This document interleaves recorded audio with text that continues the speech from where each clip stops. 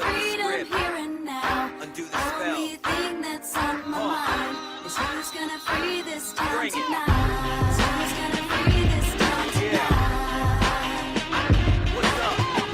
The new world order's going down. What up, Flame?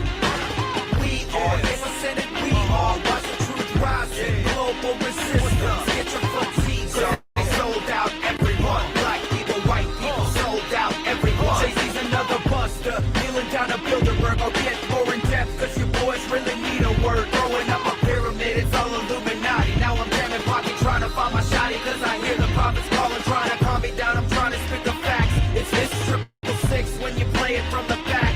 Yeah, I'm talking more drama. Rockefeller 80% dead threat. Don't forget when they come for the neck. Does they're leaving, it's not fair. They make the rules and you don't care. You just blindly sell your soul. Hypnotize, they're in control. In a trance you go along, indoctrinated by this song. Only thing that's on my mind is who's gonna free this town tonight.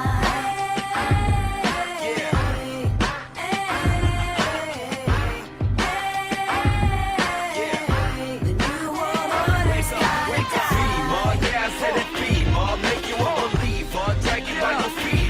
Never your leader. Straight to the creamer. Auschwitz wannabe fiends. Fucked up control freaks. It's a return of Rudolph Haas. Saints or 645. With PD-50 with the capstone to the eye. You think the deed is done? They took you for a ride. You think they run this down the running game? That's no lie. Yeah. And they ain't spending no cake. Those Federal Reserve notes, you know they all fake. Yeah. Those in barcodes on my bank heads looking like my boy Ron Paul. Does they're leaving, it's not fair. They make the rules and you don't care. You just blindly sell your soul. Hypnotize, they're in control. In a trance you go along, indoctrinated by this song. Only thing that's on my mind is who's gonna free this town tonight. Yeah. Exposing the truth. Reversing the spell. The new world order's gotta die. It's crazy how you can go from being Joe Blow to sucking New World Order dick like a homo. CIA recruitment, that's faux show. We know you like a fish stick, sucker. We got photos. Gay escorts, Bohemian passports. Little bitch at the Grove that everybody asks for. If you ask Taylor Swift, she'll say he's an asshole. Behind closed doors, he's Jay-Z's favorite back door. Turned out, sold out on love for his people. Just like Barack Obama saying evil. Now they'll probably call me racist like we're living in the 50s. Even though my countless vote went to Cynthia McKinney. Yeah. But they can't understand how Bilderberg's hand is behind this racial plan. White power, black power, better read the art of war. No power, one power, what the fuck we fighting for? Freedom. We're standing up to the drama that they do bring. Just check the left hand, see the G-ring. And mock rituals, what are they unleashing? Masonic rituals live on TV. It's all been exposed, like Versace clothes. Just like MK Ultra is all my control. You tripping when you ain't sipping. Have a refill, you feeling like you in prison, huh? That's cause that's real.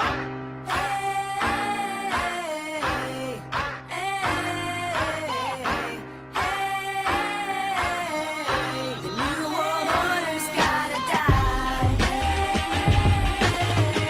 The new world order's gotta die.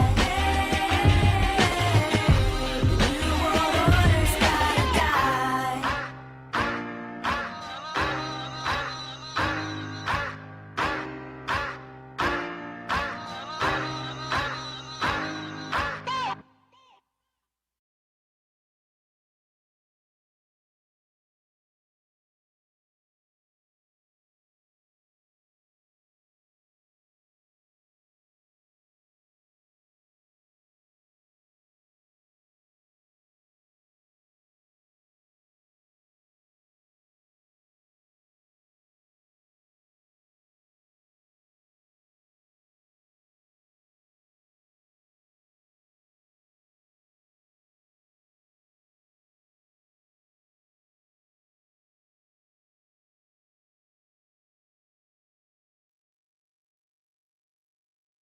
Welcome back to Jake, GTV News. We finally got the hostages free, and the Sand People are coming back cooked, literally. On the other hand, we got our chosen people. They're looking great. Check it out. Goodbye. Welcome. Guys, good luck. Goodbye. Congratulations. Good luck. Okay, now let's see the Sand People. They broke all my bones. Look at my hand, it was never set properly. No cast, no medicine, paracetamol. We kissed their hands just to get half a tablet to kill the pain. He crushed my hand and tortured me. He handcuffed my hand and tortured me for hours. Not to mention all the other detainees. Without food or water. It's enough sand sympathy, Goyam. You try being kicked out of every country you've ever been in because of antiseptic losers like you. Bring out another hostage. You're fine, right?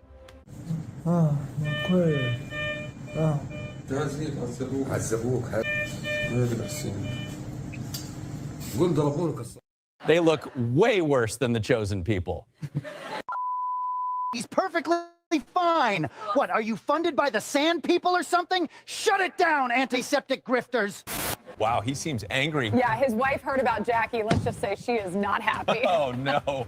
Poor Producer Berg. John, take it away. This is Producer Bird. How are you holding up right now? I'm not good. They're going through his computer right now. We're screwed. Oh, no. Did you see this coming? We knew they supported Israel. That's kind of all we needed to know. Yeah. That's antiseptic, and noticing gets you Charlie Kirked. Jackie was such a bright young woman. She had her whole life ahead of her. Someone has to answer for this. We will get justice for Jackie.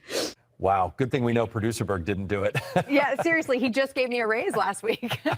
Not me. Dave, talk to his wife again. I knew something was up when he started bringing home those lampshades. Every week it was Jackie this, Jackie that. Like, who is this woman? These are the extra bags he kept. Feel free to check them out. Okay, but what do you know about these pagers? Not my fault. You thought my wife would turn on me? You'll find Jackie next to Charlie Kirkberg, the Jew Louver. Here outside of Producer Berg's home, police say we can't question this one, and it's above their pay grade. Ching Chong, back to you. May Jackie find justice. In other news, Candace has some shocking news about Charlie Kirk that Producer Berg will absolutely love. Candace, take it away. There were, for whatever reason, 12 Israeli cell phones on the ground at Utah Valley University the day that Charlie Kirk was assassinated. Did you hear that, Producer Berg? Sounds like your chosen friends were there at UVU. Maybe it's time to confess. Good one, Ching Chong, but we own the courts. Just look at Epstein. You think I won't get away with this Jackie thing? I'll flee to Israel if I have to. We would absolutely love that. You heard it here first, guys. If we don't shut it down, he'll finally leave America. That's a good point, Ching Chong. Yeah, like why can't we question 30-06 in the furry trans lover situation? Right? Let's hear more about the Israeli phones from Candace. The NSA knows this. Kash Patel knows this. People in the current administration know this, and they are desperate for some reason to stop that information from being released to the public. Why? Why are we being lied to? It's because asking why is the most antiseptic thing you could do right now. Trust the plan. Talk to a local 4D chess person. They get it. All right, Brent joins us live with a person who gets it. What's really going on, sir? Here's the thing. It's all 4D chess. Just trust the process. The Sand People will be gone in no time. Only real men watch football. Noticing endocrine disruptors in corn, soy, and wheat is gay. Sponsored by the Jews at BlackRock. Just a solid sponsor. Truly a good reminder to just enjoy the bread and circus while our government sends our money to Israel. That's based. How's Travis and T Swift doing nowadays?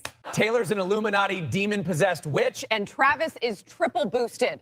Truly is just fake. And gay as it gets. Did we just become best friends? Yep. I think the biggest thing we need right now is more open-air drug markets. Do you have any fentanyl? This is why we need to fund either Israel or Venezuela. Back to you, Dennis. Thanks, fellow Goyam. And if you're not on an FBI watch list by now, you're definitely not following Jake GTV. You're also severely retarded.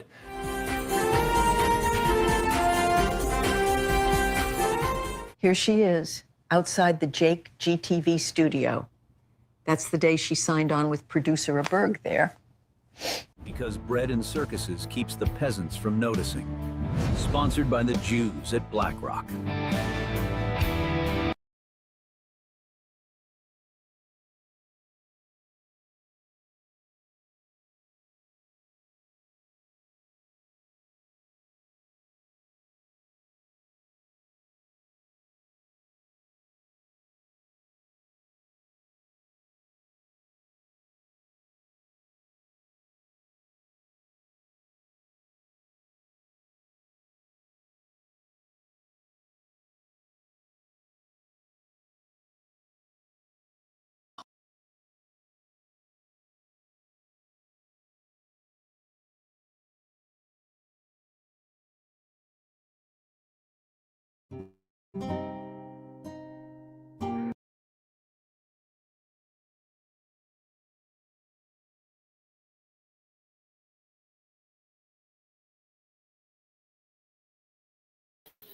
Yes, here I am.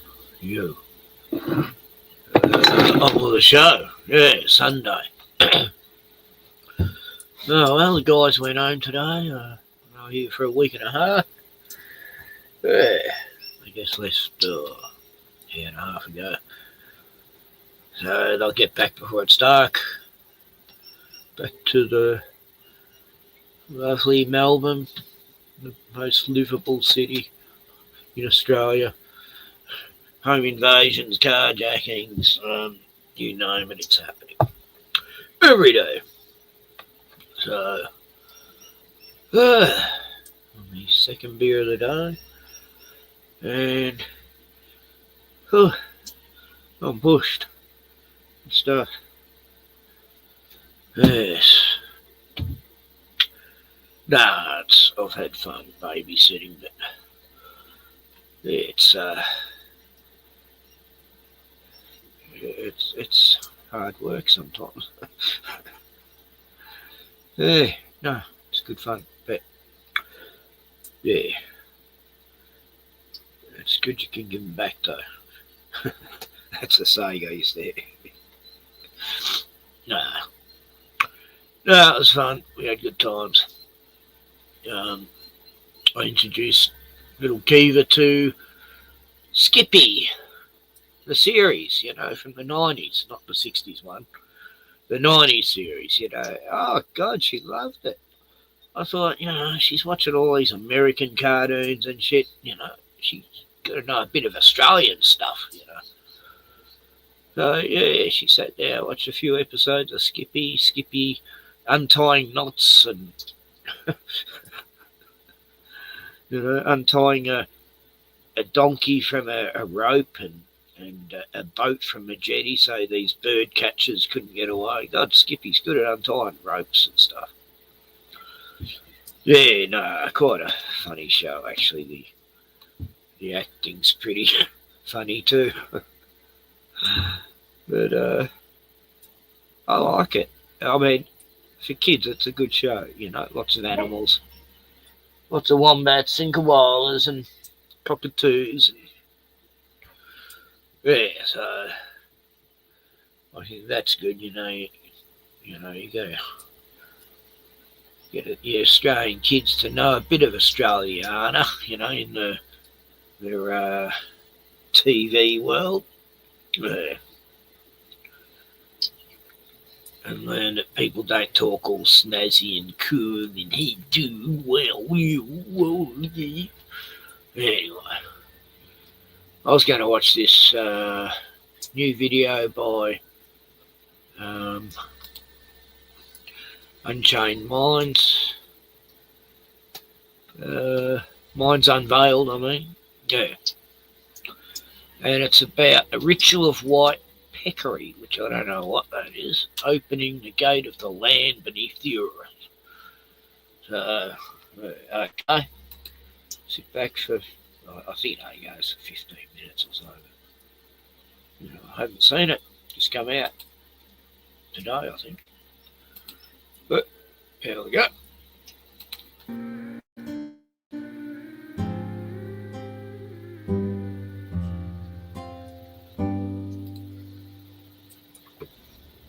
Hey guys. Hey. Today, G'day. I wanted to talk about this very strange story. Yeah.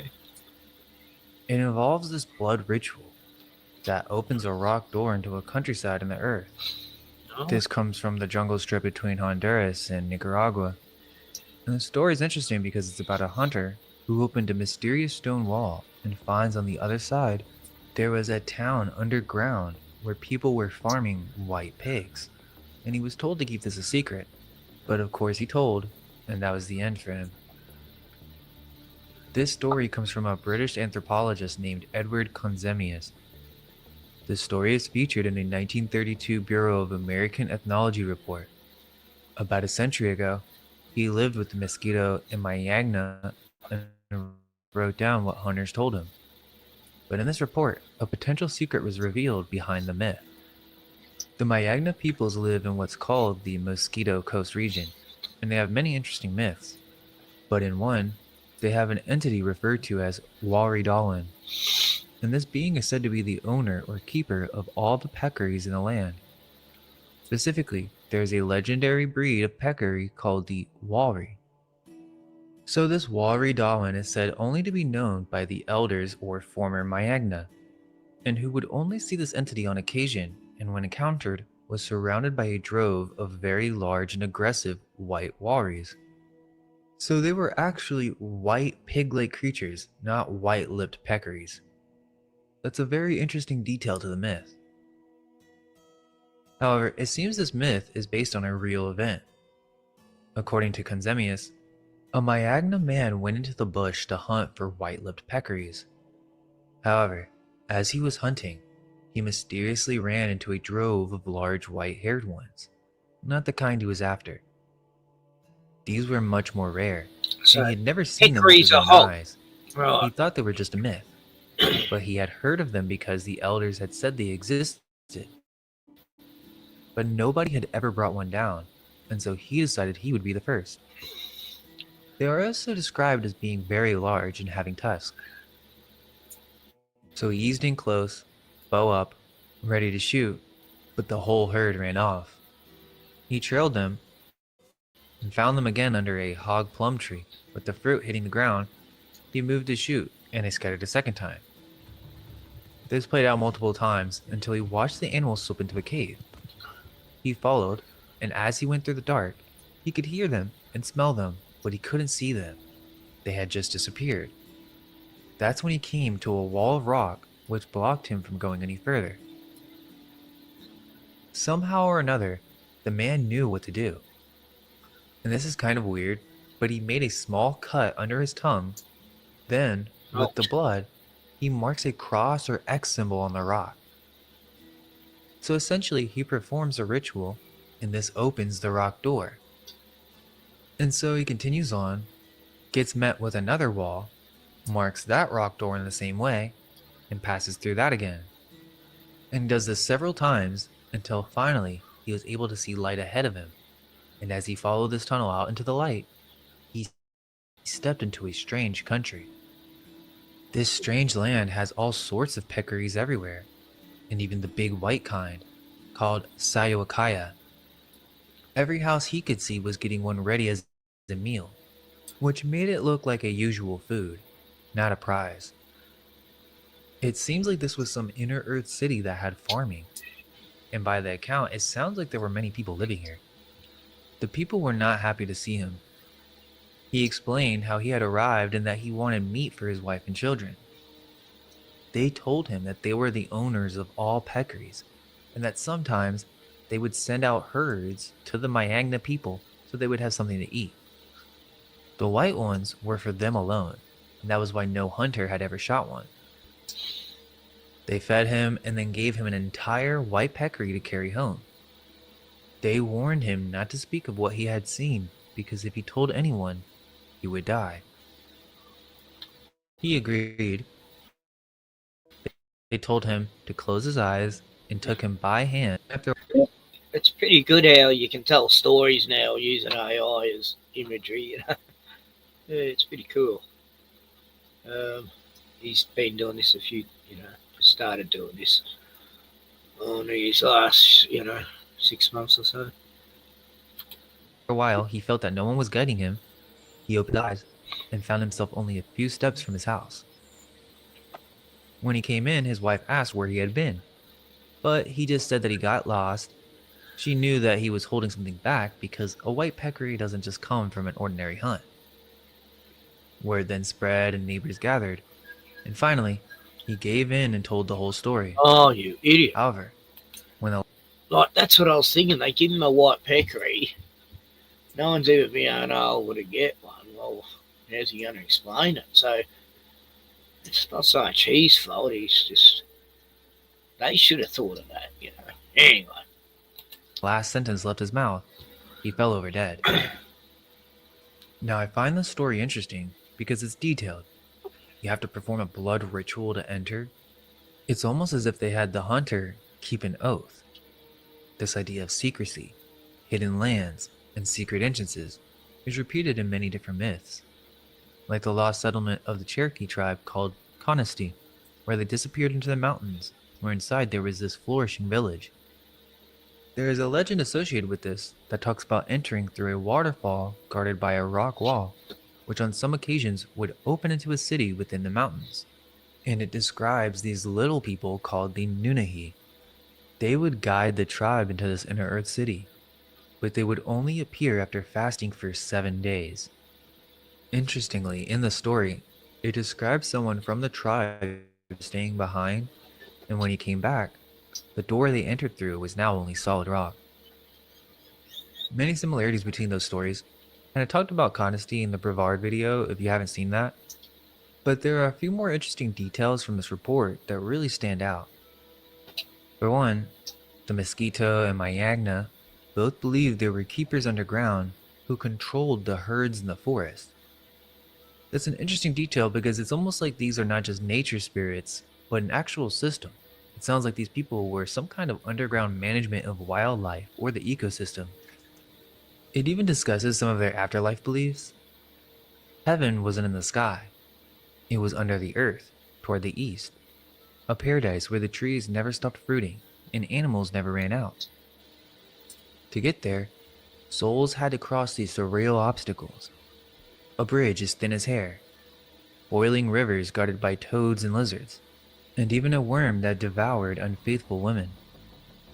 I thought this was crazy, but the ruler of the underworld is described as a huge woman with many breasts, nursing the dead before sending them back to the surface, sealed inside a hollow bamboo stalk that washes up on the shore. I mean, that does sound like some ancient cloning and captivity. Multi-boobed woman. Wow. Didn't look very sexy though. Patched up there. Interestingly, there's a section on thunderstones, and this is where Kanzemius' writing almost starts to sound like lost technology.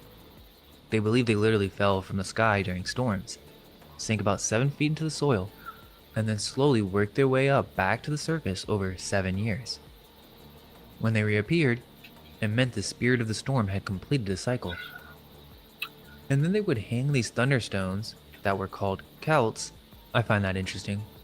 And they would hang these above the doorway to keep lightning from striking the house, or they would drop them in water jars to purify the drinking water.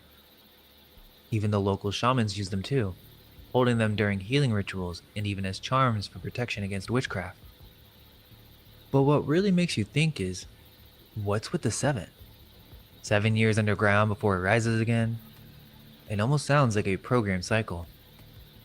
And it's not just this region with the thunderstones. You see the same belief across Europe and Asia. Neolithic Celts and stone axes treated as sky gifts, thunderbolts, fallen weapons of gods.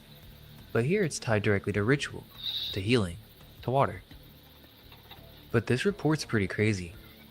Kanzemius starts listing all these other things the locals swore lived out here, literally discussing cryptids, but this is in 1932. They talk about little people or forest drawers called Almok Serpi. They were the size of children and said to be totally harmless, but running into one supposedly brings good luck. Which is again another connection to the Cherokee little people like the Nunahi. You find this to be common with other myths, tying little people to rocks or vanishing behind rock walls. Missing 411 brings this up a lot. What if these little people are tied to some mythical race of humans that have either supernatural abilities or perhaps even advanced technology? As even in the story, it's clear they were breeding the animals. Another legend he brings up is similar to the Wandering Jew, a spirit who roams forever with his hand stuck inside a cooking pot. He's constantly beating it against a tree trying to break free, and it makes a thunder-like sound across the valley. Kanzemius mentions a cyclops-like creature with the head of a dog, a single eye, and a mouth at the navel. Sounds kind of like a demon. They had water nymphs called Kiowa, part woman, part fish, who lures men to the edge, smiles, and then shoves them under. The report also mentions a Bigfoot or wild Does the old kangaroo trick, you know, lures them into the water and then drowns them. It's very evil. man-like creature, described as a tailless ape, standing upright about 5 feet tall, covered in black hair. The locals call it uluk, and the Ladinos call it sisamite. Supposedly it was feared because they would kidnap women off into the bush. Konzemius notes people still claim to see it near the Guaruncha Mountains, which, keep in mind, were practically uncharted in his day. There are a few others listed, like a water tiger, which almost sounds like a large otter-like creature. Then there's this gigantic boa with horns. He even talks about Dogman here. But something I find intriguing is he talks about a certain type of witchcraft that people were addicted to. They would transform themselves into owls or lechuzas, so they would turn into owls at night and steal children. Interestingly, this Inner Earth City myth isn't just Central American or Cherokee either. The same story shows up everywhere. Keep in mind, this doesn't have to mean Hollow Earth. We aren't really discussing models, we're discussing the idea of inner. That's weird, yeah. In the old Karl Barks, Uncle Scrooge, Donald Duck comics, one of Uncle Scrooge's nemesis were Magina Dispel. She was a witch, like a duck witch. And she used to transform herself into a crow, but she'd still have her duck head on the crow body, you know, and she'd be following around spying on him. Yeah, in the old Uncle Scrooge stories. Regina Dispel. Crazy, but that reminded me of that.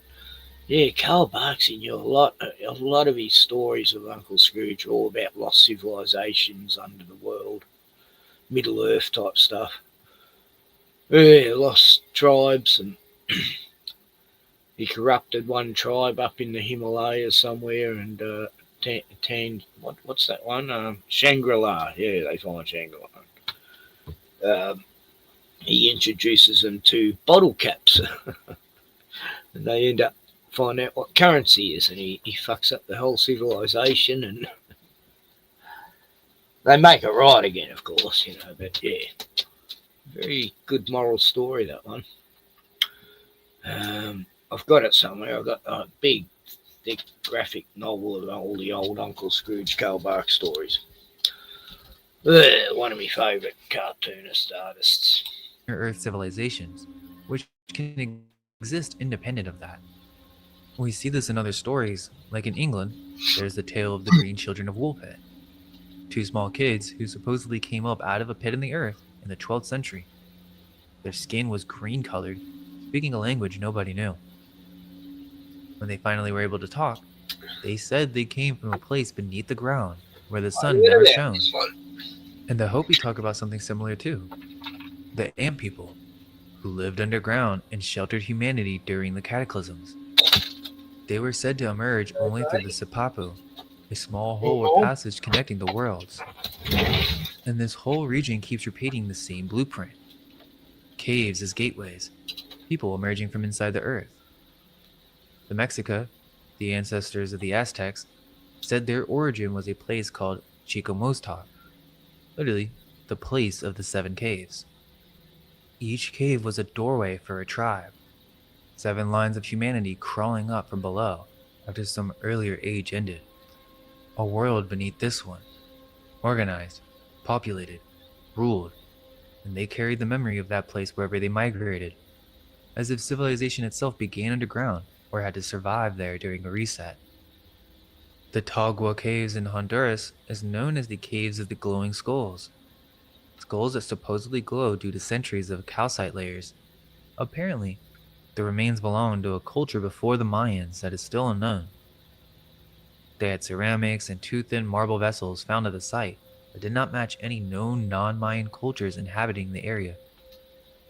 In this same region, there's a legend of the White City, or La Ciudad Blanca, a lost city somewhere in the Mosquito Mountains, supposedly made of white stone, hidden by the jungle.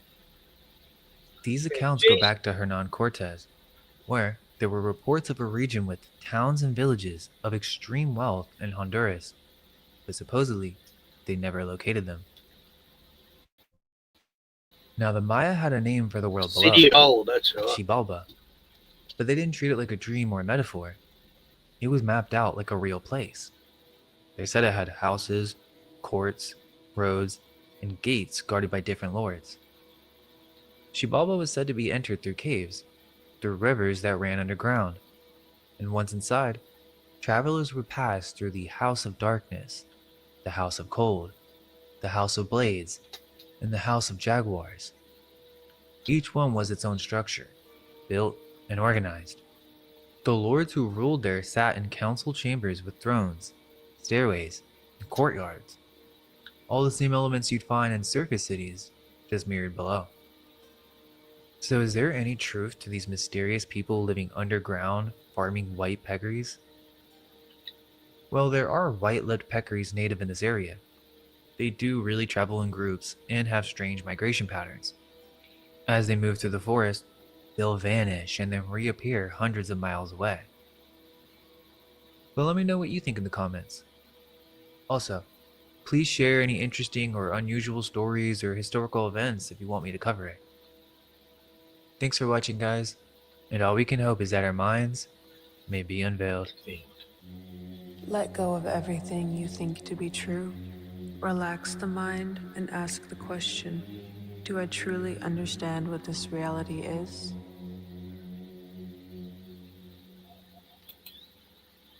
Jono, hey, g'day. Sea Lightning was here a while back. Hey, how I See Lightning. Yeah, Jono, I just thought I'd do a stream. So a bit of time now. Yeah, the fam's gone back to the most livable city in Australia, Melbourne. the most fucked city. That was a good story I was watching. Oh yeah, what's her name? Yeah,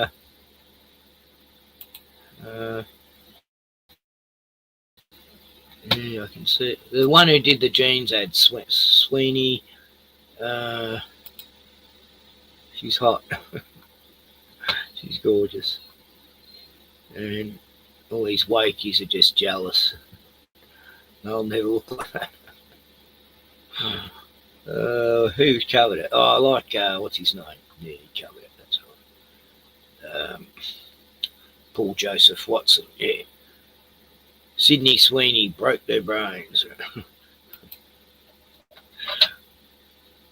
Sydney Sweeney just... Nah, it's great, you know.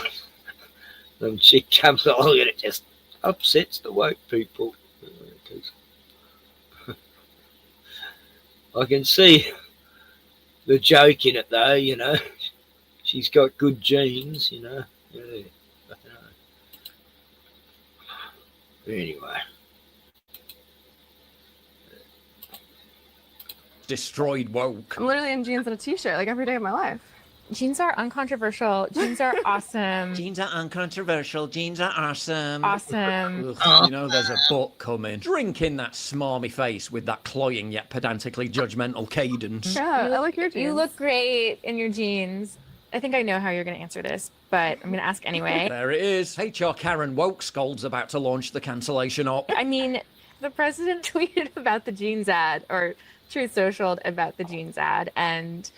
The way she can't even look at Sweeney while simultaneously conniving to sabotage her career. The cool, detached, yet simultaneously shifty, smirking body language as she gets ready to lay the trap. That just seems to me... And I like the way Sydney's... She's not wearing jeans. She's wearing a really short skirt showing her legs. That's hilarious too, because it's like... This chick can't pick on her for her jeans, you know, because she's not wearing jeans, but she's wearing jeans, this fucking wokey. Like a very crazy moment for anyone, and I wondered what that was like. Obviously now expecting Sweeney to bow and grovel, basically apologise for being white, but our girl stood firm. It was surreal. It was surreal. And oh, not the answer she wanted. Sweeney's assertive, unflinching eye contact as she refuses to submit to the struggle session humiliation ritual. it would be totally human. I would probably feel like thankful that somebody had my back in public, and conveniently, some very powerful people had my back in public. And I wondered if you felt that way. I'll give you one more chance to cower and kowtow, Sydney.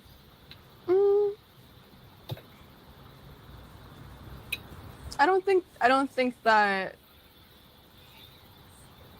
it's not that feeling I didn't have that feeling, but I wasn't thinking of it like that, or like of any of it.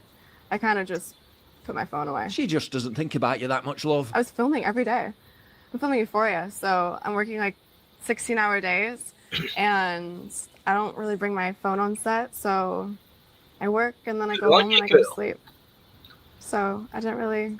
I haven't got time for social. But HR Karen's not done yet. You've made a really good case for keeping your thoughts and your life separate from that work. But the risk is that, there's a chance that somebody will get some idea about what you think about certain issues and feel like, I don't want to see Christy because of that. Like, do you worry about that? The smiling assassin. Do you worry about that? That upspeak, that doe-eyed astroturfed fake concern. What she's implying when she says, and feel like, I don't want to see Christy because of that. Is that audiences should boycott Sweeney's new film, released just today. A barely concealed threat delivered with grinning menace. Do you worry about that? I'll watch that. Refused to play a game and adeptly brushed it off. No. Now she's really mad. HR Karen comes back for one more attack. The pretense drops and she has to go all in. The criticism of the content, which was basically that maybe specifically in this political climate, like, white people shouldn't joke about genetic superiority. Like, that was kind of like the criticism, broadly speaking. And since you are talking about this, I just wanted to give you an opportunity to talk about that specifically. I just wanted to give you enough rope to hang yourself, specifically. Specifically? Under the surface, she's seething. Why won't she apologise? I think that when I have an issue that I want to speak about, people will hear. It's basically a nice way of saying, Shut up, bitch!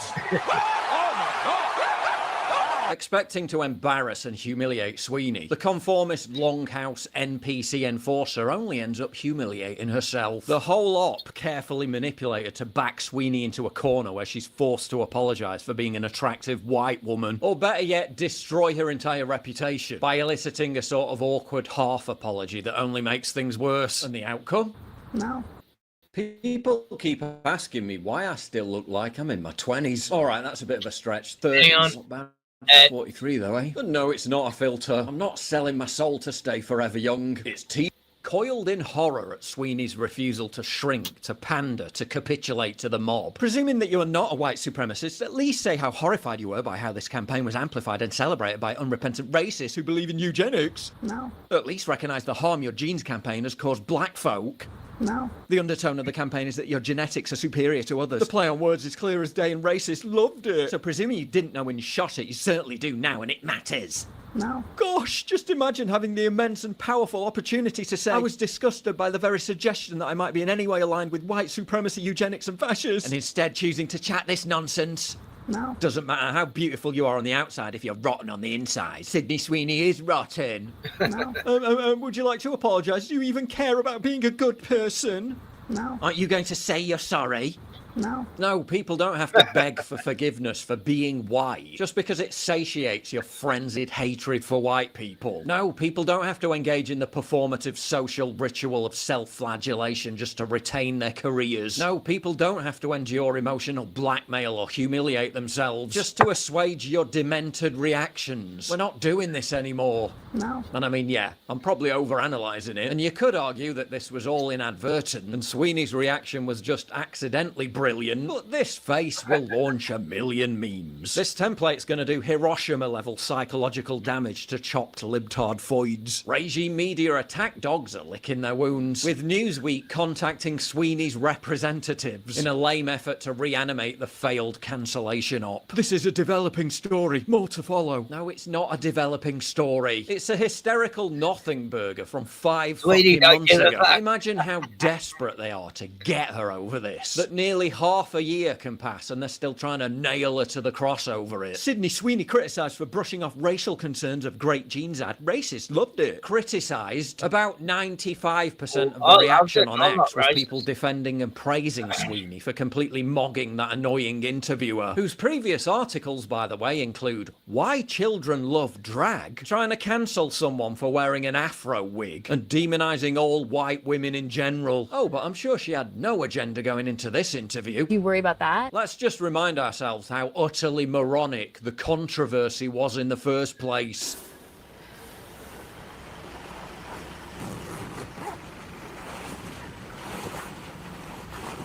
I bet you want to try these jeans. Sydney Sweeney has very keen. Much of the resentment based around the supposedly god-awful original sin of being white. Think about the 13-year-old brown girl who gets all her denim at American Eagle, who already struggles to see her beauty and worth in a world that continues to value white, Eurocentric beauty standards. The spiteful loathing of normal, successful people who just happen to be white. White supremacy is going out real sad. It's getting real embarrassing over there. Often their families are fucking train wrecks. The only white women who were angry over the ad looking like this. Calling American Eagle. This is Jess. How can I help today? Yes, I recently saw American Eagle's eugenics marketing campaign where they used that white blonde girl and talked about how good her genes were in a time where racism is rampant in the U.S. While the cavalcade of perpetually offended weirdos. Good genes passed on to offspring? That American Eagle ad with Sydney Sweeney is literally overt eugenics. Struggled to explain why the Jewish CEO of a company would sign off on a commercial which is supposedly coded with Nazi eugenics. Or that they make your butt look amazing. And the vast majority of non-insane people were just happy to see a commercial that didn't look like this. Oh no, God forbid one single ad that doesn't look like this.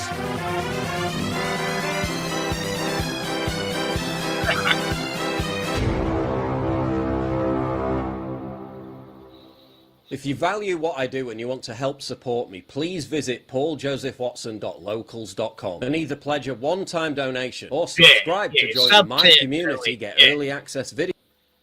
I'm just promoting you, mate. Don't get me copyrighted. Nah, he hasn't so far.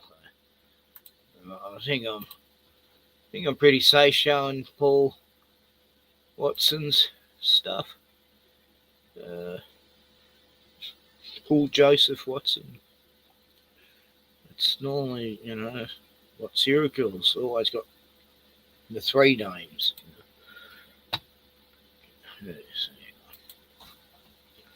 Go Sydney. Yeah, fucking. She is pretty good looking. God. Oh yeah.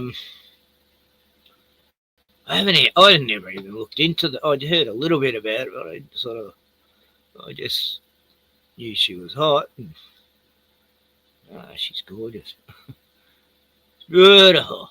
Yeah, they're all just jealous, these bitches. These idiots. I watched a guy who taught an octopus to play the piano. Took him 6 months. Matthias Krantz. Yeah, that was. It's almost. You know what? I'm never ever going to eat calamari again. I mean, I said that a while back too, and I haven't, because they're such sentient critters. I should show it, but I don't know if this guy lets you show his stuff or not. 2.4 million views. Nah, I think you'd get your copy cluntered.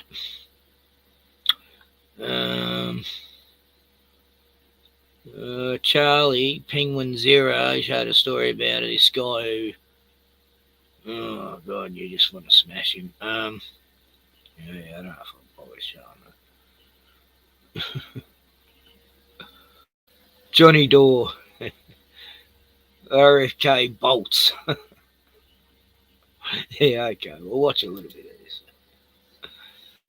RFK gets the F out of Dodge. Let's watch it again.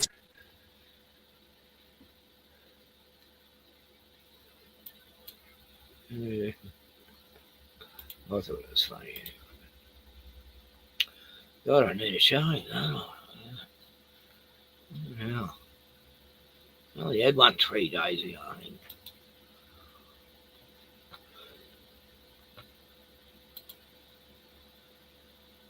RFK gets the F out of Dodge. Let's watch it again. We've been advancing science and creating high-value jobs. But today, we... Oh, you okay? Gordon, you okay?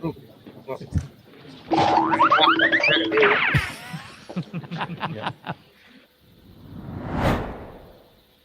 So when Trump had his meeting to announce that he's given $35 billion giveaway welfare to Big Pharma so all the obese people in America can take Ozempic on the government's dime, at that, it was a funny thing happened.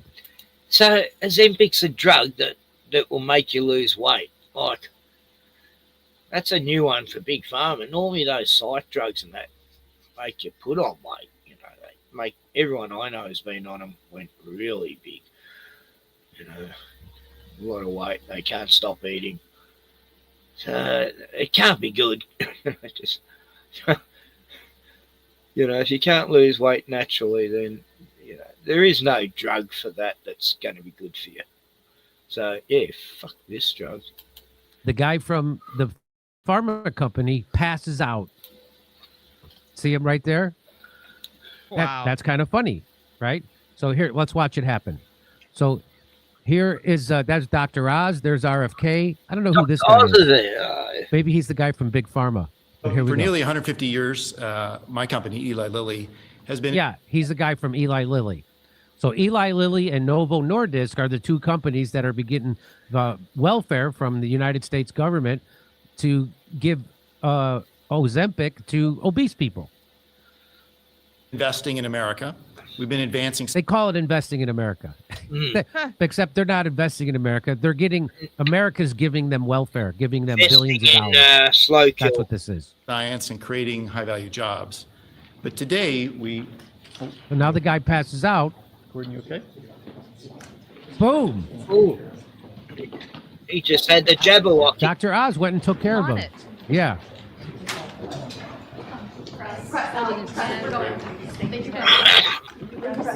I want you to watch RFK. As soon as the guy falls, watch what RFK does.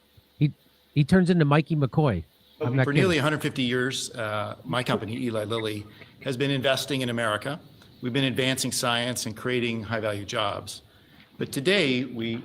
Oh, you okay? Gordon, you okay?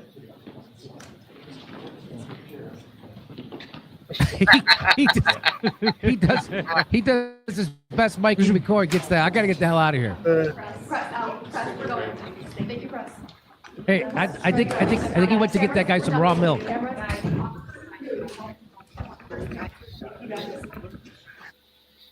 You could tell RFK did not want to be there at this giveaway to Big Pharma. You can tell.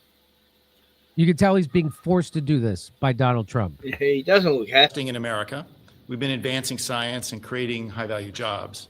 But today, we... Boy, the fuck at my ear. Gordon, you okay? Oh, I'm out of here. He's probably thinking, fuck, they're using one of them heart attack guns, you know, they send a signal and stop someone's heart. He's going, fuck, I'll be next. I'm out of here.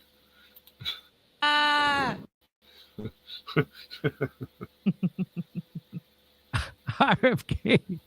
I haven't seen a guy cut out like that since Mikey McCoy after Charlie Kirk got shot. I want to see that in again. America. We've been advancing science and creating high-value jobs. But today, we... Oh, you okay? Gordon, you okay?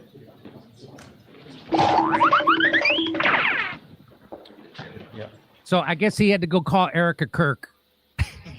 That's what he's doing.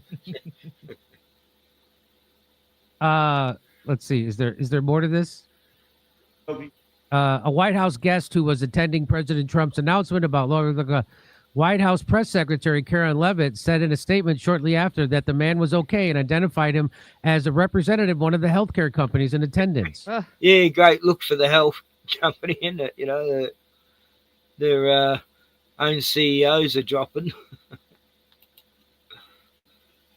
David Rick, CEO of Eli Lilly, was speaking when the guest, who was among Trump administration officials and healthcare executives standing behind the fell and needed assistance from others to be lowered to the floor. Press was ushered out of the room. Attendees had to be standing for roughly 30 minutes while Trump and others spoke at the time of the incident. The press later returned to the Oval Office, where Trump said a representative from one of the pharmaceutical companies got a little bit lightheaded. Don't they have a drug for that? You think they'd have a drug for that? You saw he went down and he's fine. They just sent him out. Trump said he's got doctor's care, but he's fine. He's fine. Okay, he's fine. He just had his 6th. Get up, you big baby. It's just a mini stroke. So yeah, and there's Trump. Trump is standing like he's posing for an album cover. Doesn't he? Not to be outdone by AI, here's President Donald Trump posing like a 1960s album cover while that guy's being resuscitated in the background. Yeah, he's not even looking. Isn't that what that looks like? Yes.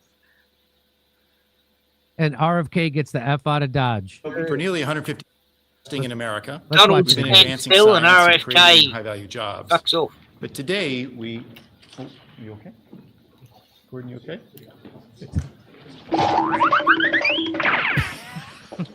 Yeah. I got to call Erica Kirk. A guest collapsed at the White House. The individual, initially believed to be Gordon Findlay of Novo Nordisk global brand director, was later denied by the company that he was even there. So at first it was reported it was this guy, Gordon Findlay from Novo Nordisk, but then Novo Nordisk said he wasn't even at that meeting. Despite initial media reports, Novo Nordisk disputed his presence, and his name wasn't on the attendee list. So, there you go. So it's a mystery who that guy was who passed out on camera in the White House. It's a mystery. Nobody knows. Isn't that weird that nobody knows that? Hey. I think that's weird. Strange. Who was faded? Man, that had to be tough for RFK to. You know, RFK has to swallow this garbage that Trump's doing with Big Pharma.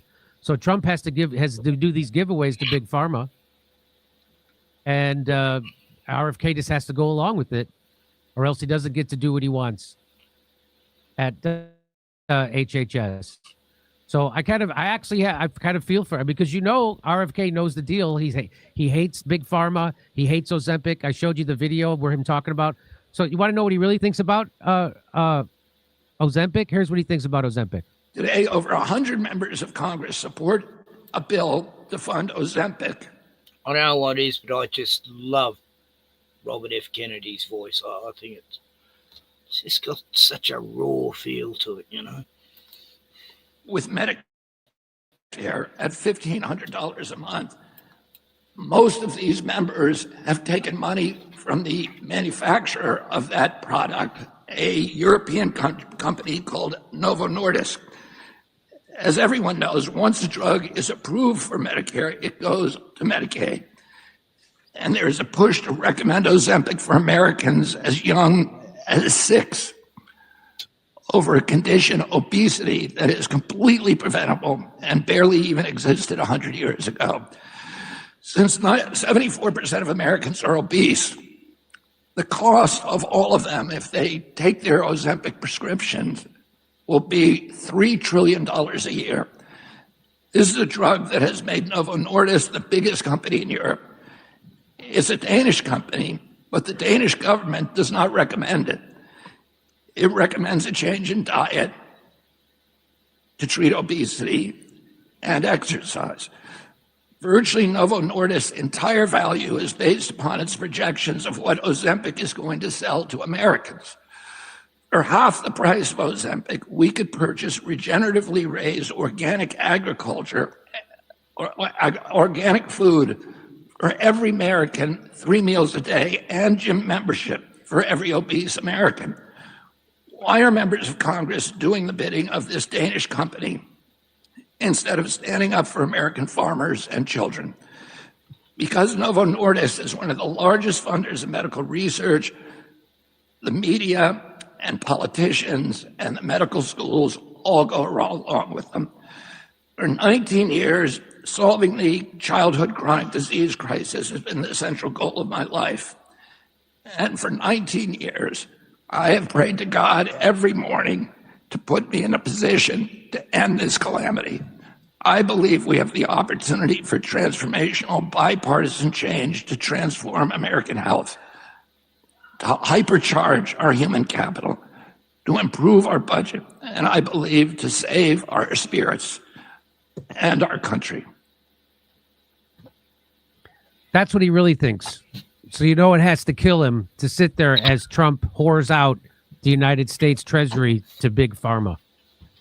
Got to be tough. And if you want to hear me make jokes about this, I'll be in Australia, in Melbourne, Sydney, Brisbane. I'll be in Burbank, California the day It's going to be 3 hours from me. Shit, I should go see Johnny Dore, but I don't know about his stand-up. You know, I've never really watched his stand-up, so I won't. And I don't even do concerts anymore. Yeah, so... Oh, the funny thing, I liked what... Joe, how you going, buddy? Yeah, what was it he said? It was... Hang on. he swore. He said cunt. Where was it? Can't have been that long ago. Yeah, it could have been. Of that product, a European company called Hey, there we go. manufacturer of that product, a European company called... He called them cunts. European cunt company. Oh, God, that's great. I love it. I've got to splice that somehow and put it in a... have taken money from the manufacturer of that product, a European company called Novo Nordisk.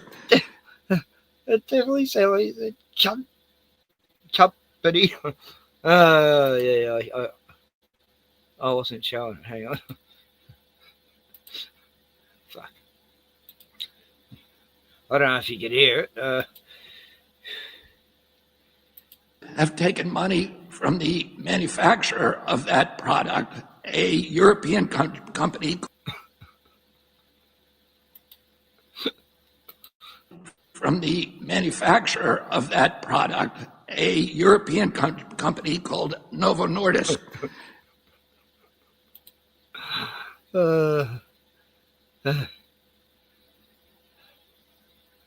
Play another. Which one, Joe? Not sure. But yeah, well, he maybe was going to say country, but it's how he said cunt company. That cunt company that I hate.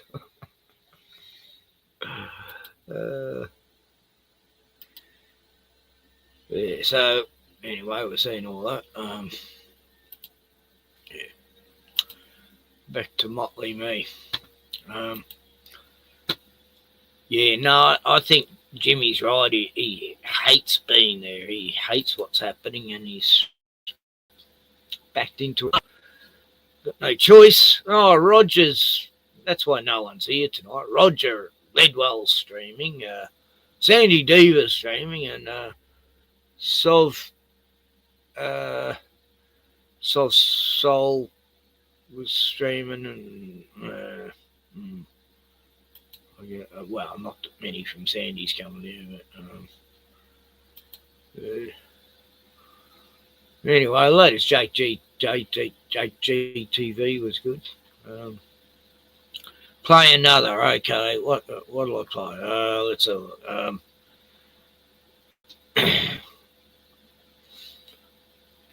Yeah, there's a book out called How to Survive Without Food Stamps by Jeffrey Dahmer. Crazy.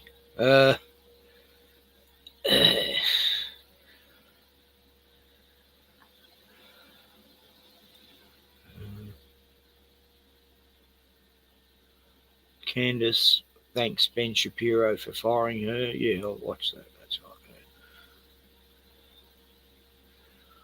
No, I've watched a bit of Jimmy Dore lately. Oh, Paul Kelly did a lovely song dedicated to his granddaughter, but I'd probably get copyrighted because, yeah, I think I get copyrighted playing Paul Kelly stuff. Unless it's sort of like a concert or like I'm able to play his collaboration with Neil Finn and Tim Finn. Oh, God, getting the Finn brothers mixed up now. It was a good song. I want to play it, but maybe if I speed it up, but it'll probably sound funny.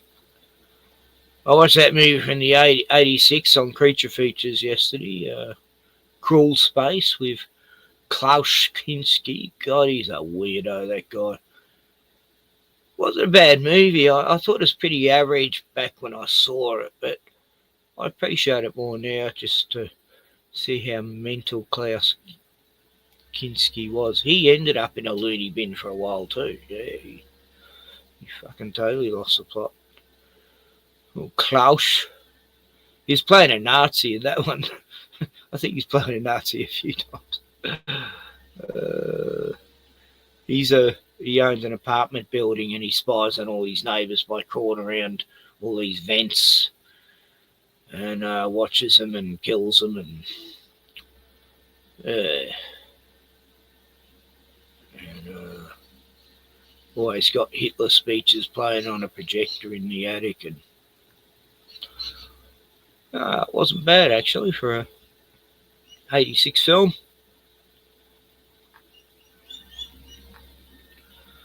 I was showing some training movies the other night, wasn't I? Yeah, club and knife fighting by the brought out by the the army videos they brought out in World War II. Kill or be killed. Yeah.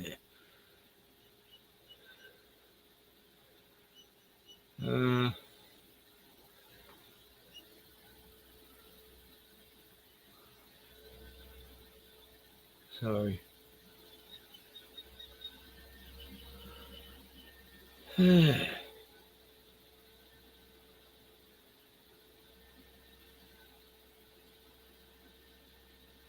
Here's a bit of music I won't get copyrighted for. I'll just play.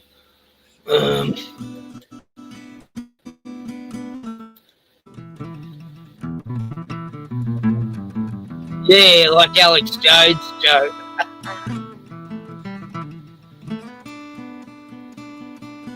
She's good.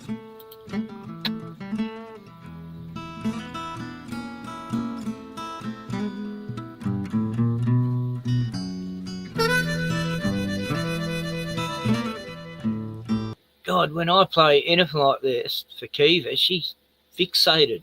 As soon as I play, harmonica music, and if it's a chick playing, I've been, trying to find all the best harmonica women out there on YouTube. But yeah. I knew one, Harp and Mama, she was known as. I was best mates with her daughter, Karen. My friend Karen, I haven't seen her for years. She's not on Facebook anymore. And she used to come and visit me when she was seeing her boyfriends in jail down this way. Karen and I go back a long way. But yeah, this chick who plays the mouth one, I can't find her, but she looks just like my friend. And her mum, great harmonica player.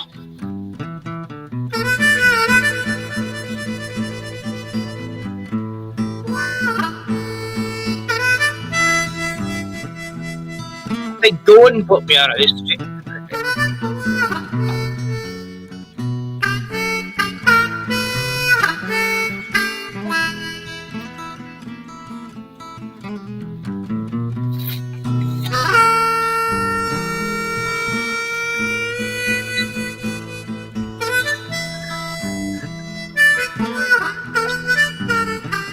She can play better than me.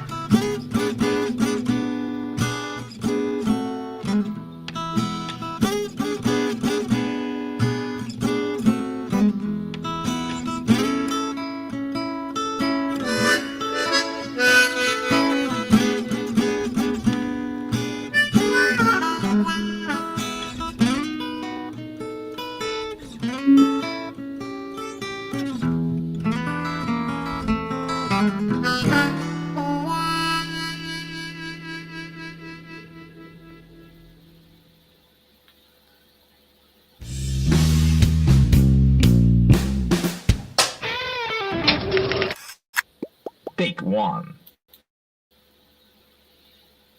Yeah, I love that song too. Richmond and north of Richmond. We've got a Richmond in Melbourne. Yeah. Knew a few people who grew up there. I've been selling my soul, working all day, overtime hours for bullshit pay, so I can sit out here and waste my life away, drag back home and drown my troubles away. It's a damn shame what the world's gotten to for people like me, people like you. Wish I could just wake up and it not be true, but it is. Oh, it is living in the new world with an whole soul. These rich men north of Richmond, Lord knows they all just wanna have total control. Wanna know what you think, wanna know what you do, and they don't think you know, but I know that you do. 'Cause your dollar ain't shit, and it's taxed to no end, 'cause the rich men.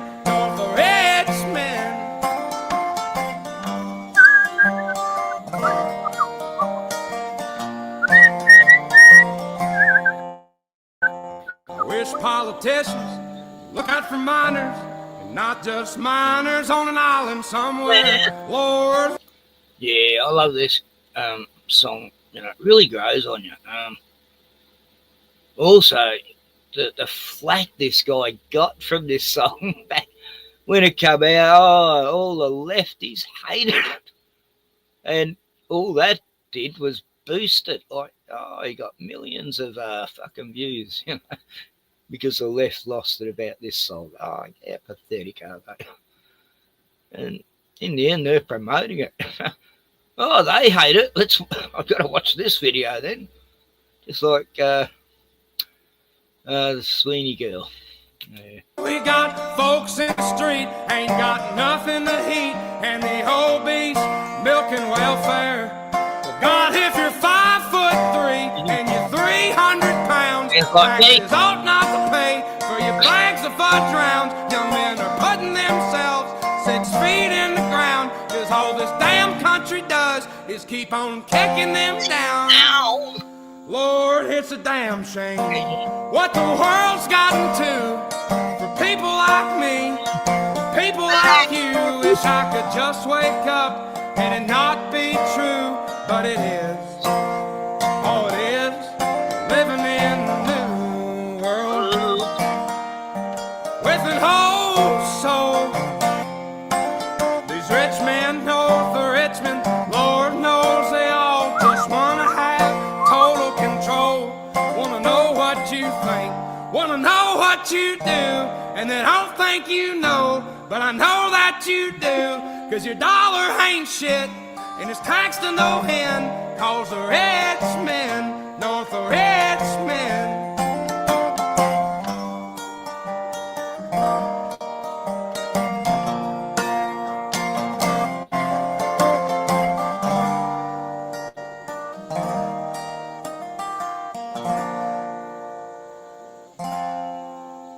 I've been selling my soul, working all day, overtime hours for bullshit pay.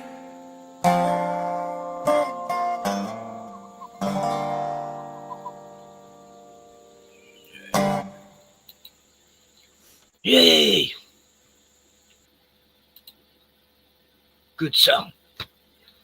Yes, need more songs like that.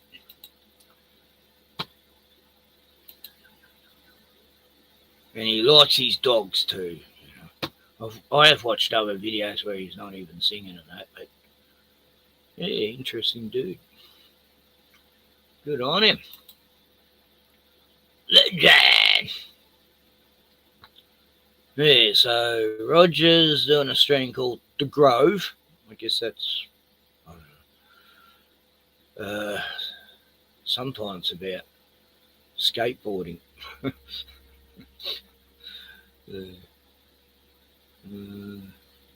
The hilarious Australian dating experience. G-Man. Yeah, I don't mind G-Man.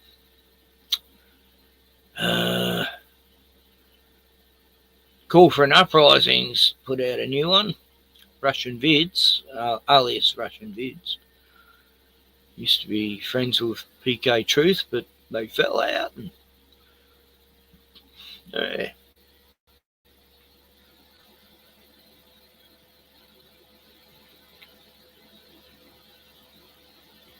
John Levi just put a video out 12 minutes ago. Wow. That was quick. Very quick. Yeah, what else? I'm sort of... Okay.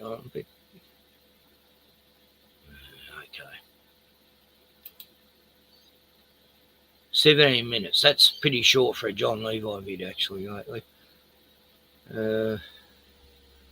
So was that that one I played before. Okay. Let's watch a peaceful video. John Levi, if ever you need to have something to go to sleep to, listen to John Levi. His voice will put you to sleep in no time.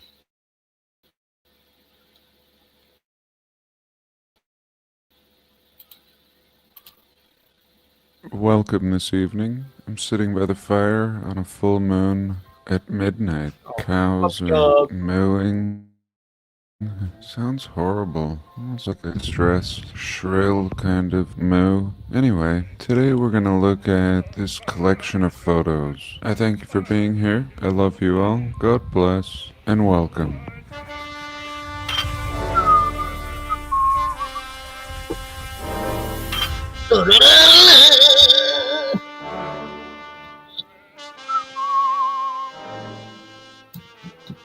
So this album by John Henry Parker, 1864 to 1877.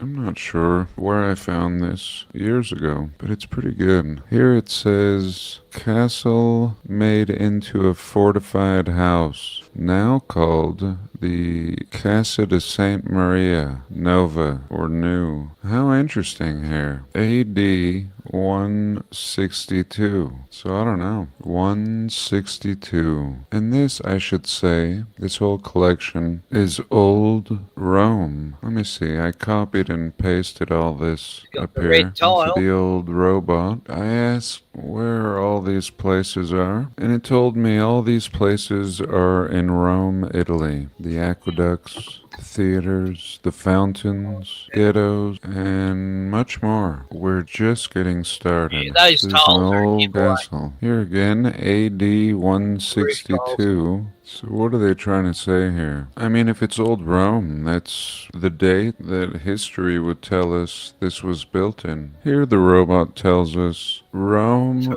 was about 700 BC. BC. So how interesting. These ruins, we are told, have survived in this condition for over 2,000 years. This is 2,000 years of ruin. Of course, in this community, for years, we've discussed the idea that there may have been 1,000 years added to our timeline. The biggest case for this is over and over and over, we see dates on buildings either missing a 1 or the 1 being a J or an I, and history brushing this aside and telling us that it's a 1, or telling us that the building date is 1800, even though the number might just say 800. And here we're seeing AD 170, a great example. You just add a 1 to this and push it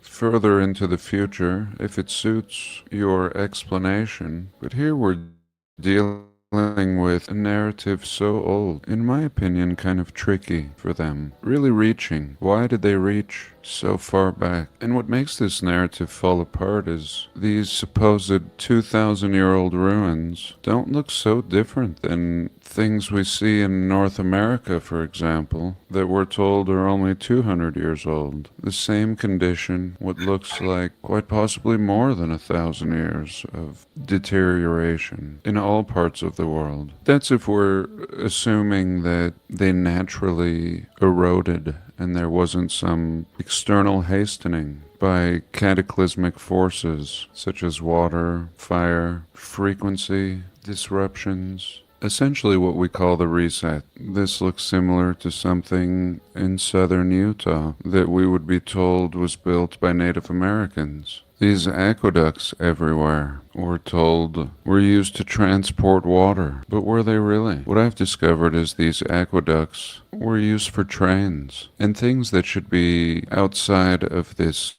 early 2,000-year-old timeline. However, that's what we see. And even 2,000 years later, the people are completely primitive. Whoever took these photos lived in a backwards time with horse and wagon, no fine train. However, the ruins of an advanced people can be seen as clear as day. Here again, we're told this is an aqueduct. All this for water has nothing to do with water. Arches way up here, down here. Again, aqueduct. Tunnels going under the ground, over. Quite the feat 2,000 years ago, if we're to swallow this BS. Let's take a pause. Midnight aqueducts. And how interesting. 2 found at the foot of some mountain near the railway station with inscriptions on them. So they don't even know. Even in this time period, even today, unearthing a whole world below our feet. Here, amphitheater. What happened to the amphitheater? I mean, it looks burnt. It looks like all the arches have been filled in. Why fill in these arches? Look at this giant chunk of stone here. Concrete, looking like stone now. An amphitheater for savages in sandals watching men fight lions? No, just a stupid story attached to this once glorious structure. Superior. Giant bricks. I was inspired by my last video to make this one. I enjoyed looking at the detail. I once told you I had a teacher that would give us assignments on critiquing buildings. I loved the critique. Maybe today they call that a review. And look at this thing. Someone has boarded it up with wood, and this is, we are told, the Circus Maximus. There we go. AD 100. Circus Maximus, of course. And really, that's what this history is. The history is a circus. And reality is actually more straightforward than we think.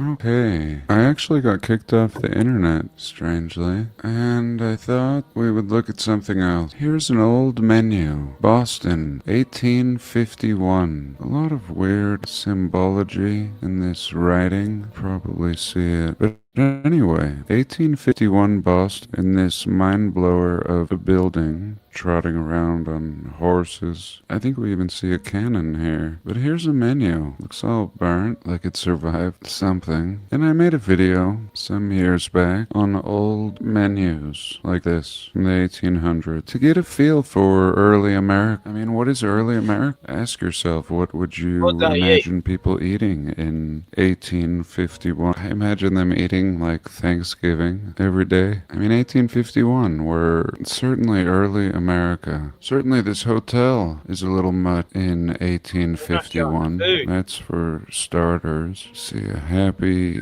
galloping dog here. And let's go in and get a bite and see what they have to offer. Yeah, that's what I want to say. Mock turtle.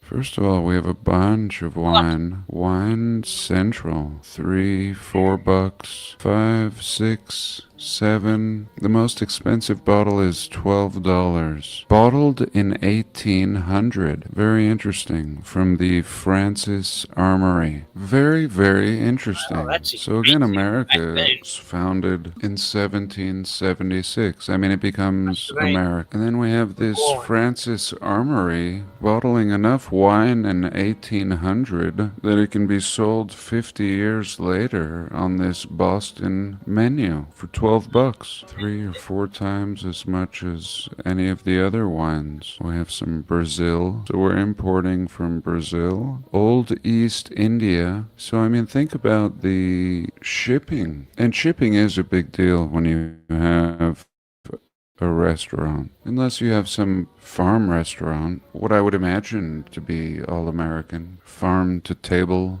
Maybe some of this could have been farmed, but pretty intricate, pretty large menu, even though it's pretty simple. A lot of inventory here. So we begin with soup. We have turtle, fish, baked cod in a claret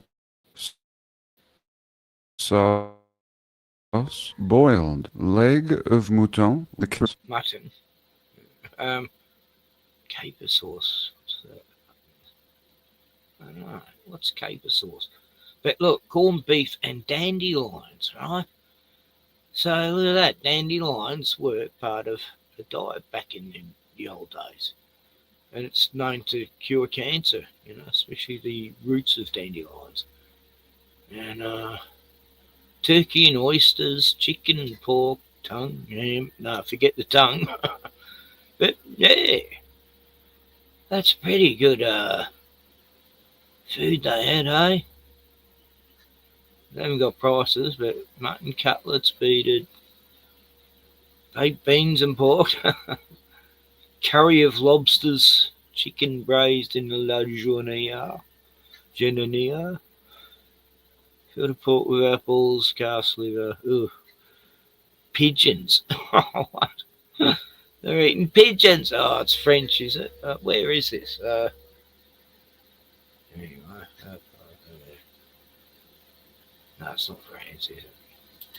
corned beef and dandelions, turkey and oysters, chicken and pork, tongue and ham. So we're all over the place here. We're surf and turf. Side dishes, mouton cutlets, breaded, filet of beef with olives, baked beans and pork. The first thing I've seen on the menu that would imagine on an early American menu. Now we have curry of lobsters, chicken, braised à la jardinière in the gardener style. So really exotic. I could go on, but you see what I'm talking about. Calves in this exotic sauce, liver, pigeons in a sauce, and it goes on. Desserts, meringue. Here we have some American seeming pies, okay. But meringue and macaroons. Have you had a macaroon? Or Charlotte Russe? Well, they were snacking on these things in 1851 in this building. Not even really calling it a hotel, just the Revere House. And then over here, champagnes, port, burgundy. Again, the inventory, the shipping, the communication that is lacking, supposedly. And as I always say, is this our history? Or is this the history of a prior people? And we would claim this history as our own. Recreate, imitate to the best of our ability. Some things would survive, some customs, some would not. Super fascinating. Let me know your thoughts and pause. So here we are, back in New York City. New York City's a good one. It's not like it's just a little town with a castle or a courthouse. It's every square inch built up. How many stories here? 20? Big stories too. Big doors, big windows, tall ceilings. If you've ever lived in an old house. Here we are in 1909. The fire insurance company, New York City. These streets, I don't know what these people would really be capable of building. This garbage can made of wood, I'll give them that. This wooden horse wagon, I'll give them this. Totally doable. But all this? A full city? Really, parts of it looking exactly the same today? These people? Look at the streets. Totally looks abandoned. No building going on, just cleaning. All they need to do is clean. Fifth Avenue, 1900. Sidewalks, beautiful, beautiful monument. Triumphal arch, super excessive. All these extra parts, and the building's mad. The art. Now they're selling furs out of this one on the 3rd floor. A bank over here, of course. And these people, is this a joke? These hats? This clothing matches the awnings on the buildings, which doesn't match the architecture at all. Like some children turned loose in an abandoned city. Brick streets, an electric trolley right next to a horse-drawn wagon. Old looking city. Immense. Overkill in every way. Free energy light. What year? 1902. Here's an 1897er. Grant's Tomb. We've discussed Grant's Tomb before. Why? Again, look at the people. And look at the tomb. Why the tomb? Why bury a man in a 3-story building that looks like a cake? What would these people say? Today I think it's in a cemetery proper. I could be wrong, but what a strange place to drop Grant's Tomb. Really, we can see an abandoned train line here. The rails have been pulled out, and this may have been some kind of hub. Now we're told it's a presidential burial building. What a weird thing. Who's buried in tombs today? Would you like to be buried in a tomb? Who would take you seriously once you're dead? I would like to be buried in a tomb. I bet you'd like some coffee in that cup too. Here we can see some 1896 shanties. Now this is 1800s. Crooked little smokestack. This makes sense. This suits the time period. No power, no heavy equipment, no cranes. Why this? Here we can see a crew of construction people. Again, the buildings are already done. They're hard at work on what looks like a very aged building. Boards on windows. Look at this thing. Come on. Cathedral next to it. Super hotel here. And does this match the people? Would these people ever build like this in this time period? Let's take a pause. So what are we doing here? Week after week. We're trying to make a point. I think we've already made it. But maybe just perfecting it. And of course that's not possible. I mean, there's no such thing as perfection. Here we can see San Francisco in 1855, completely built out. Mud streets, but completely built out.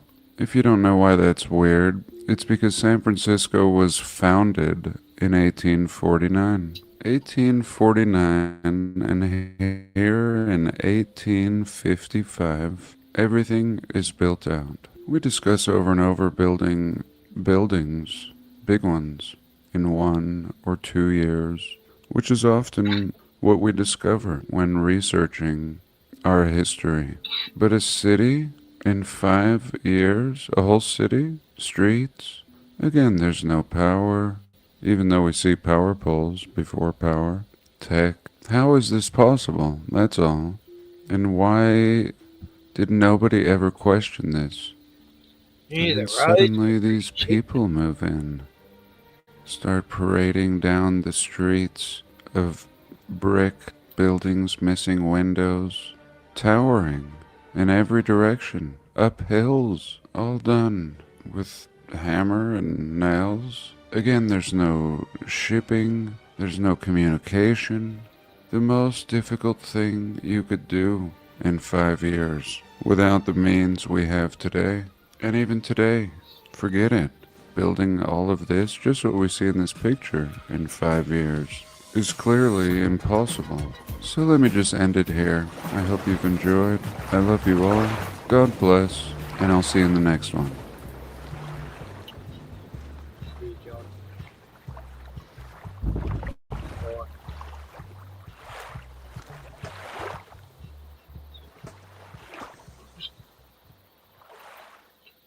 I wish I could say that I love you all, but, you know, there's people like Dan Andrews, Bill Gates, and Klaus Schwab, and Fauci, and Jacinta and Jacinta Ardern, and Jacinta.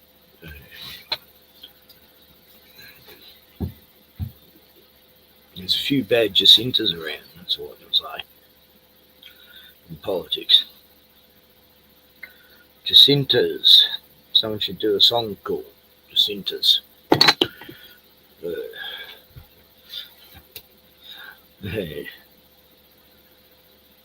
Oh, Jacintas, why do they rule our country? They're just a bunch of witches. And they give us stitches. Yeah, so no one's turned up. Joe's gone. And I guess Jono's gone.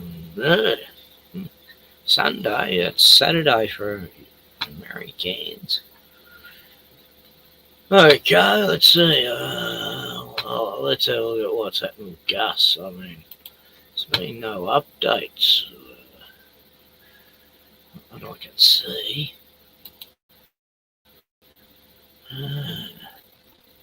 For a week or so.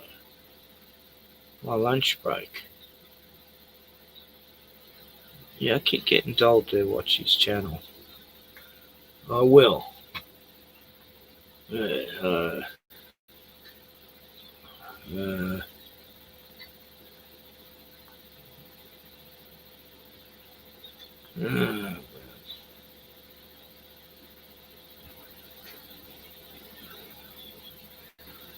was on Facebook the other day, and there's this, like an ad, I guess, and it was just full throttle, hard porn, you know. I was like, what the hell?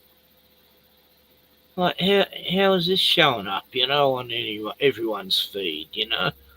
How's Facebook getting away with doing it? Like, full on, you know, guy on girl fucking penetration shit and cocks and tits and fannies, and it was like just like hard porn. You know? I don't know what the fuck. It was all to do with some pill you can buy online or something. That's just like, you know, whoever's on Facebook would be getting that. New movie coming out, Predator Badlands. Apparently it's not too bad. I don't think the critical drinker liked it though.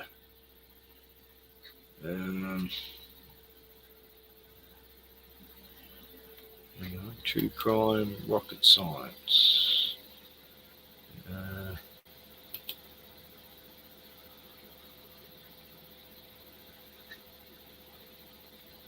He was covering the gas case here.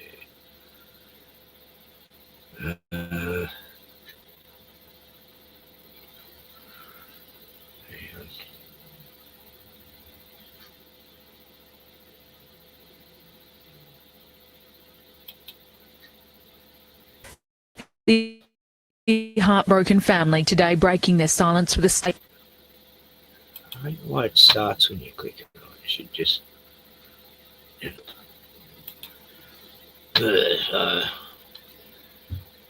It's late or early.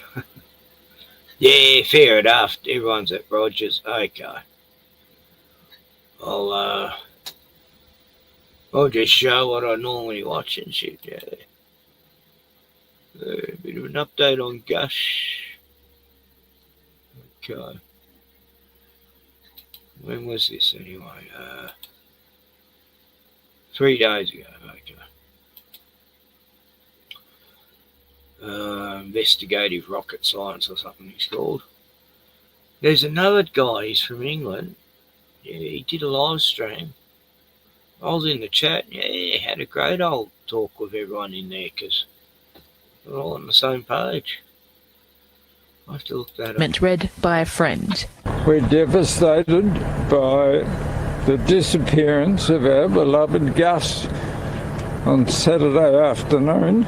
More than a month since 4-year-old Gus went missing, we've learned a few things. For starters, we've seen and heard that Gus's grandmother, Josie Murray, isn't shy. I got nightmares in my head, I fear thoughts build up until I can't feel. My mind fills up into a creature, and it haunts me somewhere much deeper.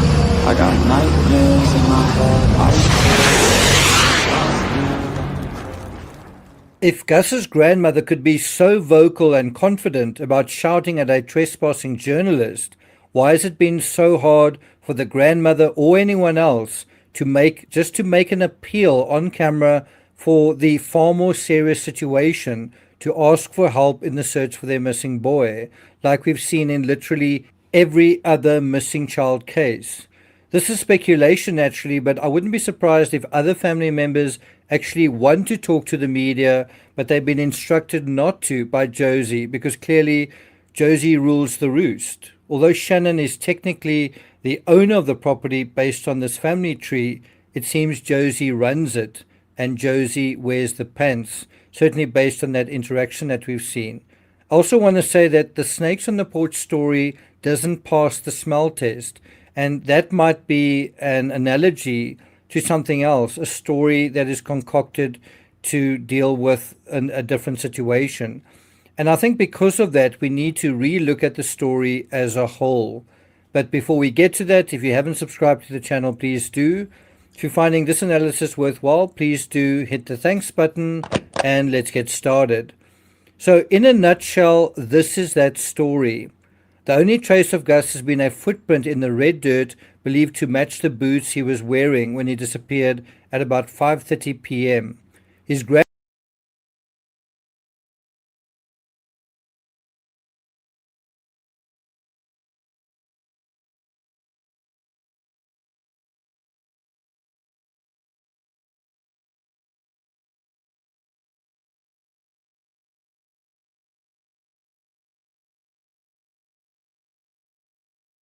grandmother Shannon discovered Gus was gone when she went to call the little boy inside for dinner at 5:30 p.m.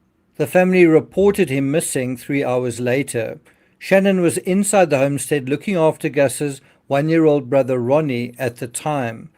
Now, if you look closely at the footprint in the red dirt, what do you notice? Those round brown balls appear to be dung, right? Probably sheep droppings. The fact that this boot print appears here with no other print suggests two things. One was that the boy was used to being where the sheep were, and also that the boy was probably driven to that location, more specifically driven to where the sheep were. On the day of the incident, isn't it more likely Gus would have been with his mother and where something interesting was going on tending to the sheep, rather than sitting at home where his 1-year-old was basically being babysat and in a sort of a passive situation? Let's put this in a different way. If you were a 4-year-old boy, would you want to play on a mound of sand or be out in the action where the sheep are being tended to at the end of the day? Isn't the scene of the incident possibly much further out where the family were tending sheep, and isn't this where search efforts need to be focused?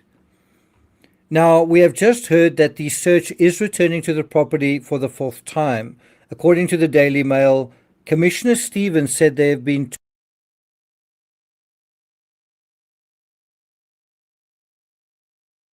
2 reviews into the search effort. He said peer reviews by experts who've taken an objective view of whether or not things could have gone differently. Those reviews have identified opportunities to enhance what we've done, but there's been no criticism of the search effort. Despite 3 previous major search operations involving SAPOL, AirPol, the ADF, and SES, the 4-year-old has not been found.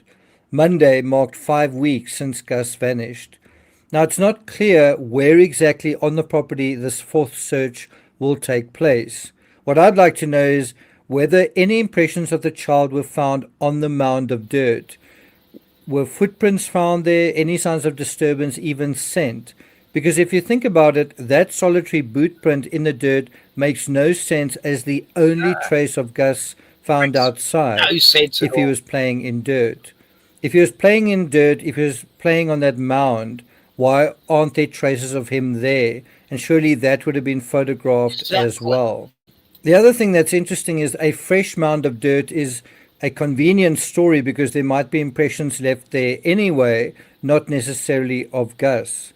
So I wonder whether the authorities feel that they've confirmed, that they've verified, that there's proof that Gus was on this particular mound of sand when he was said to be. Another scenario to consider is whether Gus was injured while the sheep were being attended to, perhaps struck accidentally by a vehicle, in which case you'd want to examine the vehicles closely, inside and outside, or otherwise struck by a sheep. We actually used to keep sheep. No, I don't think that's what happened. I mean, if he's accidentally killed, there'd be no reason to hide it, you know. Yeah. This is, I did show this the other night, I remember now, on my stream. So,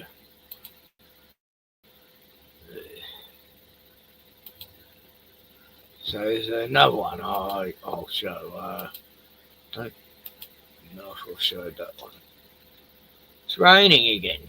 Wow. It's raining again.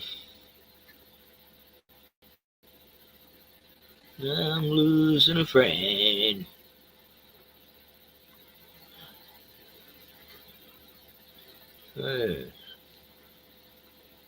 Rained in the morning, then went sunny. Rain and then sunny again. And then it was sunny most of the day, so that was nice. Very good weather, really. We needed the rain. We had a drought during winter. Hardly rained. It was freezing. An icy weather. Snowy, straight from the Alps and the Antarctic. On the coast, caught between two.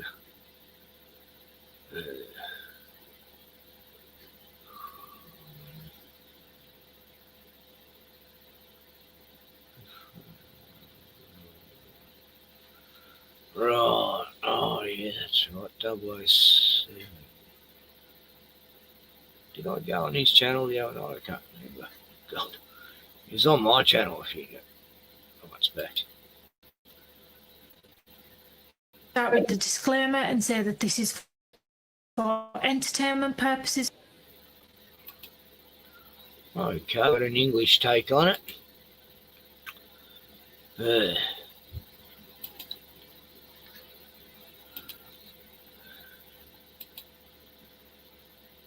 You know, 50-50 on whether he's alive or not. It's just so fucking weird. Only one photo of him. No word from the parents. All we've heard from Trans Gran is, get out! Get off! Get out! Investigations, people. We're going to move on to a tarot noir. And she's talking about the case and her thoughts on it. Let's get straight into this. I hope you're all keeping well. Before I go into this video, I'm going to start with... Right, so is she a tarot reader or a remote viewer? I think he has a yeah, anyway. Look, I do know a psychic lady friend in America, and my God, she's spot on, you know. And she does remote viewing as well, along with some of the people she knows. And Max Vision, he's another one.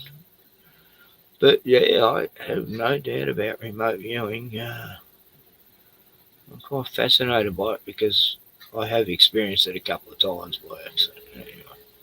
The disclaimer and say that this is for entertainment purposes only. My thoughts and opinions, it's not fact. And what I'm going to talk to you about is a reading that I done on the little boy who's missing in Australia, South Australia, Gus Lamont, or Gustus Lamont, his full name is. Now, with this little boy, nothing seems to add up, does it? There's just nothing. So many things that aren't right, and automatically, I think without even doing a reading, we can tell that the timings don't really fit properly. They're not quite right. So around this little boy, in my reading, I keep getting that there was this accident. Something happened, and I'm getting more machinery accident than, you know, a slip or a fall on the terrain. There's an element of something. I feel like it's metal here. Don't know why, but I just keep getting that. Where he is now, I keep getting that there's two sort of pale stoned structures with a gap in between them. And I've seen a lot of readers as well, and some of them are really good readers, and they've got something similar with the white wall with a gap in it. But the automatic thing, the first thing that came to me is go down. So like it's go down the mountain a bit. There's a bridge or a walkway that's close by to where the little boy is, and I'm also getting that there's a lot of water as well close by. There's could be a stream, but I'm thinking like something a larger body of water that's close to where he is as well. I also keep seeing a wheel. Do you know, like wheel of a bike or some sort of board? I don't get a car, but something with wheels. Could be like farm equipment or something, but there's this wheel as well that's really relevant to this case. At this point in time, I don't know. I don't know about her readings, her feelings. I mean, you know, I could say same stuff and make out I thought that. And, I don't know. Wheels, a stream nearby. There's no streams anywhere nearby. Time, I feel like Gus is trapped. I feel like there's something. It's like it's wrapped around him. No, but saying. I do feel that he's going to be. I'm going to say dislodged keeps coming to my head, but he's going to be set free from that. But at the moment, he's trapped. There's something around him, and then he's freed later on. And with this reading, I also got that in the future there will be people charged. There's going to be a court case around this, and they get two females and one male. That's specific to this case. There could actually be more. She made some good points there. I always thought there was more than one person involved. Yeah. If it turns out, I have basically right from the start was kidnapped. To be honest with you, I've got a feeling he's still alive. I never ever thought, basically, in the early days, I thought, oh my God, hope nothing bad's happened. But as this case has gone on, and you look at the family dynamics, I do think that Gus is alive. But it's a group of people that I see being charged. In the court case, I feel like there's an element that's brought out, and it's to do with neglect as well around this little boy. But I do feel he's going to be found. I don't think it's just yet, but he will be found in the future, and there will be convictions. The full reading on Gus I've done on the YouTube channel. Well, I hope she's right. Noir. Good stuff there, to be honest with you. good, really, really good stuff there. And like I said, all we've got to do is just keep going forward. And Well, keep maybe it's taken to another area where there's everyone's got extreme, their own I don't know. perspective in what happened in this case.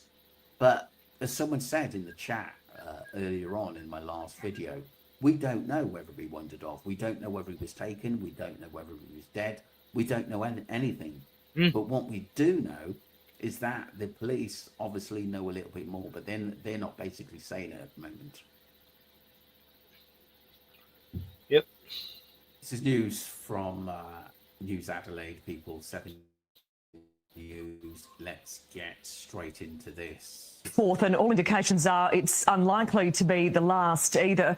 Grant Stevens today revealed police are making plans to return to the remote Yunta sheep grazing station owned by Gus's grandparents, where the 4-year-old vanished without a trace more than a month ago.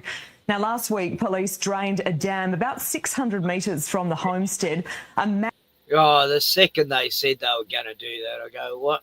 What a waste of time. They've already had all these scuba divers in there searching. Look how big it is. They're going to find something at the bottom if it is there. And then they drain it. And I'm thinking, that's just to pretend they're doing something. There's no other reason they're draining this bloody lake, because it's already been searched. It was one of the first things they searched. And now they're going to drain it and search it. And I'm going, no, he's not there. Definitely 100% not there. What a waste of time. Now they've got to fill it up again, wait for rain. Good luck with that. Mammoth effort that required 3.2 million litres of water to be drained, and it turned up nothing. The police commissioner says the next search will be based on evidence collected during previous visits, including from high-tech drones.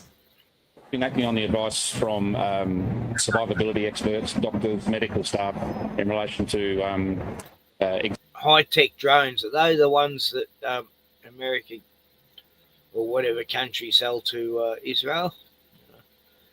I doubt it. They got the highest tech drones. exactly what the likelihood of Gus, how far Gus might travel and how long he was able to survive without any support or assistance. There is no evidence of foul play at this time, but as I've said publicly before, we are still open to any possibilities that might have resulted in Gus having gone missing. Now, Grant Stevens has also defended police search efforts over the past 5 weeks. He says 2 reviews were carried out by experts, but they found no criticism of the tactics used by police.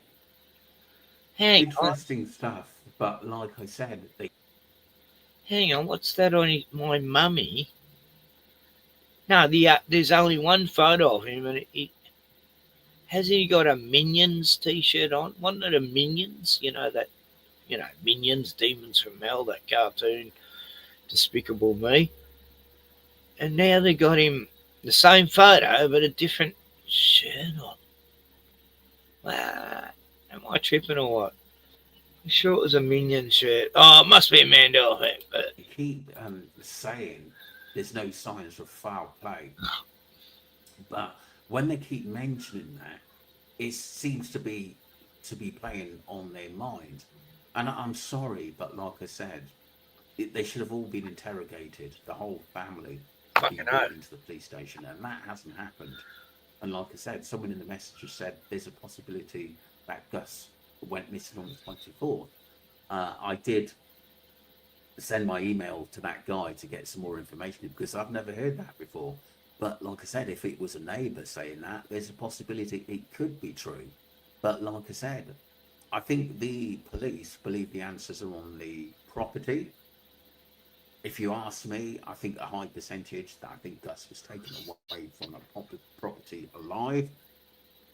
I'd like to think, in looking over this case, that Gus is alive, and that the biggest sort of problem is with Josh, who doesn't want his little boy living on the property with Josie, the transgender. That is what I think. I think that is the ultimate problem. Yeah. And basically, but people have said maybe Josie have done something bad to Gus, to sort of get back at him in what he's been saying about her. That's a possibility as well. But like I said, these are just my theories, and nothing is proven as yet. Let me know what you think, people. But like I said, we've just got to keep going on this case and keep dedicated in finding little Gus. Don't forget to subscribe to Streamline Investigations. It is free, people, and thank you very much for your support. Good channel, that one. Yeah, I caught a live stream he did. Yeah, it was good. And, he agreed with quite a few comments I said in the chat. Yeah, because I was right about Erin Patterson, the mushroom lady, Mush Wellingtons, right from the second it come on the news. When I saw her pretend to cry and there was no tears, that was it. LT, she's not crying. When they cry and there's no tears, it's fake. Here we don't even see the family.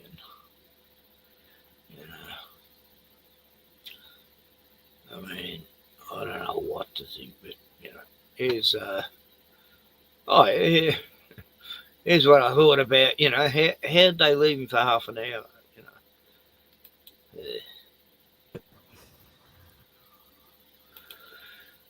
When I look after her, I never take my eyes off her, do I, Keith? Not like poor little Gus, eh? Yeah. Like, half an hour? I know he's 4. Keith is only 2.5, but how can any grandparent take their eyes off a baby for more than half an hour? Like a mental. Yeah. No, it's very sad. But Gus. And very sus.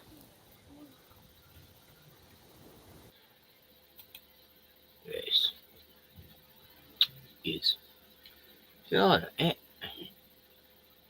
can't have drank that beer. That went down quick. I thought I just got it.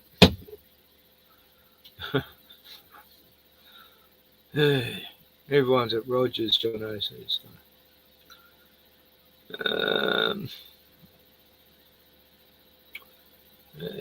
No, doesn't matter. Good on him. Scotty's over there for sure, Scott Level.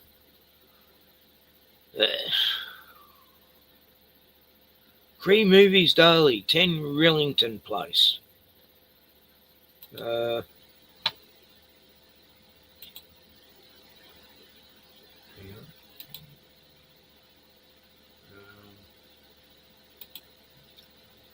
Yeah, this movie here with what was his name? Great actor. Hopkins, not Anthony. Anyway, yeah, 10 Rillington Place. That was an intense film. 71, yeah, I saw that, the movies. And yeah, about this well, he was a serial killer. Yeah, he used to have an abortion clinic, and on the sly, he purposely killed these women, and yeah, very atmospheric too. It was just a really intense film. And at the same time, another movie come out with what's his name? Tony Curtis, The Boston Strangler. Yeah, very similar film. Same moody atmosphere and exposing Jeffrey Epstein's 60 minutes. Can't play that. It's like 60 minutes, eh?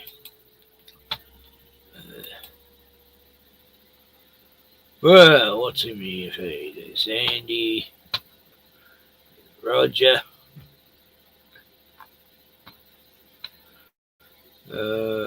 They suggest people I don't even who's the God Bombs channel? What the fuck? Why would I be suggested that? Oh, Eric and Joe are on together today. I missed it, most of it, because I was busy entertaining Kiva, showing her Skippy the Bush Kangaroo videos. Oh, it's on Prime, yeah, Prime Video. I've got Prime, Amazon Prime, and they got Skippy on there. So, you gotta make sure your grandkids know what a bit of Australian TV is, the old stuff. And, yeah. There's a movie coming out called, oh no, it's a official trailer, A Quiet Fart, it's called. Nah, it's a mock trailer. Right. We found a snake in the office, Sunshine Coast snake catchers. Oh, God, he uses clickbait, this guy, this snake catcher guy in Queensland. It's like, what? Minutes of Horror has some good vids. Haven't watched much of it lately.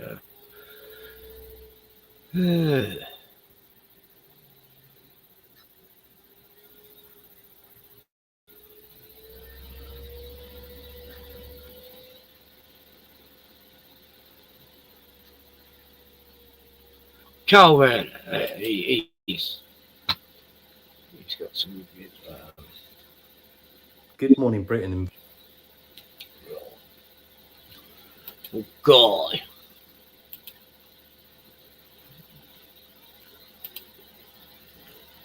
Invited a 100-year-old veteran, a World War II veteran, on their show. I don't think it quite went to plan. What does Remembrance Sunday mean for you? What is your message? My friends and everybody else that gave their lives for what? No, I'm sorry. The sacrifice wasn't worth the result that it is now. Okay. Ask him what he means. Ask him what he means by that. What do you mean by that, though? What exactly do you mean by that? Yeah, go on. Have you got those terrible, outdated views? Yeah. What do you mean by that, though? You don't want to succumb to the T. Blair special. The future that T. Blair has in store for us, that we've been promised for decades now, that it just is brightening everything. You don't think that that's working, and you don't think that the future is as bright as it's been promised. What do you mean by that, though? I'll tell you what we'll do. Let's roll this video. Let's roll this tape, and I'm sure it will change your mind. How long have you been in France? I 7 years in France. 7 years? 5 years prison. I 7 years in France. 7 years? 5 years prison. I'm still not convinced. Okay, I'll tell you what we'll do. We'll run a poll at the end of the program, towards the end of the program, to see what the audience thinks. Yeah, because these sort of programs have got nothing to do with social coercion and social engineering and manipulation of any sort. We'll roll a poll, okay, and we'll ask our key core audience what they think of this, and then we'll highlight exactly what they say, shall we? Because well, so far I don't think I'm very comfortable with the level of bigotry so far. What do you mean by that, though? Hey, Peggy. That's my impression of Frank. Remember Frank EastEnders? Yeah. Old EastEnders were coming up on my recommendations. I never watched it. Watched a few of them. Took me back. That's what you kind of have to do, I think. Kind of have to go back to get any good. including old programs, comedies, and bits like that. Where was I going with the Frank impression? Oh, that was it. Just to soothe you, like he used to quite regularly with Peggy. Didn't they do that at the Calm start? down, calm down. All right, it's gonna be all right. You know why? Well, because people like Alec there, these are the last people. I think Alec is 100 years old, and well, there won't be any veterans left, certainly from World War II, very shortly. No. Well, in regards to what there will be, I 7 years in France. 7 years. 5 years prison. so any sort of, old dated views or anything like bigotry won't be about. Ta-ta.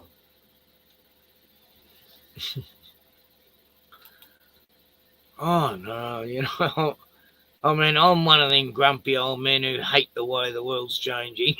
Too. And imagine being 100, seeing how fucked it is over there. Oh God, I feel for that guy. Hey, Wild Aussie one. You don't agree with psychics?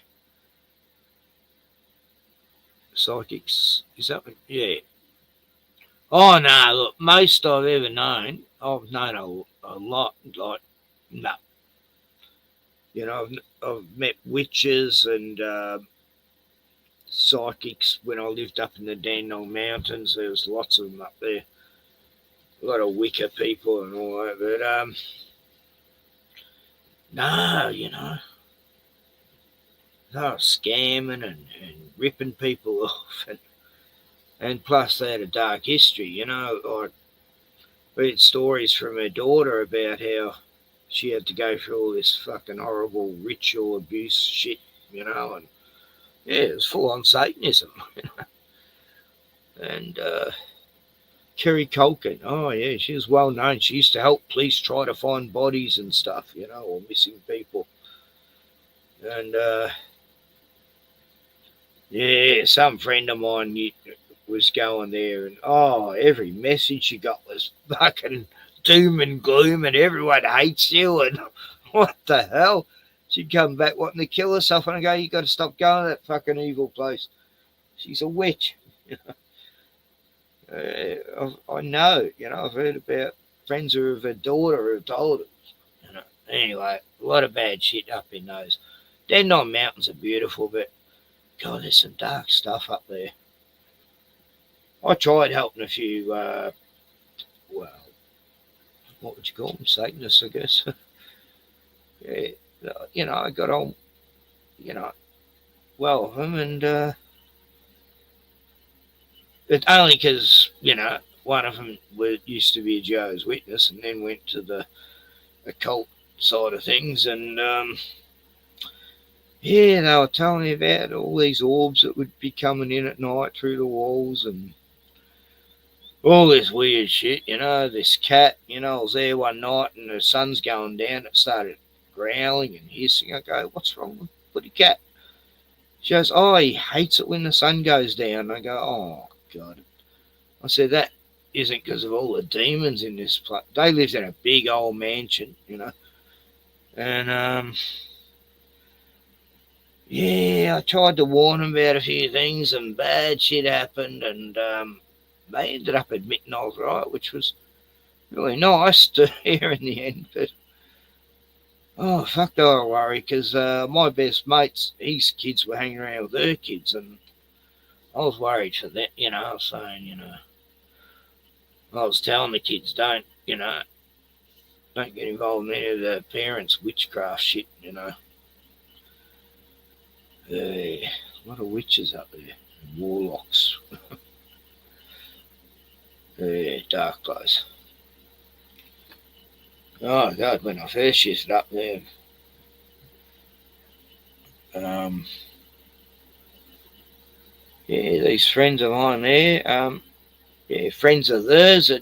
There's this young couple. I don't know what got into their brain that night, but they got in the station wagon, Holden station wagon, and they had this metal cable, and tied the cable around a tree and then put it through the back window and around each of the necks, and then they drove over the cliffs and decapitated themselves there. So that was pretty severe. And they were part of the, I think they were part of the Children of God cult, because the Children of God cult's got a headquarters up there too. You know? Oh God, I knew a few friends who nearly got sucked into it. I said, no, stay the hell away from them. Yes. Oh, the tales I could tell just from my life up in the mountains. Just east of Melbourne, 33 miles away. Anyway, I'm raving, aren't I? You know, you got to worry when you start talking about the old days. It means you're getting old and shit. Reminiscing. Yeah. Oh God, I used to know this guy. His best mates with my grandfather. They both served in World War II together, and he used to live just a couple of doors up from my grandmother. And yeah, one night I went there, and I was mates with his son, and he starts telling me World War II stories. And oh God, they were amazing. You know, I'd never heard him tell me so much about World War II. My grandfather never did. He'd already died then, but. And then I go back to me Nana and go, Nana, I'm a bit worried about what was his name? Sid. Anyway, he looks grey and he's talking about old days. And 2 days later, he was dead. And I saw it. I knew he was going to die. I don't know why. He was about 70. But I'd known him ever since I was a little kid. And they were both war heroes, you know. Both had lots of these medals. My grandpop and him. And he told me about stories of my grandpop, you know, which my grandpop never would have told me. Yeah, they were under siege in a valley once for like 5 days from the Japs. On where was it? New Guinea. And yeah, they'd all start singing songs, you know, across the valley to each other because the enemy couldn't get them because they were too high up. And they had the fuzzy wuzzies helping them, you know, God bless them. And yeah. And he said he was singing Tumbleweed and Water, you know, those old songs. Anyway, God bless our patrons. You know, that old guy brought it all back, you know. Yeah. I'm anti-war, but I still feel for all the veterans, you know. God bless them. They don't know any better. My grandpa didn't. And he never, ever talked about World War II except how good the prisoners of war were, how they all got along. You know, all the Italians they captured, they would all become best mates, you know. There's none of this fucking... Oh, was he? You missed out on, what was it? Yeah, Channel We Like. I showed that before. He's got a new one out. Oh, God.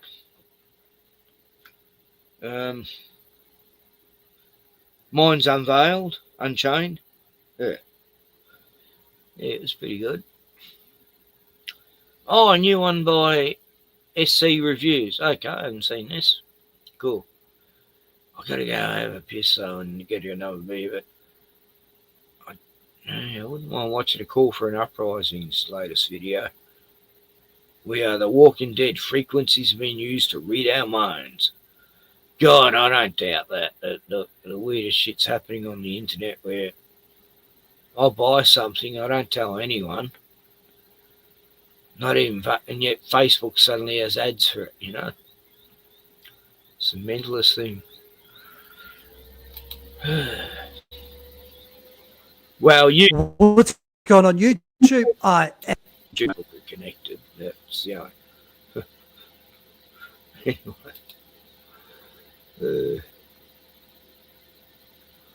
Yeah, it's terrible. You know, I lost a few friends up there in the Dandenongs, like at least 10 people in the 5 years I was there. I lost 10 friends. Yeah. One, this girl Kelly. Oh, she's a beautiful girl, such a nice person, and she's only like 21, and killed in a car accident with a boyfriend because this stupid bish I didn't like at all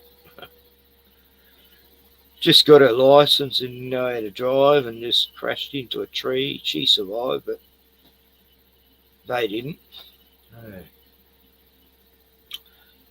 And then my mate Chad, I looked after for fucking 3 years, and I took a few kids off the streets then, a few homeless people I used to let come and have a shower, and it was a bit of a halfway house. It was sort of, I just felt that I was meant to help people, and, you know, I was going for a stage where I'd met my guardian angels and totally believed they were protecting me, and I took on giants and I won. I was definitely protected. I mean, I still am, but, like, you know, I pushed the envelope. I stood up to bad people and went to war for a year. It wasn't good. I won. My friends won. But it was a, you know, revenge isn't good. Come at a cost, and people got hurt. And, but I was fighting for good, righteousness, and justice. I was a superhero, in a way, you know, like, I had no fear. I mean, people wouldn't believe who I stood up to back in them days. Bikers and the mafia. Thank God I knew people from years back who ended up going, oh shit, I know Ken. No, leave him alone. Yeah, so, because I grew up with a lot of Italians. And back. So we're here to talk about EBT, SNAP benefits and food banks, because we got some people here that are an absolute disgrace. We got one about a fatiguer who goes completely unhinged, plus we got two other women who could be the most ungrateful women I've had on my channel in quite some time. If you're sick of these people, hit the like button right now, and if you're new here, hit that subscribe button as well. Help me get to 310k, because I'm struggling here. But not as much as this woman when she tries to grasp the concept of literacy. But I want to start out with a random good news. Oh, Martin Letke, yeah, I know that channel, the English dude, isn't he? Yeah. He talks to Campbell quite often. Yeah, I like some of his stuff. Was he? Yeah. I don't watch autodidactic too much though, but nothing against him. I just depends on the topic, you know. Yeah. Story, and it's this one right here. This guy lost. Okay, hold on. No, I don't need your fucking number. Hey, This guy all does right. this every goddamn day, okay? Every fucking day I live like this, okay? Tyler's fine, right? It's really bad. Danielle Grant is starving. I know. I'm trying to see if I can get some food. Oh, look, I got to see the drunk driving. That is so funny when they're that drunk. They think They're fine. I can drive. Oh yeah. No, bitch, I do this every goddamn day, okay? Every fucking day I live like this, okay? Well, hold on. It's really bad. Danielle Grant is starving. They got him. I'm trying to see if I can get some food because we literally don't have anything to eat today or tomorrow. Need it subtitled.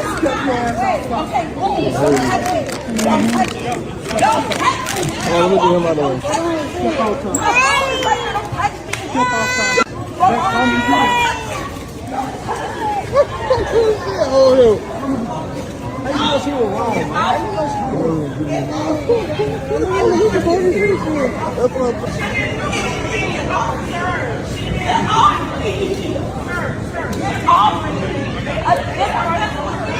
Salem Road, Walmart, man. You know what I'm saying?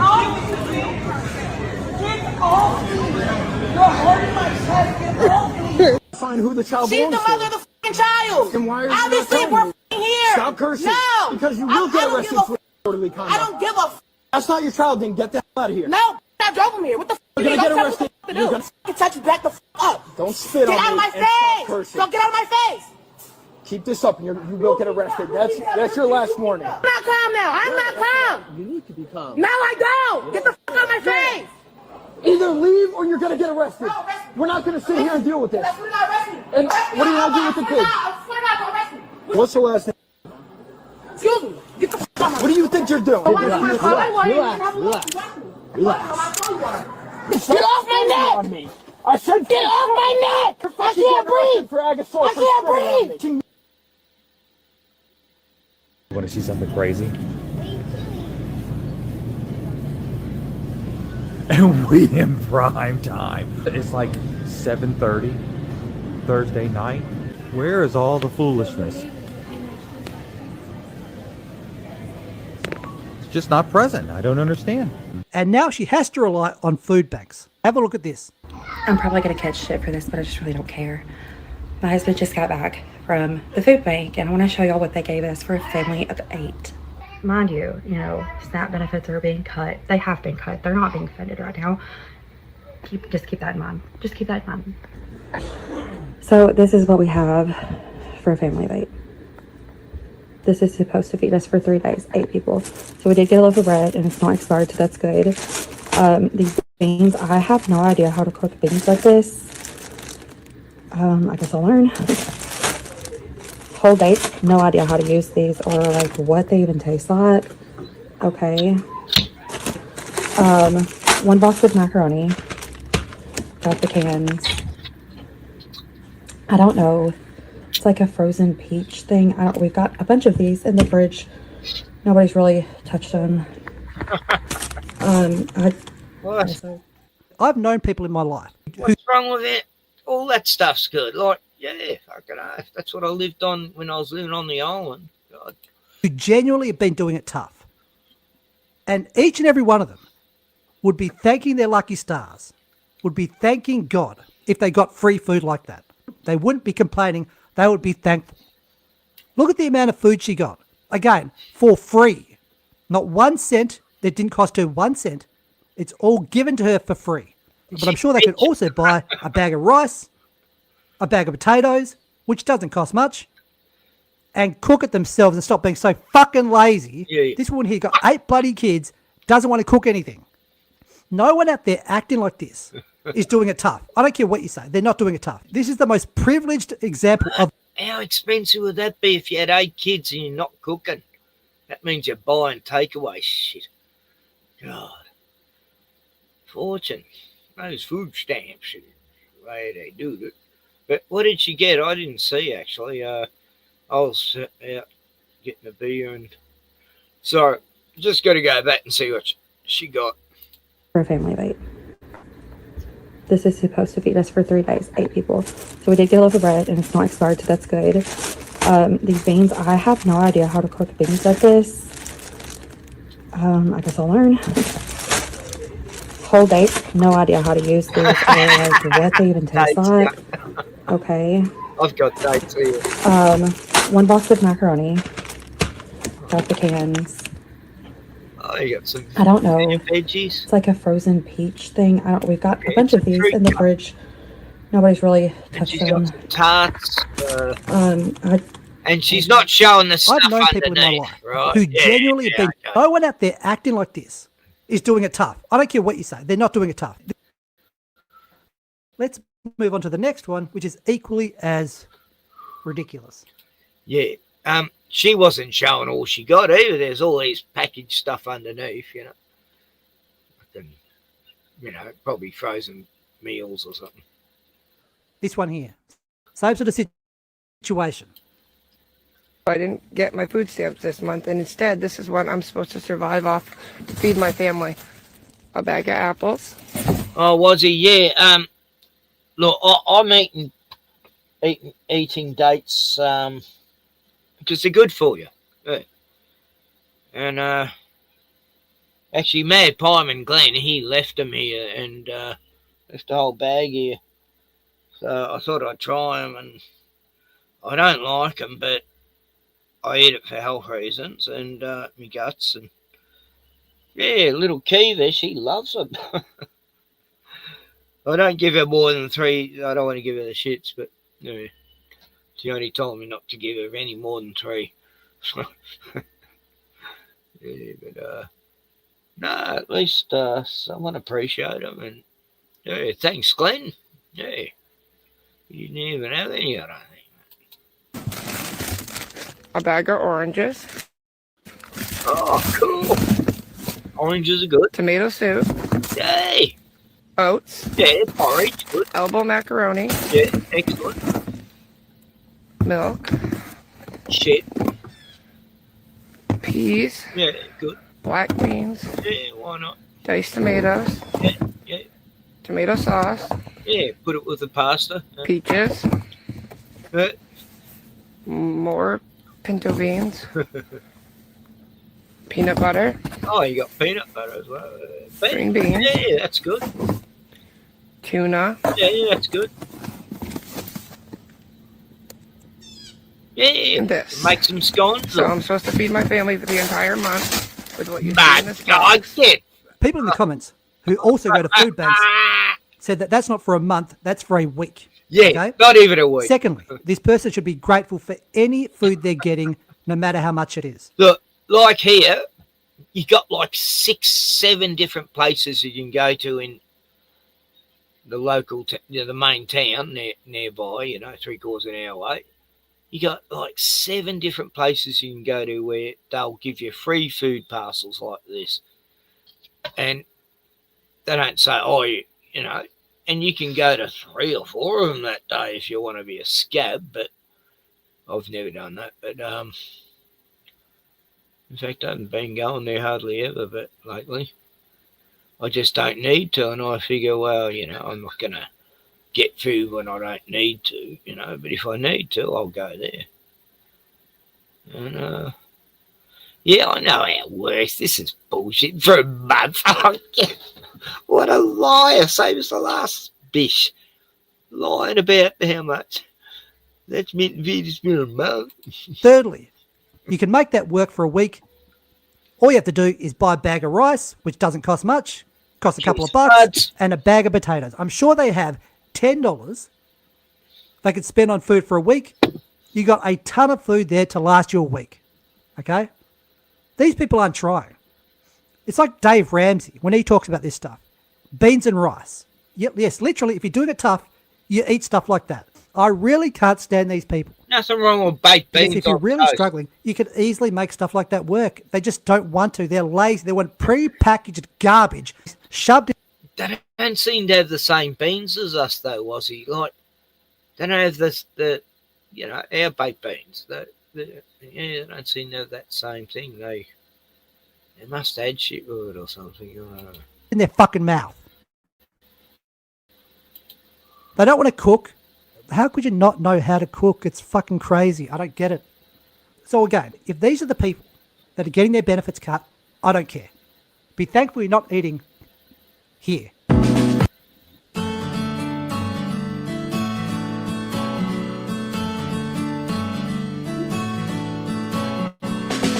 Okay, so these individuals, God help us, I'm so sick of garbage behaviour like this. So they're trying to get a free meal here at a place which is giving meals to the homeless. Snuck into a homeless shelter to eat free.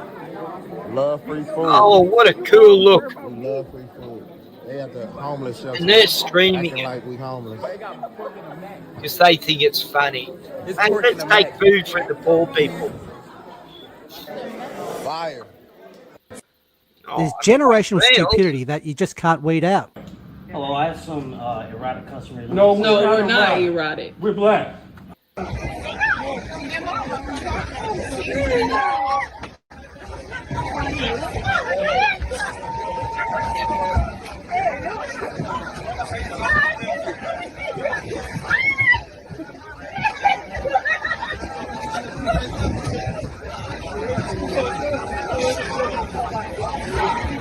Poor woman's trying to get off the car. Whenever you import the third world, you get third world policies and you turn into the third world. Hope you're having a good day as always.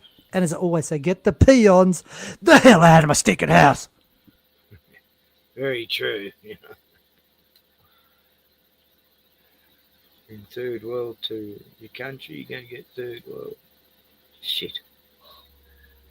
Fucking disrespectful, you know.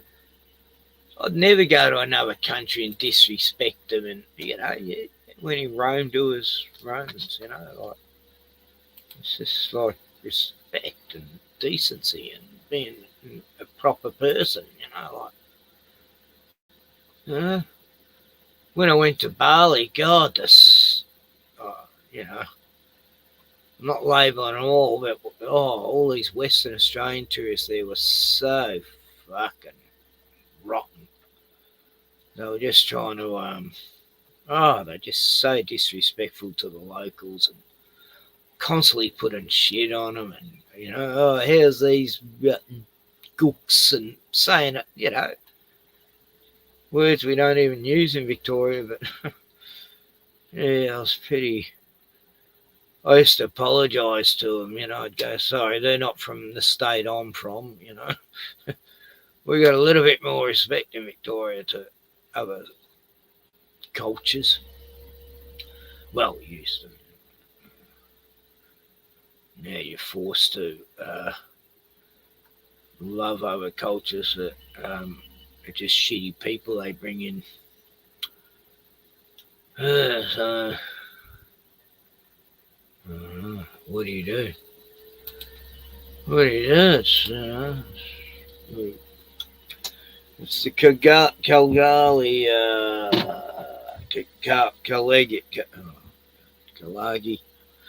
the Kalagi plan, you know, from 1909.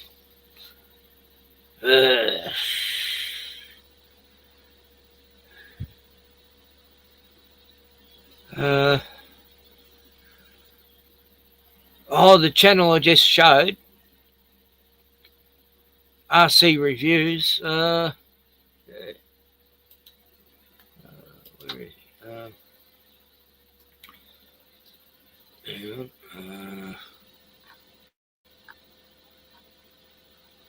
Where is he?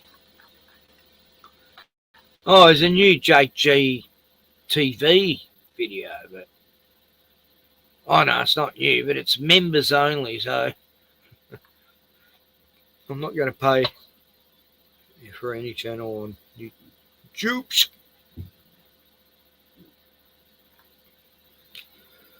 Oh, God. Misha Petrov. The Starbuck Bear Cup drama is actually insane. What the fuck? I don't mind this chick. She makes fun of the wokies and stuff. Australia's active serial killers by Oz Camper. Never heard of him. 16k views. Oh yeah, I might check it out. You know, always check out some of the Aussies, see if they're okay. And Spanian.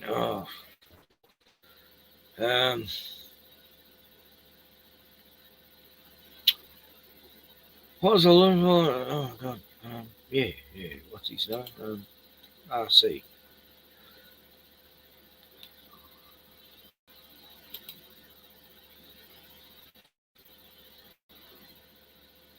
Go to his channel. What's going on YouTube? I am back. Right.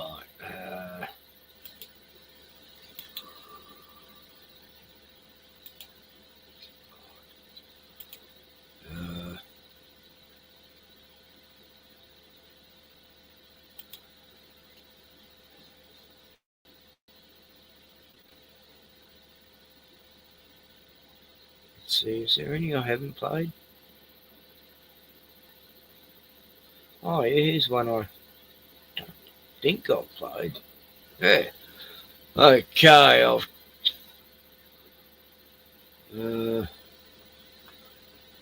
right, I got to open up my channel. Where can I do that?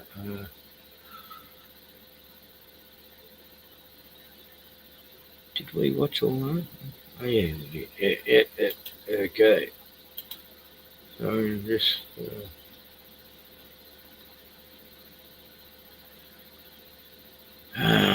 Live.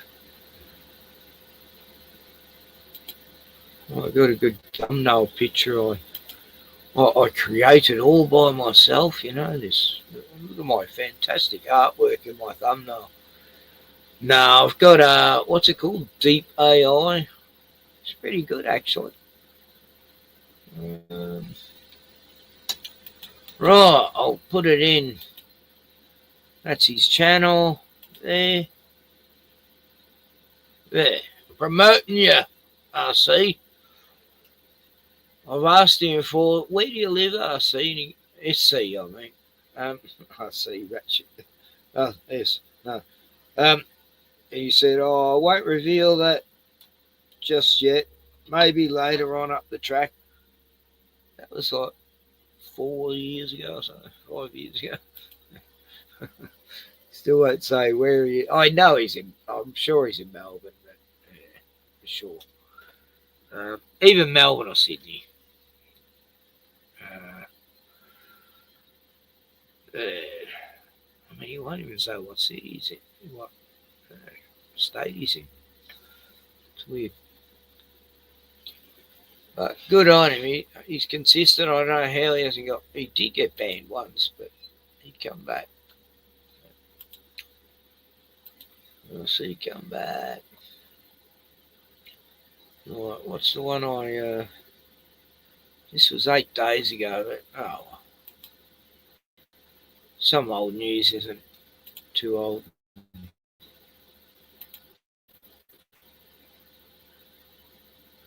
I'm sure I did watch this, but it says I didn't. I don't know. I am back. We're here to talk about low IQ. Right, I am back. There's the link.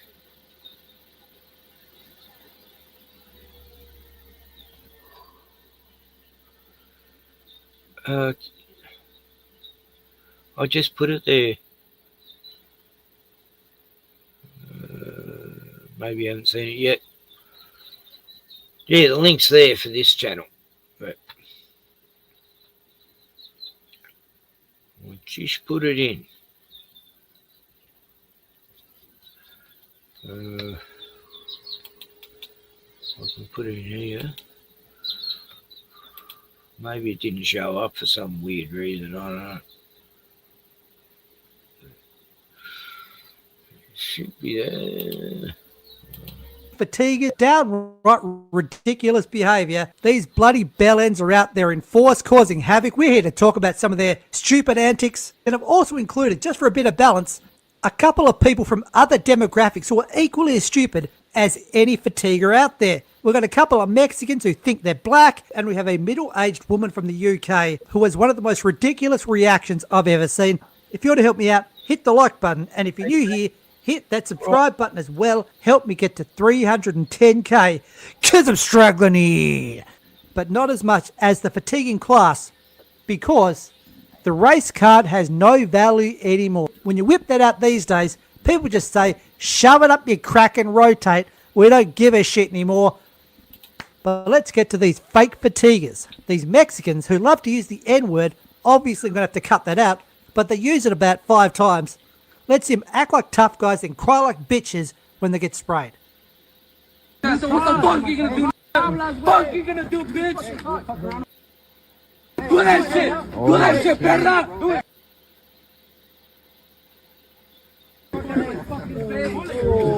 Oh! Fuck! I told you to get the fuck What you gonna do, bitch? Oh, I get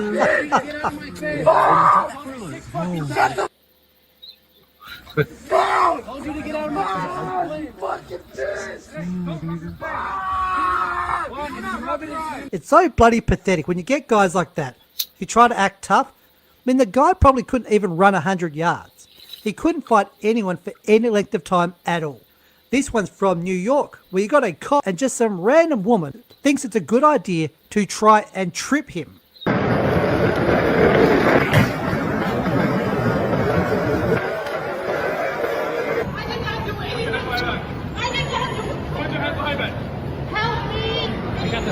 She tried to trip without. You're hungry, bro.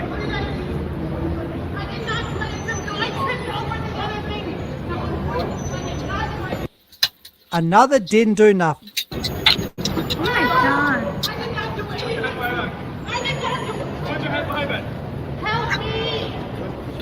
I got 0653. Yeah, thank you.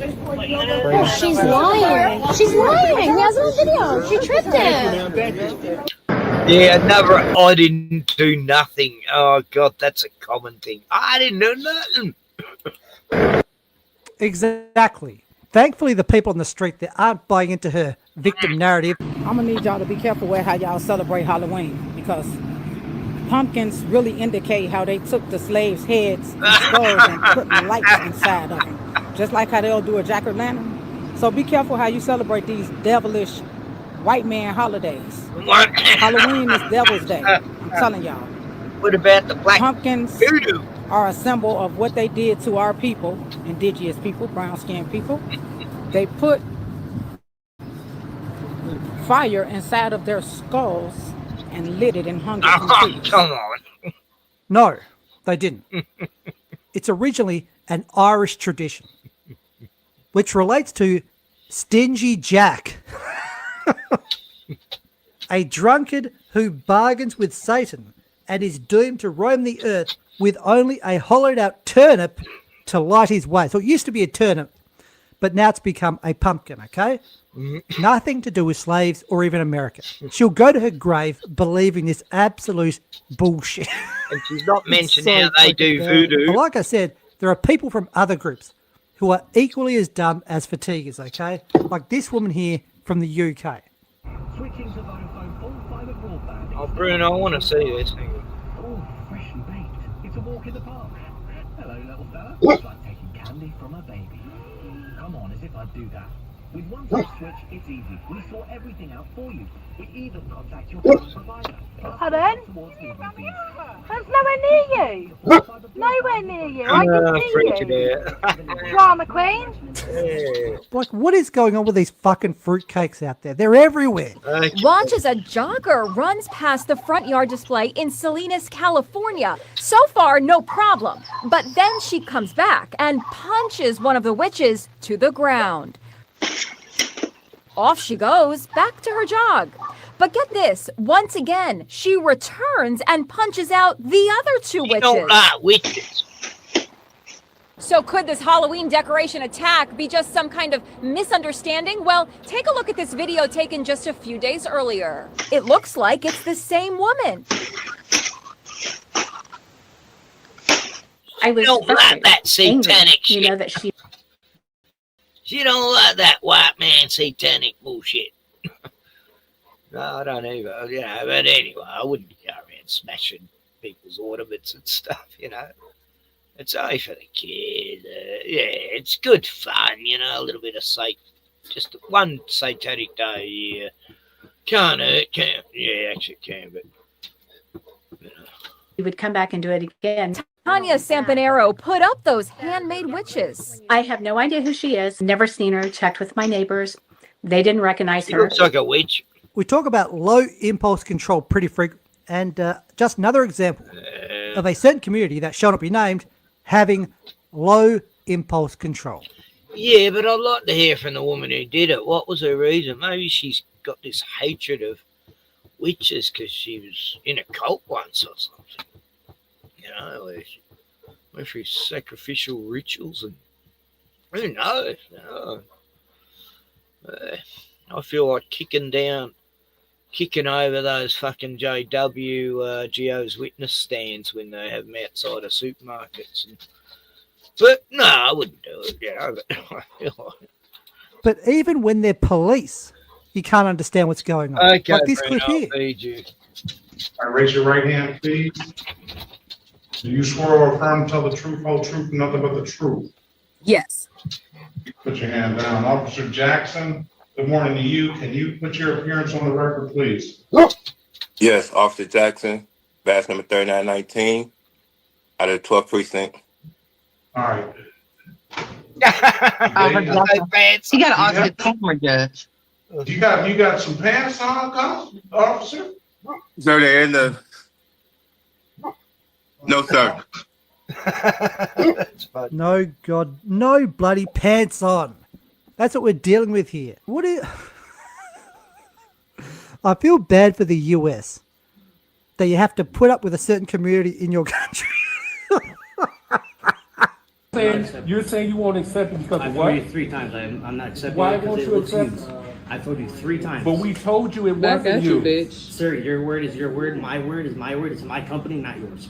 Okay, so Please the exit. person Please exit the building. the person who sold it to her, can I'm they not verify taking that it item was back. like this? I'm not taking that item. How do you know every one of these didn't look like this in here? Call Call whoever who? you want. Call whoever you want. We're gonna stand on this shit because that's dead wrong for you to go ahead and not take your word. So the customer isn't right in most cases? Terrible. In all cases? The customer's never right.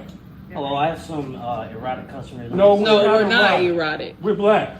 Oh my God, you're going to bring race into Yeah, we are, because you say you need to call somebody because I'm we're calling in the here. police because you will not Please, exit my store. All right. I told you I cannot take your Nope, item. we're not going to. 901 South Waverly Road. Okay, what's the business name? That's a U-Haul. Let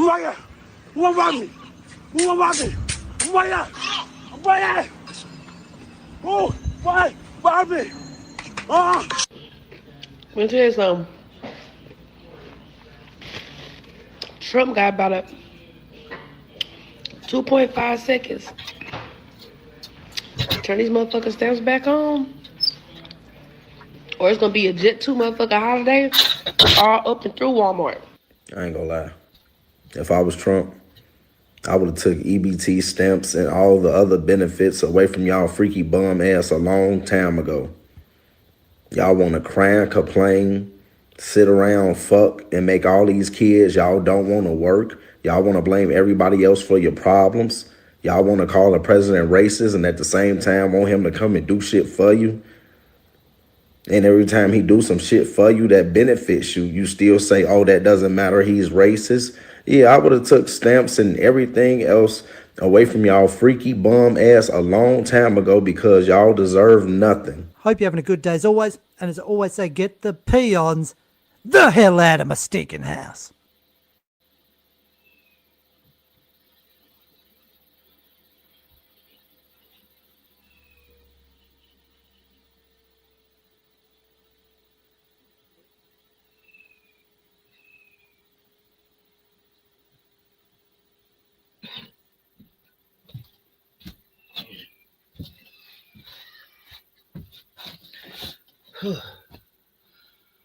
Well,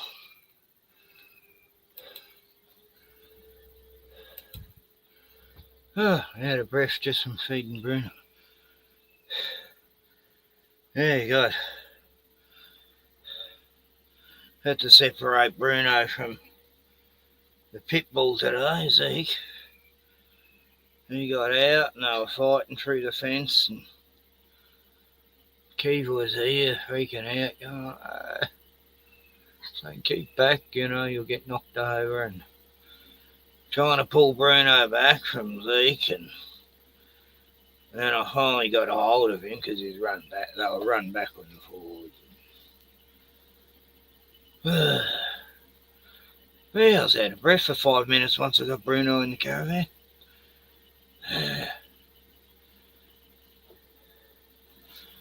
And Keith kept going, "You okay?" Yeah, mate. Just gotta get me breath back. Like that. Yeah, it's a bit of a hassle when Zeke comes. Yes, got to take it in turns letting the dogs out. That's the only. Oh, they've been doing it for years, though. Was he? Ever since they met. Right. Oh God, when was it? 2018 or so. But Zeke used to get on great when he beagle. Yeah, they were fine. It's not him and Bruno. Zeke likes girls, dogs, and Bruno likes girl dogs too. And some boy dogs, but most dogs. But Zeke's been known to try to kill a dog before, so yeah, he was in jail for like 4 months on reprieve. Had to go to court. Zeke bit a tail off another dog once. Terrible.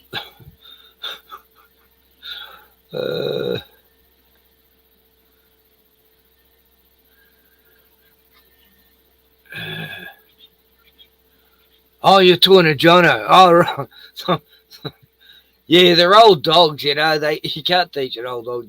Like Bruno and Zeke are both the same age, 10 years old. 10. Yeah, 10 and a half at the end of this year. Jono, Jimmo, yo, Joe's still awake. Hey.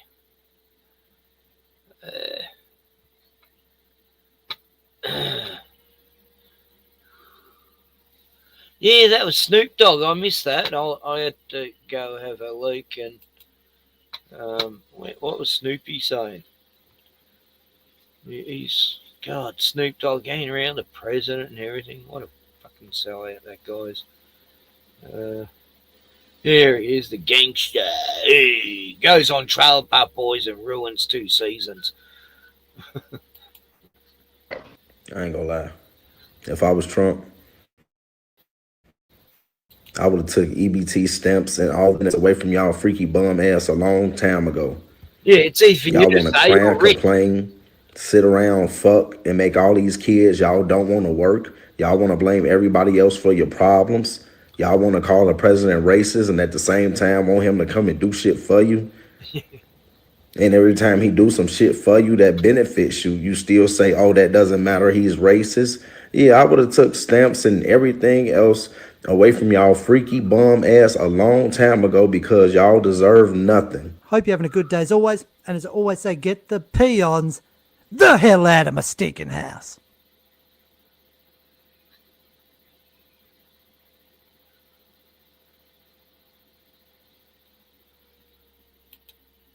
Yeah, so, Zeke's great with the babies. Oh, yeah, he's been,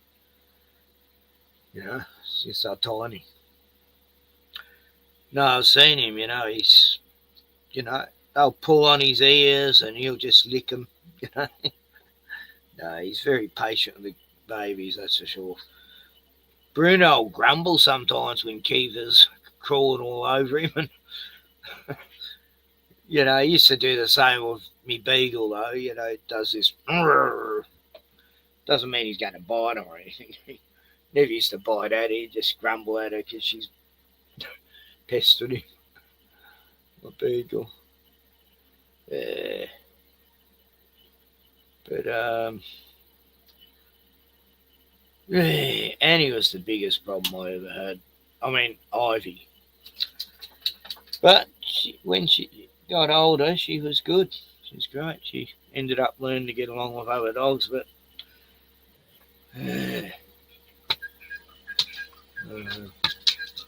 Bruno, hello. Let's say hello to Joe.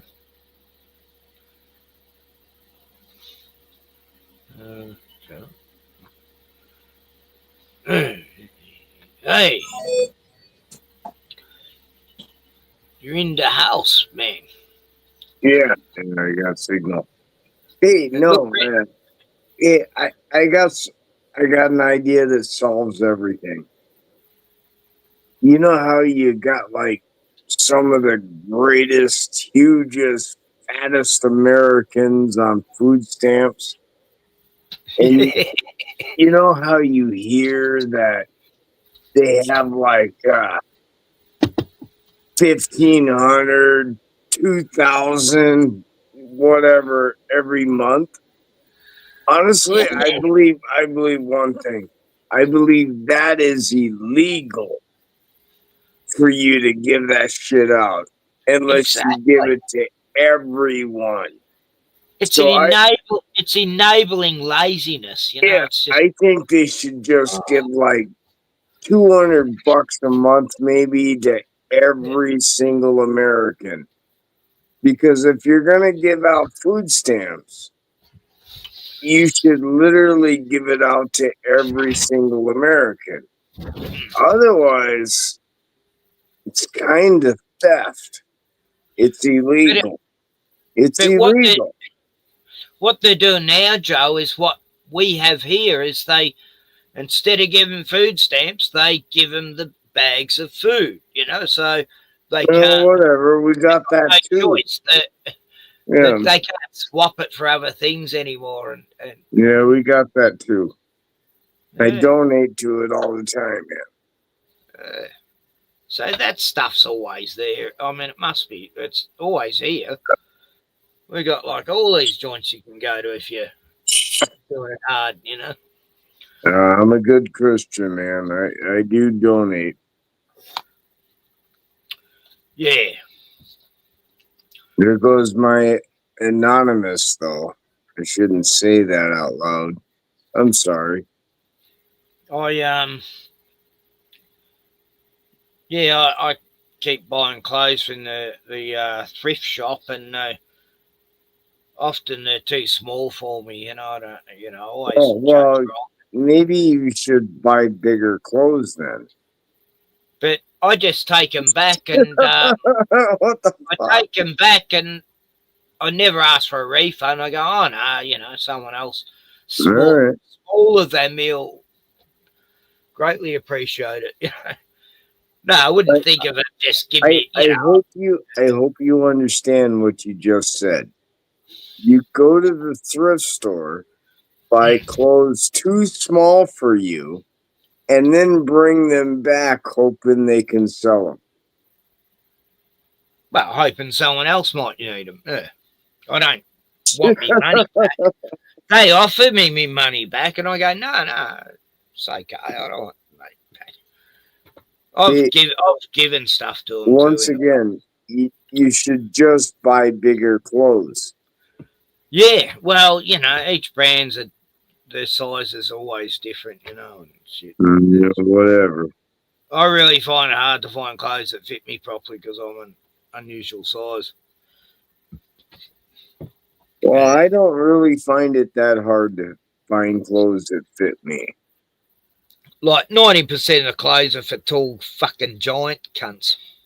Yeah, sorry. Yeah, I'm no tall giant, but I still don't have a problem, man. Yeah.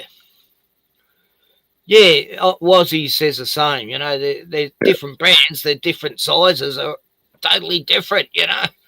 Yeah.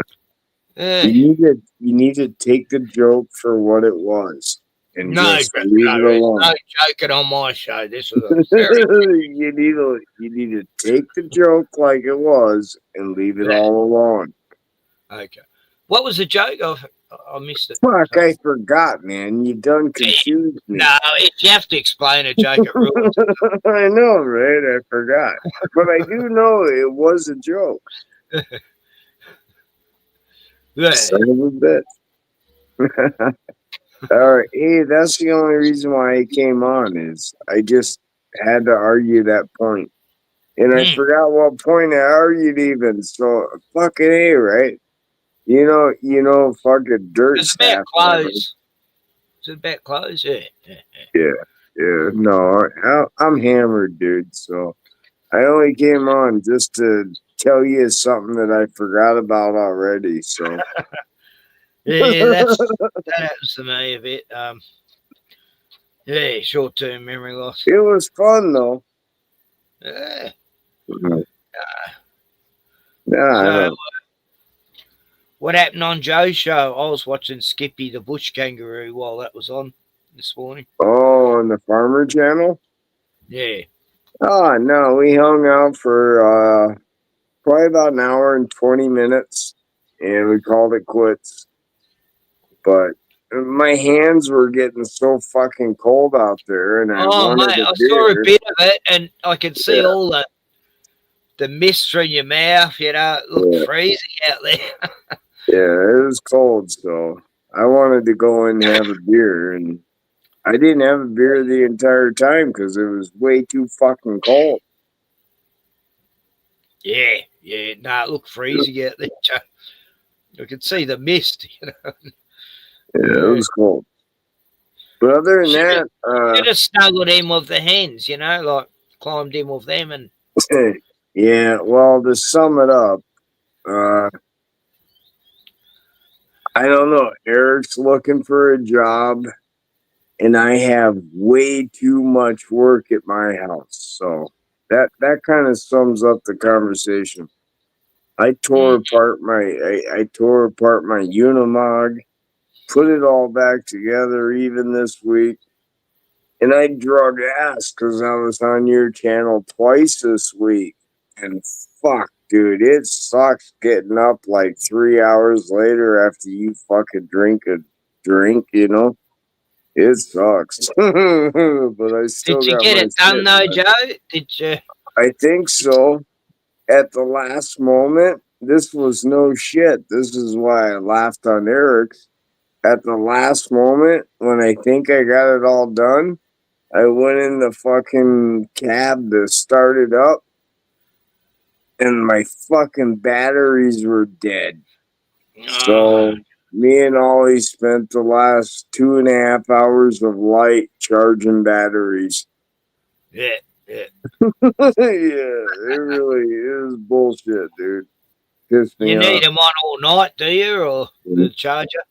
No, they're all charged now. They charge pretty quick. The only problem was they really did freeze, and they're kind of getting old. So whatever. I don't Yeah, use it too much. they don't make them Most like of the they used. time, my truck's broke down. So Yeah, the cold does that too, though. yeah, Shorts the yeah. Really, life. it pissed me off though. So I won't even know if we put it all back together right until tomorrow morning. Right, yeah. That'll be the So test yeah, kind of bums me out. I wanted to know, damn today. it. Yeah, I bet you're anxious to know it's all done, you know, Oh, fuck.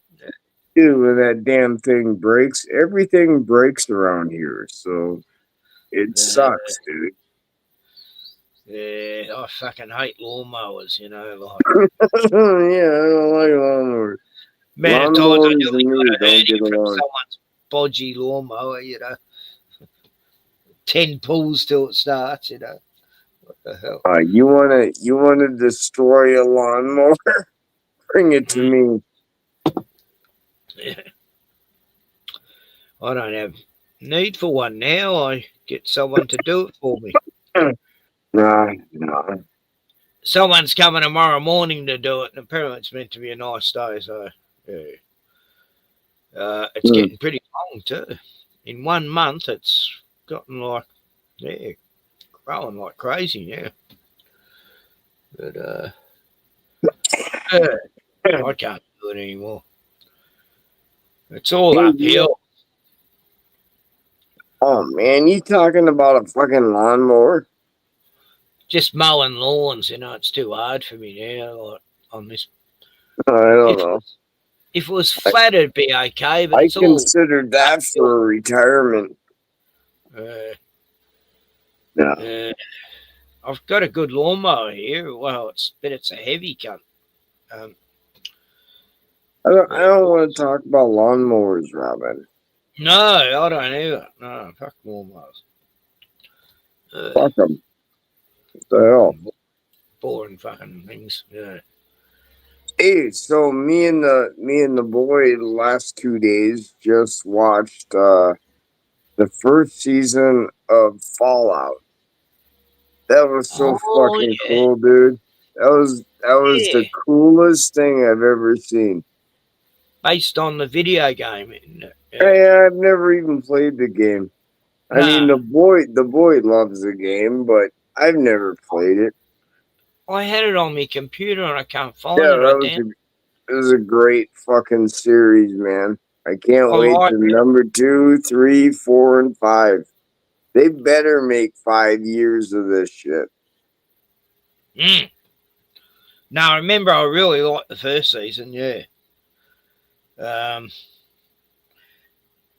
Yeah, I haven't heard when the second season's coming out. I'm not sure. Oh, I don't know. We just watched the first one. Yeah, it Yeah. was awesome. It was great, dude. And you know me, I love science fiction. And So this do I. was original. It was so original, but not original because it was like all the conspiracies we all fucking said before. It was in there, dude. Oh, it was a little bit. It was a little bit enjoyable. That's why it was disturbing. Yeah, survival and all that. It made sense. Mm. It was awesome, dude. Wazzy says she doesn't get hangovers. Oh, you don't drink enough, girl. I don't either. I hardly get hangovers. No. Yeah, no, you don't drink I will enough. if I drink 8 of these, I'll feel a bit crap the next day. Yeah. Yeah, 6, you I'm don't drink enough. okay. Yeah, Yeah, whatever. Whatever. Spirits, they'll give you a hangover. God. Everyone's a wimp nowadays. Everyone wants to try to be proper. There's no proper. Just be yourself and fuck off. Just that the alcohol's shit these days, you know. It's not Fuck as 'em. good as it used to be. Be yourself and fuck off. Yeah. Yeah, so Robin knows I could drink 24 of these in a day if you just pissed me off. I watched I watched a series. The first one was called The Hog Father, and the second one's called The Color of Magic, and it's all set on a flat Earth, Discworld, and yeah, it's like the flat Earth model, and it's like a world where magicians are still really, well looked up to and all that. Do what you want to try. It was great. It was a really light, entertaining show, about this wizard who's always been treated like shit because he's so pathetic at his wizardry, and got it. him and these other characters are trying to. No, it was really good stories actually. The first one was about Hogfather, which is like our Santa Claus, and he's like a half person, half hog. Spew it out. Tell me the story. Tell me the fucking story. Oh, wow, it's a long story. I mean, it's based on all these books. Dude, you got anywhere to go? I ain't got... I'll show you a preview. All right, show me a preview. Yeah, okay. I don't even know what the hell you're talking about. I'd like I know, to try. it's easier to show you than explain, but it's... every flat earther should watch it, Terry Pratchett, I think he's English. Yeah, it's English. Yeah, I recognize that. All right, you probably don't even need to show me. It's on YouTube, so you can watch the whole show. Yeah, right. I've probably seen it I before. watched it on Prime. I'll speed You're it not, up, but yeah, this only goes for a minute. you're not showing us. Not yet. I'm just getting to it. I'm not as quick as Splatter on Sandy Divas. Hang on, here we go. What Yeah, every flat earther should watch this series, and there's a series before it that's like a prequel.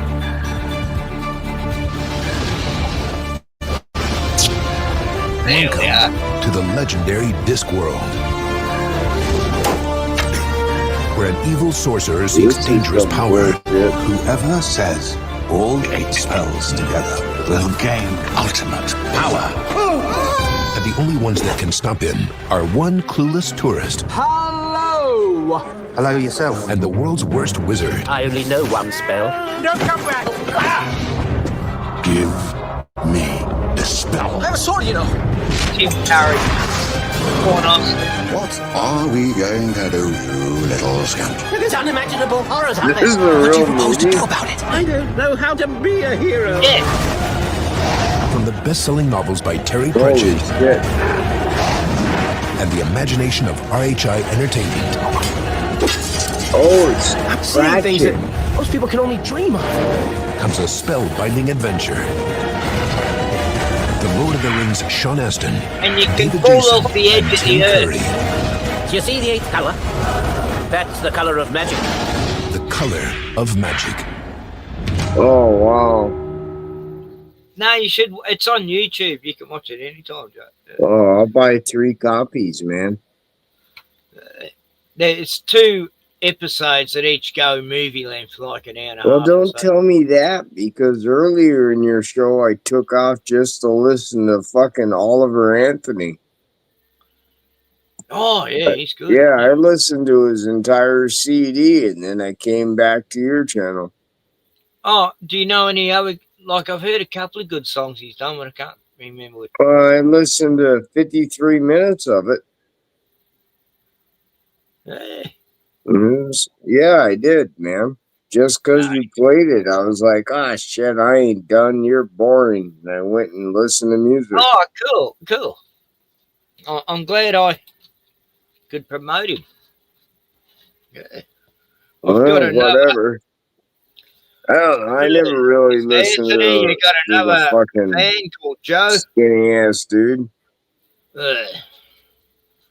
Hey, Gordon, Glenn from Boston. Yo, where's Glenn from Melbourne?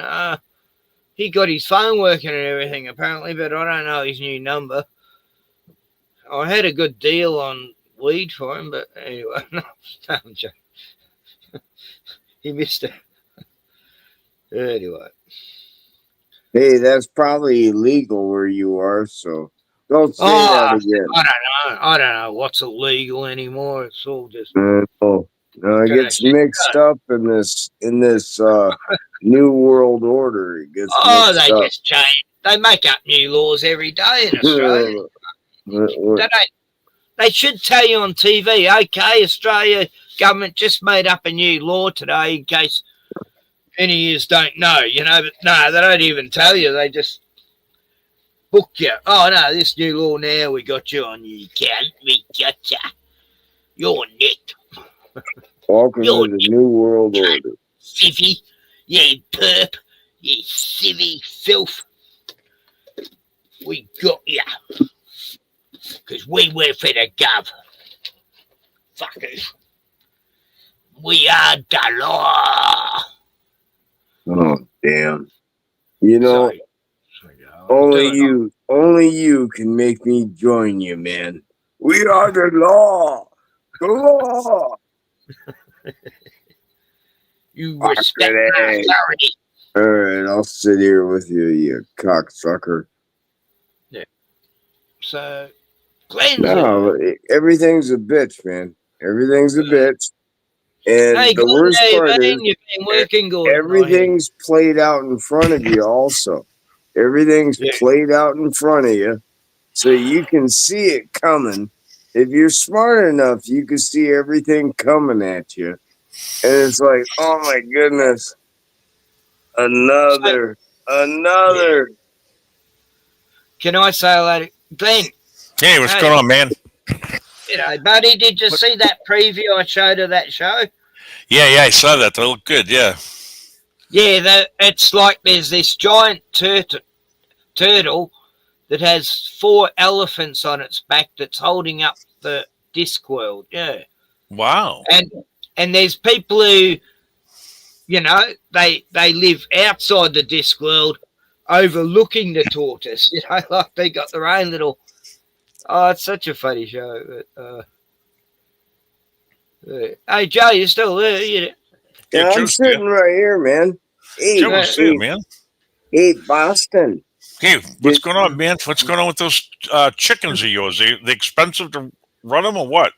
Oh, fuck. You know they are, man. I heard you talking to Scott the other night, and you said, holy shit, you can't believe how much feed you're going to buy, huh? Yeah. You know that shit, man. Now, what are you going to do? How are you supposed to, do you supposed to sell eggs or sell chickens? How do you make up for the cost they cost you to have them? How do you make up for that cost? I'm gonna throw them at my neighbor's house. I'm gonna get a chicken launcher. I'm gonna get a chicken launcher, and I'm gonna throw them at my neighbor's house. Catapult them. Yeah, no, there's no way to get your money back, man. That's what I thought. Right. If you want to do it, you do it. I'm not looking for nothing like that. No, I didn't when I had my hands That's the on it. one thing I don't understand with everyone I talk to on the internet. They're like, oh, what do you... It's like, I have no opinion on that. Value, like, Yeah, I really don't. I know all my eggs will get ate by my dogs and me, and it's fine. Nah, look, I don't eat eggs as much now. I don't have my own hens because they just don't taste the same. You know, it's sad. I fucking. No, it bums me out when people think that way. I miss. Otherwise, I can think of at least a half a dozen people that need them, so I'm not too worried. No, I used to take them into town and give them to friends. Taking a few dozen and give them to people who appreciate them. There's a dozen eggs for you. Otherwise, all of my extras, I'm definitely throwing at my neighbor's house. What about eggs? I'm not even sure where my neighbor's house is, though. So don't get me wrong. I'm not picking no one out. I want you down the end of the road, make a little egg stand. You sit there all day and sell eggs. Yeah, no. Hey, Joe. No one's coming down the road. Joe, are you going to throw eggs at your neighbor's house? Well, why not? He can't even see his neighbor's house. I know, right? That's what I'm trying to say, Gordon. I don't even know where my neighbor is. But I'm going to throw it that direction. He's way out there. But that's good. You're self-sufficient, but then you're still going to come up with a feed for the animals there, right? Yeah, I never said I was self-sufficient. No, a lot of people go into getting chickens and all that, thinking they're going to live off the grid and they're self-sufficient. But you got to find materials to feed your animals, like horses eat hay and. Oh yeah. Glenn, Joe is one of the only millionaires I know. You know, it costs a lot, man. If someone would have sat me down before I did anything, Boston. Yep. And told me that my chickens would cost 3 times more than my dogs. So I'm not sure I would ever raise chickens. I mean, what about having your own mealworm operation to where you're raising? Yeah, whatever. Right now, I had to buy my mealworms at Menards. So you know how expensive fucking mealworms are. But we talked about this a year ago. You know, it's like almost $50 just for what? I don't know, a fucking compound package, maybe 2 cubic feet. They Holy like shit, it. it's like $50. Start breeding them. I mean, I Oh, don't yeah, know. but hey, Gordon, I'd like Earthworms are to, easy to start. Gordon, you know as well as I do, we cannot breed flies going into winter in North Dakota. Okay. Yeah, but you do have a heat source. Maybe a corner of your house can be dedicated to like raising these mealworms. Yeah, no, that's not gonna fucking happen, dude. I'm not raising flies in my house. Nope. No, the hen house. Right? That's just not gonna. That's not possible. And then I heard you. Let's rethink the question. And then I heard you saying you have to run up. You're gonna have to run a wire and put some heat lamps or something out there for them for the winter, eh? Yeah, that's correct, man. Right. I heard you say that the other night. You Yep. know that takes a lot of effort for really a temporary thing. Mm-hmm. Need a separate generator for that, wouldn't At least I can still use the wire, I guess, but still. Fuck. Yeah, electricity's costing a lot of Yeah, money I these really days. don't want to have to spend $250 before Christmas. Mm-hmm. You know, that's a lot of money, in my opinion. Yep. Yeah, I don't even pretend to know fuck all about raising chickens, but neither do I, Gordon. That's my the God, whole funny thing. Oh. I do. I know a lot about it. Yep, that's 16 like years of doing it. Yeah, I've got 16 years experience of raising hens. And Hey, no, my chickens love me, man. The second I step outside there, they'll follow me anywhere, man. I got a they whole do. flock that'll follow me. Yeah, It's pretty cool. You feed them. That's why they follow you. Well, yeah, they love me because I got their maggots. Got their maggots. Oh. No, I know that sounded bad, didn't it? Oh, Joe, they love baby mice too. Little baby mice. Oh, they're on their own there. I don't think I got any mice around there. No, they have to be baby mice. Tiny. Yeah. And your Oh, dogs that's- leave them alone, huh? Dogs leave them alone? Yeah, the dogs totally leave them alone. Oh, the dogs are fed. Bean shepherds them back in. Mm-hmm. Yeah, the other two don't even look at him anymore. Wow. Yeah. So yeah, that is kind of cool. Right. Yeah. Right. But it's costly, so it costs you every month to pay for the feed for them. Yeah, I honestly think it's over $200 a month. I used to go to this. To really feed 50 chickens going into winter in Minnesota. I think I it's used to go to $200 this a month. veggie joint, Joe, and get like vegetable and fruit scraps. You know. Yeah, They'd throw no, whatever. Oh, sorry. No, It's you just know what some I advice said the I was other trying to day? give you. You know what I said the other day, Just Boston? trying to give you some advice on how you can extend it a bit Ah, and stuff. You I can buy said, bags of wheat too. Bags of wheat. I'm sorry. Let Rotman finish his story. Sorry, I don't know if you can hear me. Yeah, we can hear you now. Oh, cool. No, there was about a month ago when I realized how much it was costing. I was like, oh, well, I'm gonna, I'll call a lot of them right away. And then I can go into winter with just maybe 10 or something.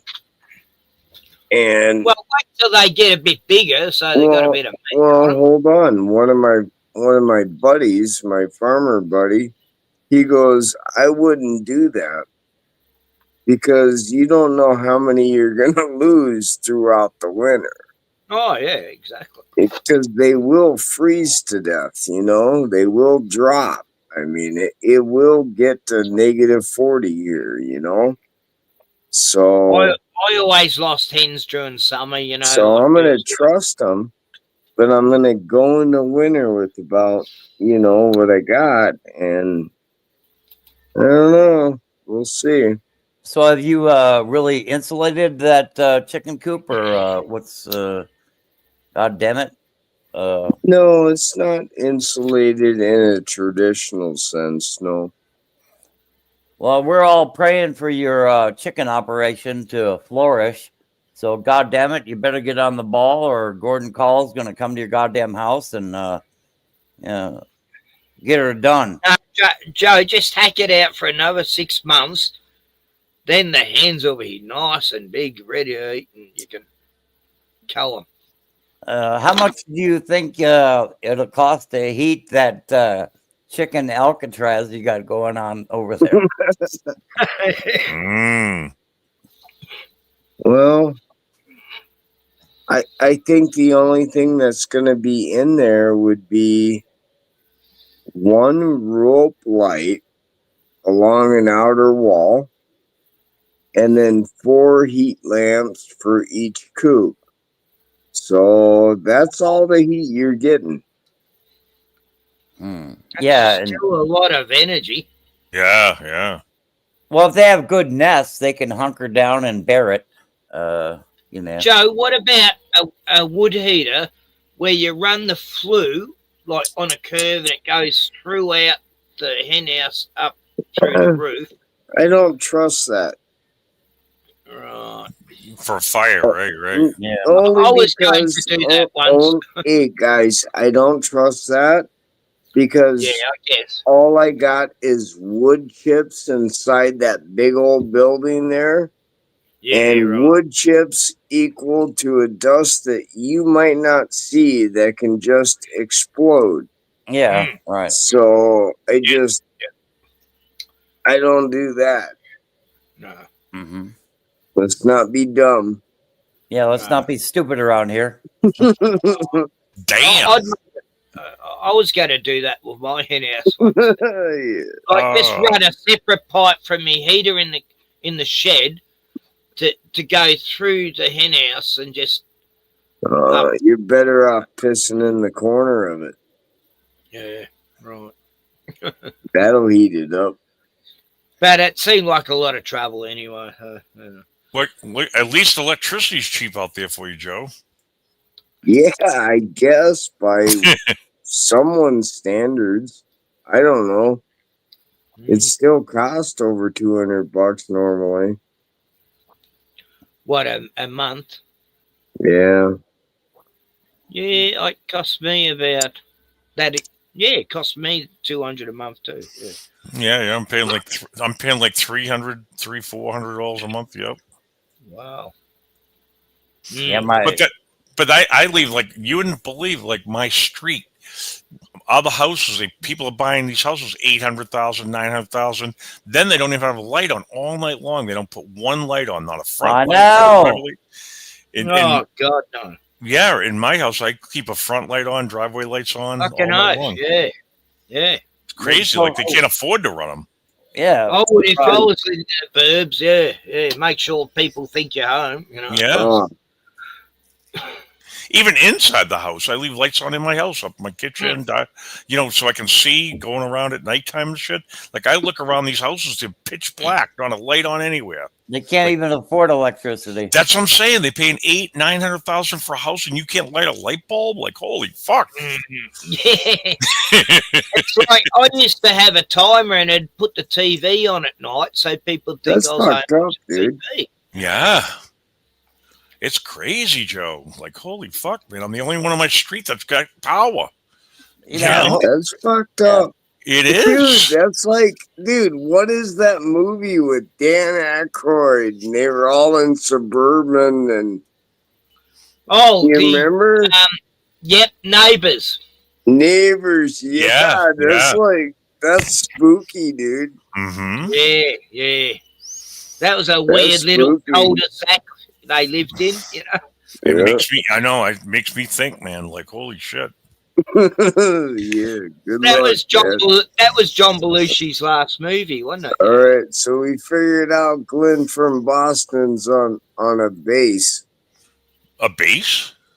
Well, why not? You're in a fucking existing neighborhood of a base. And then I have a new neighbor that last year, my new neighbor next door, he sucked in a driveway stake into his snowblower. It was all wrapped around the impeller and shit. So when I came home, I saw him battling the thing. This guy doesn't know what he's doing. So I went over there and I took it apart, ripped it, took the thing off, put it back together for him, got him up and running. You know, he never even sent me a $5 coffee card or anything for helping him. Yeah. You know, not a thing. Oh, No. Holy fuck. No thanks, yeah. Yeah. Just scum. I'm sorry, man. No, I'm just saying. You think he would have sent me a gift card for coffee or something? Right. Exactly. Yeah. Especially you just bought that house for $900,000. You know. Holy smokers! Yeah. And they're buying all these houses, Joe. They got no land at all with them either. Dude, he should have bought you a new barbecue. I know. I knew someone. $5. He should have bought you a new barbecue. Oh. I knew someone like that too, Glenny. He was a mate of I mine. want 2 propane tanks and stainless steel. Yeah, and then they're buying these houses for these high prices. No land at all with them at all. They got nothing for land, any of them. Nope. That's why they probably look at me on this mountain I own and say, "Oh, this guy's loaded because he's got all this land," you know. Well, good for you if you are. So. Thank you.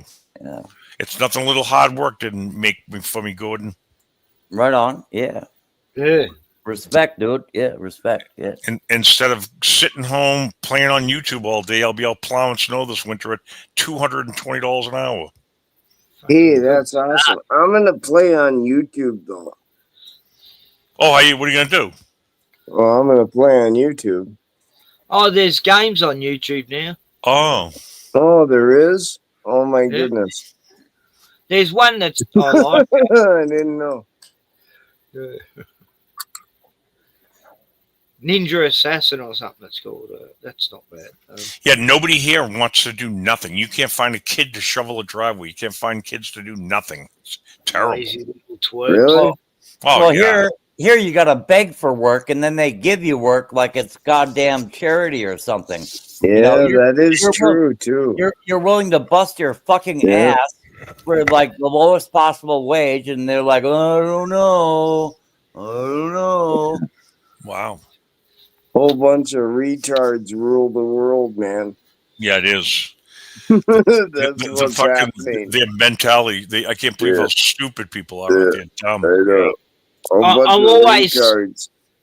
I'm always seeing ads in the local here for local community board about all these young people want jobs. You know, they just can't get a job in this town because there's not enough, stuff. Only 1,200 people live here, so yeah. So at least I do see young people out there trying to get some work. Like one guy goes, I'll walk anyone's dog, $20 an hour. And then someone said, yeah, you couldn't even handle my little kelpie, you come back and you said you'd never walk it again because it was too much trouble. So I don't know I guess if you walk a chihuahua, you might be okay, mate. It's so funny. Well, the problem is he was walking a chihuahua. He was walking a chihuahua, right? At the same time, the chihuahua was walking, trying to bite his toes, so he had to run the entire time.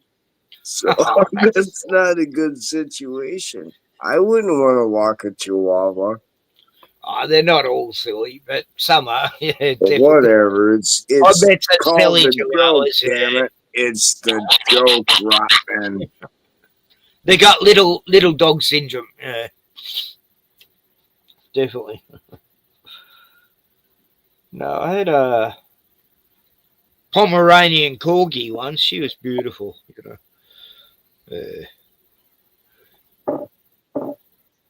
She saved me life. Yeah.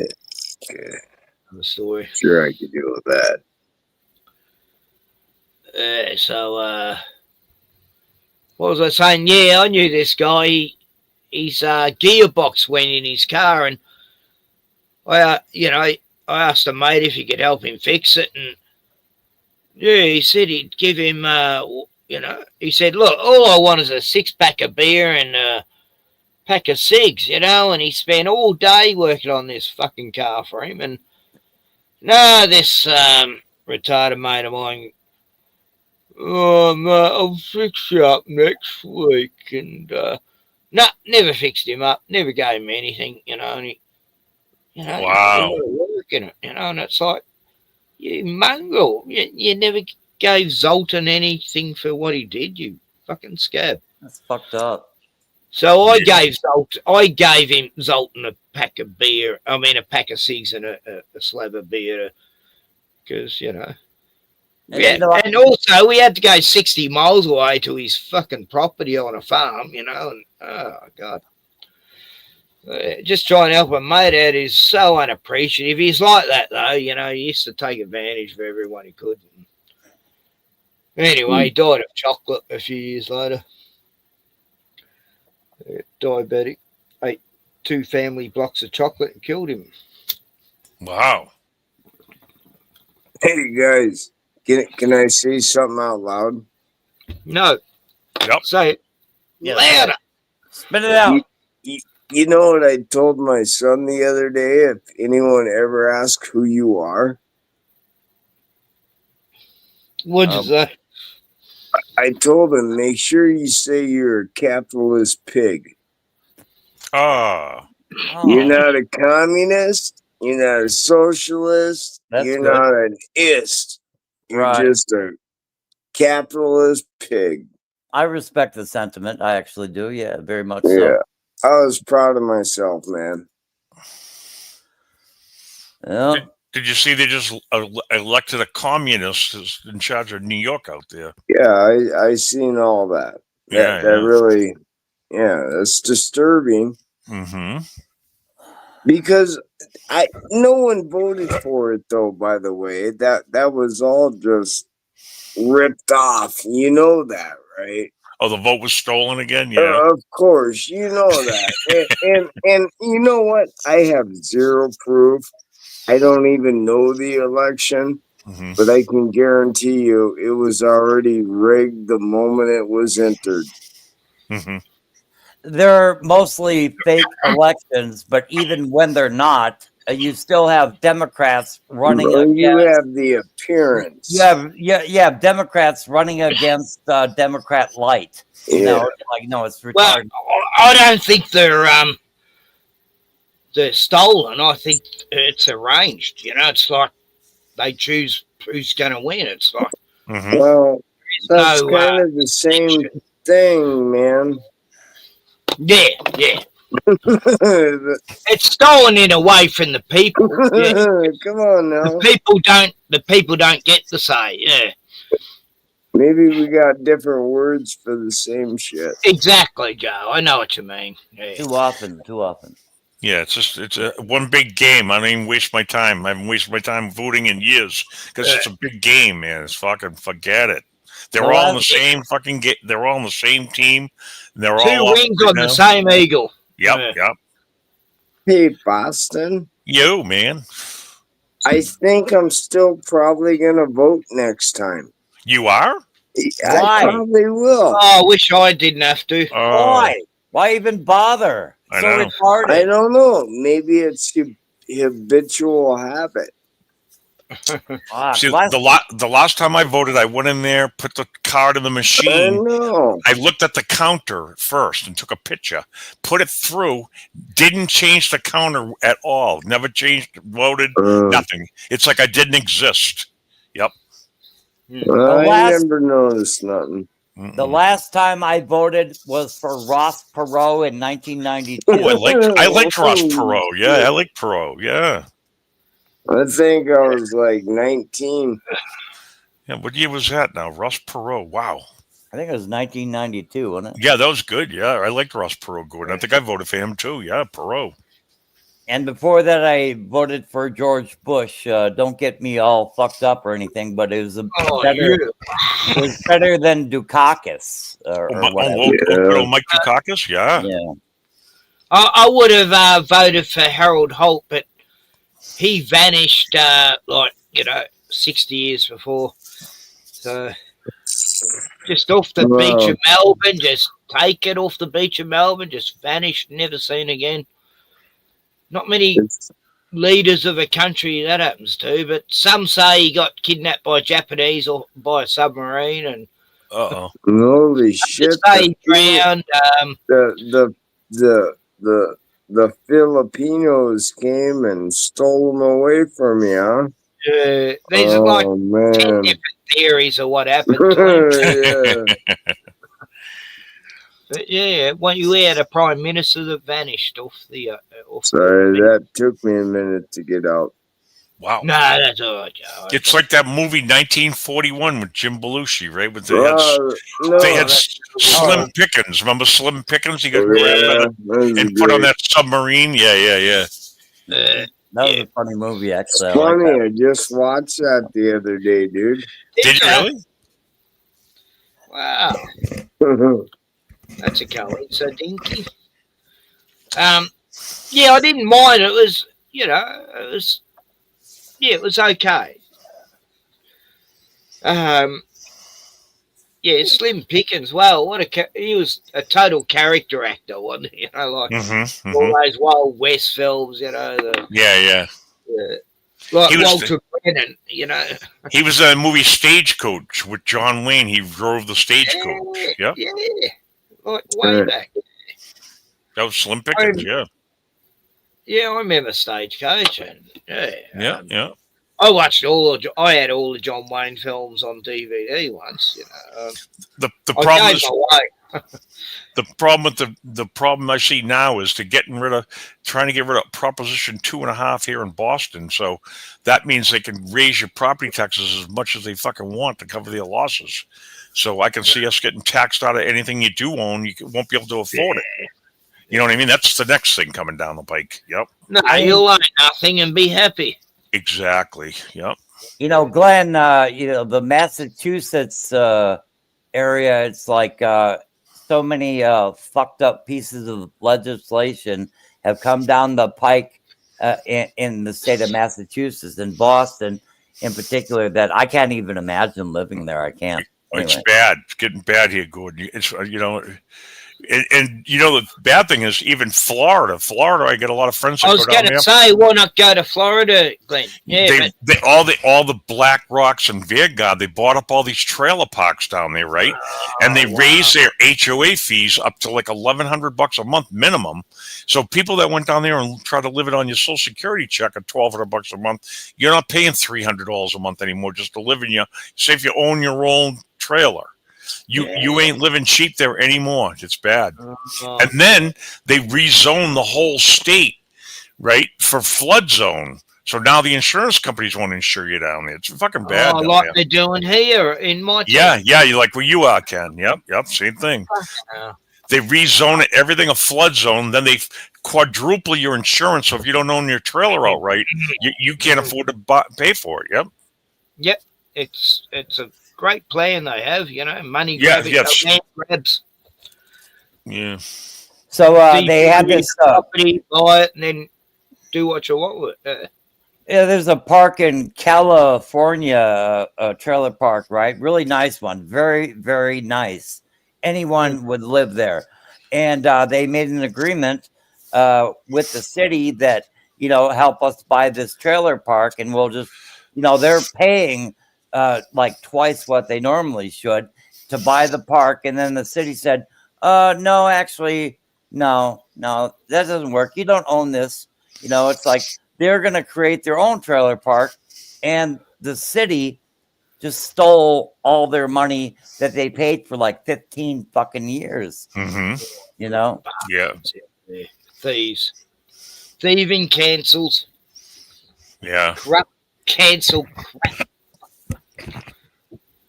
Yeah, I remember saying that to this cancel guy. Come around and complained about me Rottweiler. Your dog did a rush in on some people, we've got to seize your dog. And I go, what's a rush in? Never heard of it. He goes, he rushed up to some people. And I go, yeah, in seconds, they would have realised he was friendly. Two people, two houses up, and he frightened them for a second, and until they realise he's friendly. But I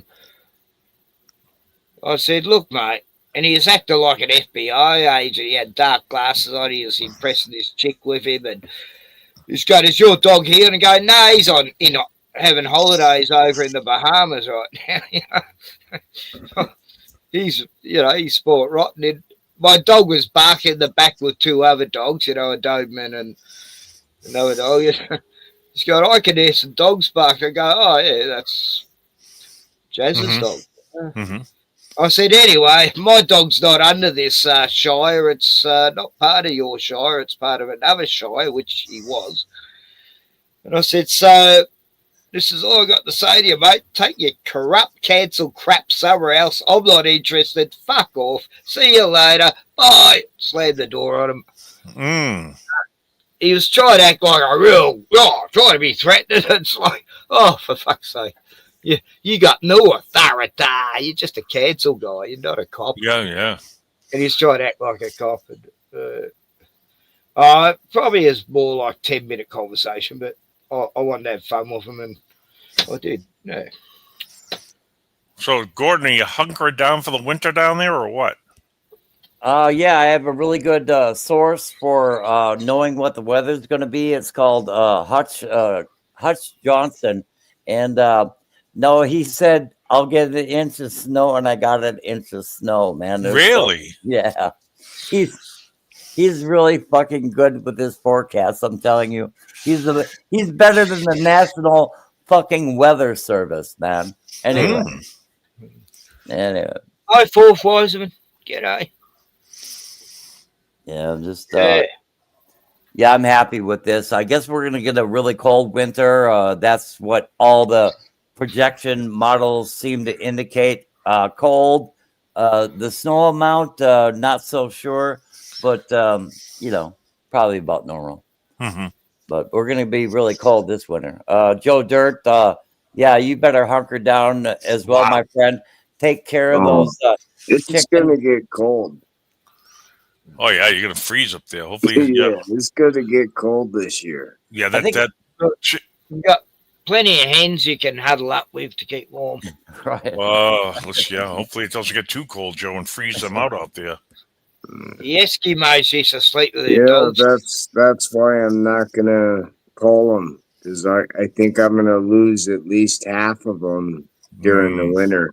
Mm-hmm. I think that if there's it's gonna get cold. If there was a road going exactly east of here, I would end up about 20 miles south of Joe Dirt. Anyway. Oh, like the crow flies. There you go. Yeah. Oh, what? You don't wanna hang out? You don't wanna hang out, man? What's going on? Yeah, Gordon can sleep in there with a hen house and keep them warm in there. Yeah, no. Yeah, I'll come Joe, the hens do huddle together to keep warm, though, during winter. Oh. But, I'm not allowing Gordon strays that don't do that, chicken shit. But the ones that don't huddle with the others, they're the ones that freeze, because they're antisocial. And yeah, I've seen that before. That's why Smurfer Girl made her hen house and with the quails inside her house with her. Yeah. She had them in her house with her. She knows that to keep them warm in the house, so you don't have to heat a separate building. Yeah. Yeah. Yeah, I guess my only I see a different. I see something different. Yeah, I guess I want to have my horse in my house too. Oh. By the definition that Boston said, all I seen was a girl nesting, getting ready for another baby or something, right? Nesting. That's a nesting description you gave us, Boston. I guess my only point was to say that Joe Dirt, being, in the same line of latitude north, relatively, minus a few minutes. But he gets inclement weather as much as I do. And I'm really concerned about his chicken operation. And I want him to succeed. So anyway, there you go. Well, thank you there, Gordon. Holy shit. Yeah, I want you to succeed in that chicken operation, and Well, it's like I'm whatever you gonna can do. succeed. I'm gonna succeed. It I mean, just I didn't know what it really took until I did that. yeah, you invested the money, but I would have thought about like a mealy worm operation going on at the same time. I mean, I just, it's like it's possible to like you have a few structures on your property, probably one corner of one of those structures. I don't know how many you have, could be made usable for like raising all these goddamn mealy worms, and then you can feed your chickens with that. Yeah, no. Anyway, I don't know anything about it. I'm just like throwing this shit out there, right? No, you're right, and I do got like 50 buckets. Did you already run wire to the coop for power, Joe? Is it all wired and everything? No. Oh, I'm not not yet. gonna. My attempt is to try to get a garage built next year. Oh. But what if they freeze and then I'll run wire between all of that stuff. Then I'll run the wire. But I do know inside the chicken coop, I'll need metal cased. I have to insulate the wire with metal. Yep, conduit. Yep, conduit. Yeah, thank you, conduit. Yeah, so that's all right. That stuff ain't cheap either. That's expensive. No, but whatever. I'm still gonna have the 4 outlets, one to each coop, just for a heat lamp. Yeah. But, which a heat lamp, can you use like cheap lamps and put those red light bulbs in them? Is that what you do? Yeah. But yeah. The old days, they used to have these heat lamps, and they. No, I won't. I won't put. Hold on.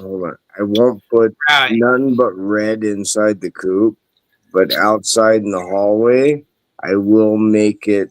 White light, and them damn chickens are gonna hatch every damn day. You know what I mean? What if we had a really cold winter this year, Joe? I mean, well, then I lose 3/4 of them, and I eat a lot of fucking chicken. But I'll make it. Oh my God, I guess I don't know what to say after that. No, that's what I think, and that's what the farmer told me too. So that's what I think. Honestly, don't worry about any advice from me. I know. Yeah, nothing. no. In the coldest month, I could lose 4 or 5 or 6 at one shot, and then that's what you just process and throw in the freezer. And I didn't know Eric raised hens. yeah, well, And then what about the processing? I mean, like, let's say you had to you had a lot of dead coops or chicks or what, and then what? Do you have like a way to process them? In a. I'm not worried about that. I got big enough that. pots inside the house to do that. So when did Eric raise hens? I never actually said Eric raised hens. I just said farmer. I said a farmer. Farmer. Sorry. Sorry, Joe. Not the farmer. I'll see it already, Eric. I thought it must have been a while ago. Yeah, just because it's the same fucking word. I know. I thought name. you were talking about Eric. Sorry. Oh, go ahead. I gave you a chance. No, you can see how I got confused when you said farmer. That's all right. You're a good guy, Rotman. Yeah, sorry to interrupt. Yeah, go ahead. So there you go. Let's hope the chickens survive. Yeah. Well, you better make sure they survive. They're only going to do. I don't know shit. I don't know shit. What the fuck? So I don't even want to. Hey. They're my damn chickens. They're gonna do what I say. Well, this winter you better have them. Just tell them not to die, Joe. Say, do not die on me. Or else. I know, right? No, look, they huddle up together during winter. Like, I hardly ever lost hens during winter, but during summer, that's when I lost them. Yeah, on the real. But how dare you come on this live stream, Joe Dirt, and make us Yeah. worry about your chickens? God damn it. We're so worried about your chickens, we don't want them to freeze to death. No. Yeah. So, anyway. with Chickens' that, lives matter, you know? There goes Gordon projecting on all of us. Oh my God, I'm terrible. But no, you got to make this shit work. You invested a lot of money in it. It seems to me, you invested a lot of money into that house. No, hey, Gordon, don't worry about how I'm going to heat my chickens. Well, don't put it on center stage then. God damn it. Of course, they're going to I worry didn't about put you. Hey, dude, I haven't shown you guys a chicken coop in fucking 3 months. No, I'm just saying, we love you, Joe, and we don't want to worry about you or your chickens. It's like, so put our minds at ease and tell us how you're going to make sure they get through this. Can't put your mind at ease. Yes, you got to put our mind at ease. Of course you do. Yeah. Oh, God. You owe us that, Joe. Come on now. I mean, are you going to make sure these chickens survive the winter or Shit. what? You know what I'm hearing right now? Hey, Boston, can you please lie to Gordon for me? Because that's what I'm hearing. Gordon's asking me to lie to him. He's saying, lie to me. Yeah, tell us your chickens will be okay. No, I'm going to probably end up eating half of them. You can't guarantee things like I can't tell you that. No, you Probably can't gonna guarantee. eat half of them. Look, I used to lose about 3 hens a year, which wasn't too bad. There you go. Yeah. It's like, poor thing just didn't. I don't know what it was. Heat mainly. They didn't have the sense to drink water or something. Plenty of water, but they'd still die. And the water was in the shade, and had plenty of shade. And there'd be some stupid hen that'd just bake itself and sunbake, I guess, and then bake itself to death by forgetting to get up and cool down. I don't know. Well, all I know is these guys are like probably about 5 months now. They're probably a week or two away from laying eggs. But, 5 months, yeah, they should be laying now. Yeah, that's about all I really understand. I don't know. I just try to. Oh, look, Joe, get the fake eggs. They'll sit on them and think they're real, and then I got a whole bunch of them. I got they like work. 48 of them. I got 48. I got 48 fake eggs. And I It's have funny they get 32 boxes. I got 32 boxes. Yeah, that's cool. You should have got 33. It would have been very Masonic then. Oh, no. The math wouldn't work out that way. Nah, chickens aren't anything to do with Illuminati, actually. It's only bulls and owls and what's the other one?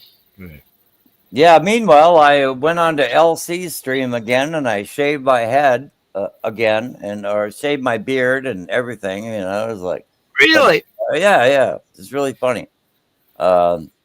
No, you actually, should have told me. yeah. You probably won't see it on the stream though. You probably did, but he deletes it. Yeah. But yeah, Gordon Call without hair looks like this. Oh yeah. Yeah, there you go. Holy shit, he looks like Princess Leia. What the fuck is that? Where's that come Oh, the headphones, yeah. Yeah, he looks like Princess Leia. Oh, shit. Oh, wow, look at you. Holy shit. Oh, Morty. Oh, he went from Princess Leia to Gumby. Holy shit! All right. Yeah, I'm gonna be my hair's getting long again. I'm gonna have to shave it. I'll do it tomorrow. Yeah, well, good luck with that. Hey, And Rotman, look at me, I haven't had a shave for 4 days. Yeah, I was doing the too busy. and then I kind of notched my mustache, and I was like, I don't give a fuck about this, and I just shaved it all off. Oh, it's always good to get rid of it and then grow it back again. Yeah. Hey, you know what I actually say? You're not a true Christian unless you're bald. Oh, yeah. Oh, I'm sorry. Was that offensive? Because I say something like that? No, why would that No, be offensive? I'm really triggered now. Oh shit! No, I'm not completely bald. You know, I'm only bald around there. Oh no, I'm bald. Well, I you're can't not grow hair anywhere. I not can't grow All I hair know anywhere. is don't make fun of an old, bald, wise person, or bears will come and fucking rip you to pieces. You know. Like Elijah, wasn't it? You know, they all come out and mocked him and, hey, Baldy, and then all these bears come out of the woods and ate those children for mocking the prophet, you know. Remember that story? I do now. It's in the Old Testament. Yeah, I remember now. And I used to say, hey, don't make fun of me being bald or bears Hey, will come and get thanks for reminding me that story. you. It's a funny fable. I don't know if it's a fable or what, but it's a it's. I know another story about he was a king of Israel at the time or something, and yeah, he used to go and get prostitutes all the time in town. Like, what's a king going and get prostitutes when he can? Anyway, his wife dressed up as a prostitute. The happy king. And then he come across her, and she was trying to trick him, and then she I've forgotten how the story ended, actually. So, anyway, I've got to read the Old Testament again, but it's just so Jewish. Hey, you better quit when you're ahead. I know. I love the New Testament. I'm more a New Testament man. I like Jesus' sayings. You know, they make sense. They're simple. They're, just based. Jesus was based. You know. He called them out. You know, you're from your father, the devil. You fucking rabbi, Pharisee, hypocrites. Full of all, you're shiny on the outside and full of all abominations on the inside, you maggots. No, I don't know if he said maggots, but yeah. Well, he probably could have. Yeah, it was Elijah, wasn't it? Yeah. He could have said anything. Good one, Fourth. Fourth says the Elijah. Oh, I'll just show you anyway. Reading things. Oh man. Bald and bear. Right. Yeah, so anyway, look, I think a lot of the shit in the Bible was history, you know, it happened, but they were meant to happen as metaphors and for us to learn from, as far as it's sort of more or less showing you every aspect of humanity at its greatest and lowest, you know. So there are metaphors so that Jesus could speak in parables. And I just anyway, yeah, I'm really having a tough time with my Christian faith as of late. Oh, absolutely not. I still believe in Jesus, and I still believe in the last 6,000 years, and I still think you can understand it just by history that you're told. Well, it's I pretty believe easy. Nothing will ever stop me believing in Jesus or the last 5,000 years. Yeah, no, because Jesus is coming. It just might not be my fucking lifetime, but he's coming at the end of my lifetime. It just might not be one of his saints, you know? Anyway, we're 1,000 years short, you know. Whatever. I'll get there. I think Jesus was around 1,000 years ago, but anyway, I mean, that's another story. 1,100 and something. Yeah. And then Satan was let out, you know, and things have gone to shit ever since the Renaissance times and the Tartarian times. And yeah, I don't. I think we've had our 1,000 years peace, and then Jesus had to go, you know, do something else for a while, and Satan was let out the last 300 years, and there's Antichrist everywhere now. Trump and we're all Antichrist. Benji Mitchell, whatever his fucking name, Yahoo. Yeah. Shit, we really are in hell then. We really are in hell then. Because we're all so fucking evil. We're all so fucking evil that it's just we're in the world, but not part of the world, Joe. You we're sure? Not part of this. Because you just said it was the end. If it's the end, then we're in hell. If it's the end, we're in hell. We see the evil, we can't be part of it, you know. So, but well, I'm hanging out. Navigate our way through the evil world that lies in the whole power of the wicked one. Come on, man. I'm hanging out. I'm hanging out in hell. Anyway, I better not go too biblical. I'm in the comedy version of purgatory because I find that most people around me act in a very ridiculous fashion. Okay. I'll give you that thumbs up, Gordon. I'll give you that thumbs up. All right, I'll give you a thumbs up too. There we go. That was good. I'm pretty lucky because I'm a bit of a hermit, so I don't meet too many lunatics. Like everyone I know in this town I've met have been good, you know, just decent people. Okay, never had a problem with anyone here, but I don't go out of my way to make good friends with anyone. You know, I just know them by saying hello, and it's too hard to break through. I mean, I don't even really bother to try to get to know anyone anymore. It's like I know that's part of getting old, I think, Gordon, because I'm the same. Yeah, I mean, 5 years ago, I was still, you know, real social and everything. And well, honestly, the older you get, the harder it is to find anyone new. You know, and that's true. Yeah. No offense, but it depends on where you know, what circles you're in and everything too, you know. But yeah, I'm in a pretty hermitable circle. All my, you know, most of my best friends are dead now. I think that translates that he has a family. So that's nice. That's nice. It is. I had such a good time last week and a half with my little Kiva. God, she just loves me. She doesn't want. I can't let her be at, you know. She don't want to be out of my sight for a second, you know. If I go, look, Kiva, I just got to go get some water. No, she has to come with me everywhere. But no, it's good. She only loves it because she goes, I'm God, glad I got dogs and chickens. So much.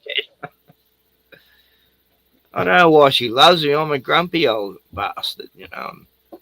No, I don't tell her off though much. You know, I'll say, no, don't do that. You know, you're going to electrocute yourself. Or, no, stop running around with scissors. Don't run with scissors. Oh my God. She did. She picked up these sharp scissors and I go, oh no, little kids can't run with scissors.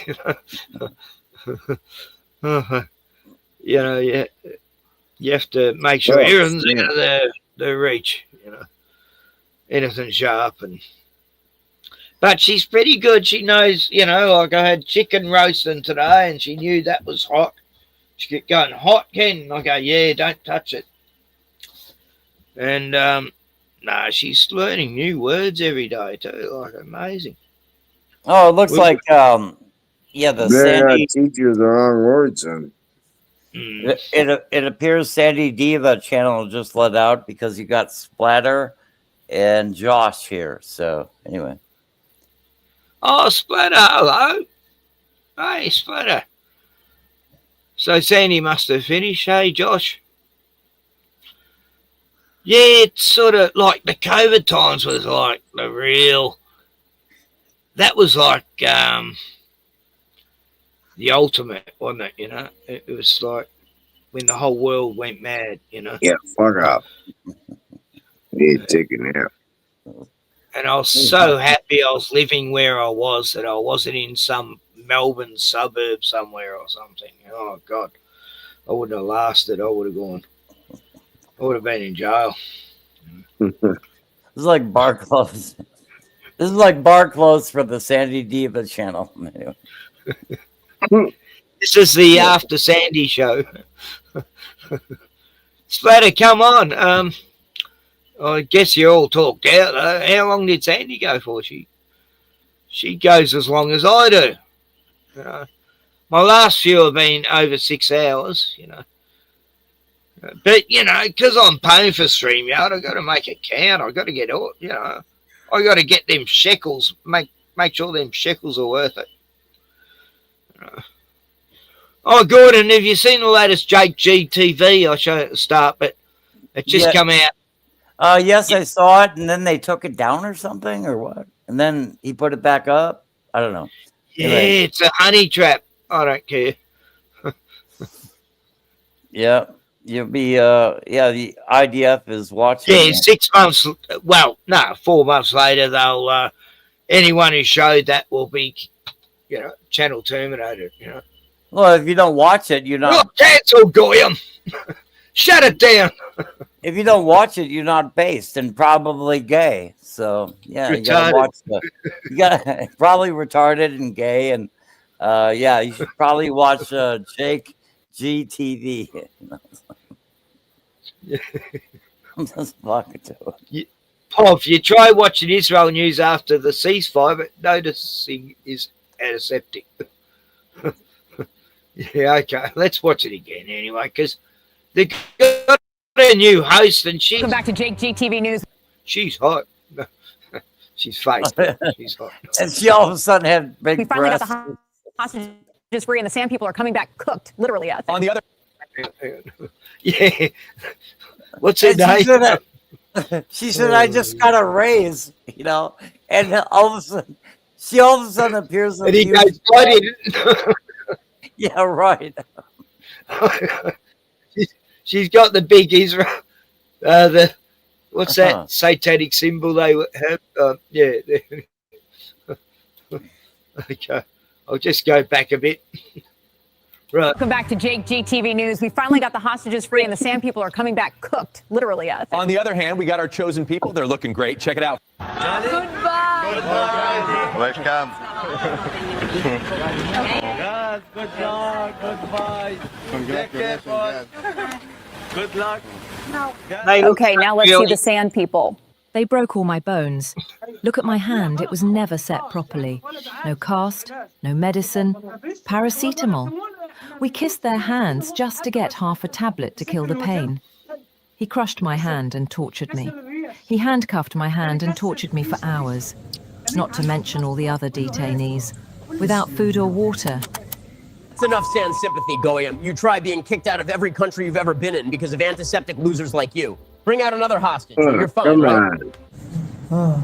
Don't care about AI shit.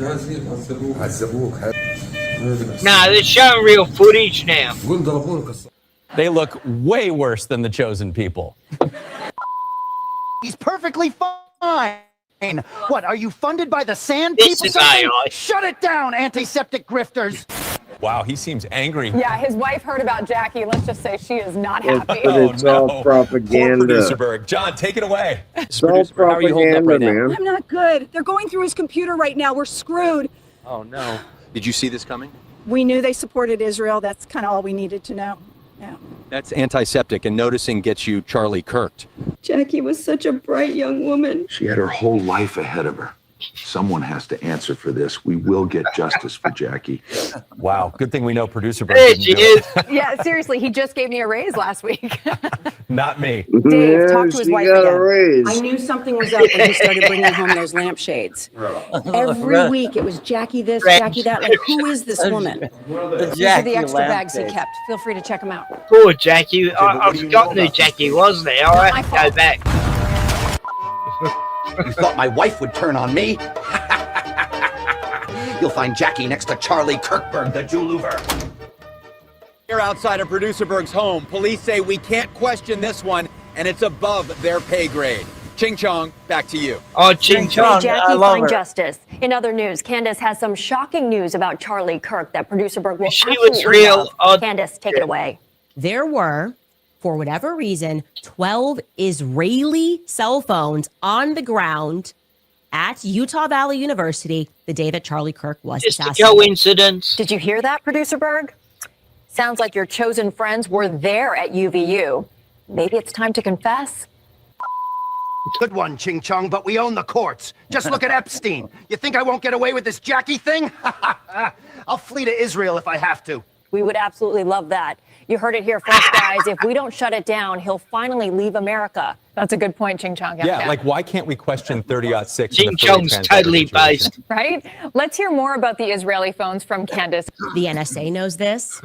Kash Patel knows this. People in the current administration know this, and they are desperate for some reason to stop that information from being released to the public. Why?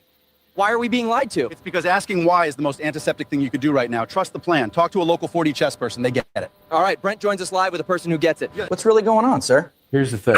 It's all 4D chess. Just trust the process. The sand people will be gone in no time.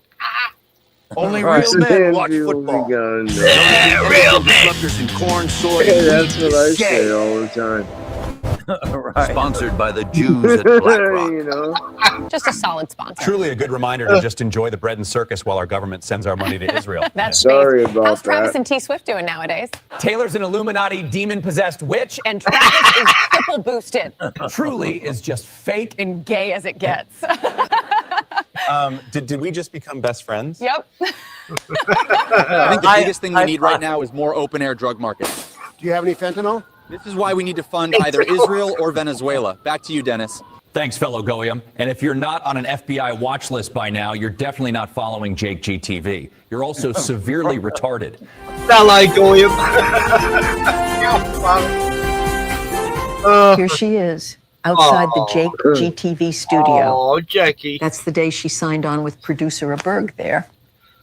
Because bread and circuses keeps the peasants from noticing. Sponsored by the Jews at BlackRock. Right. It's just, how would they get to all this? I don't know. It's a honeypot, and we're caught up in it. And Now I'm going to jail in about 3 months.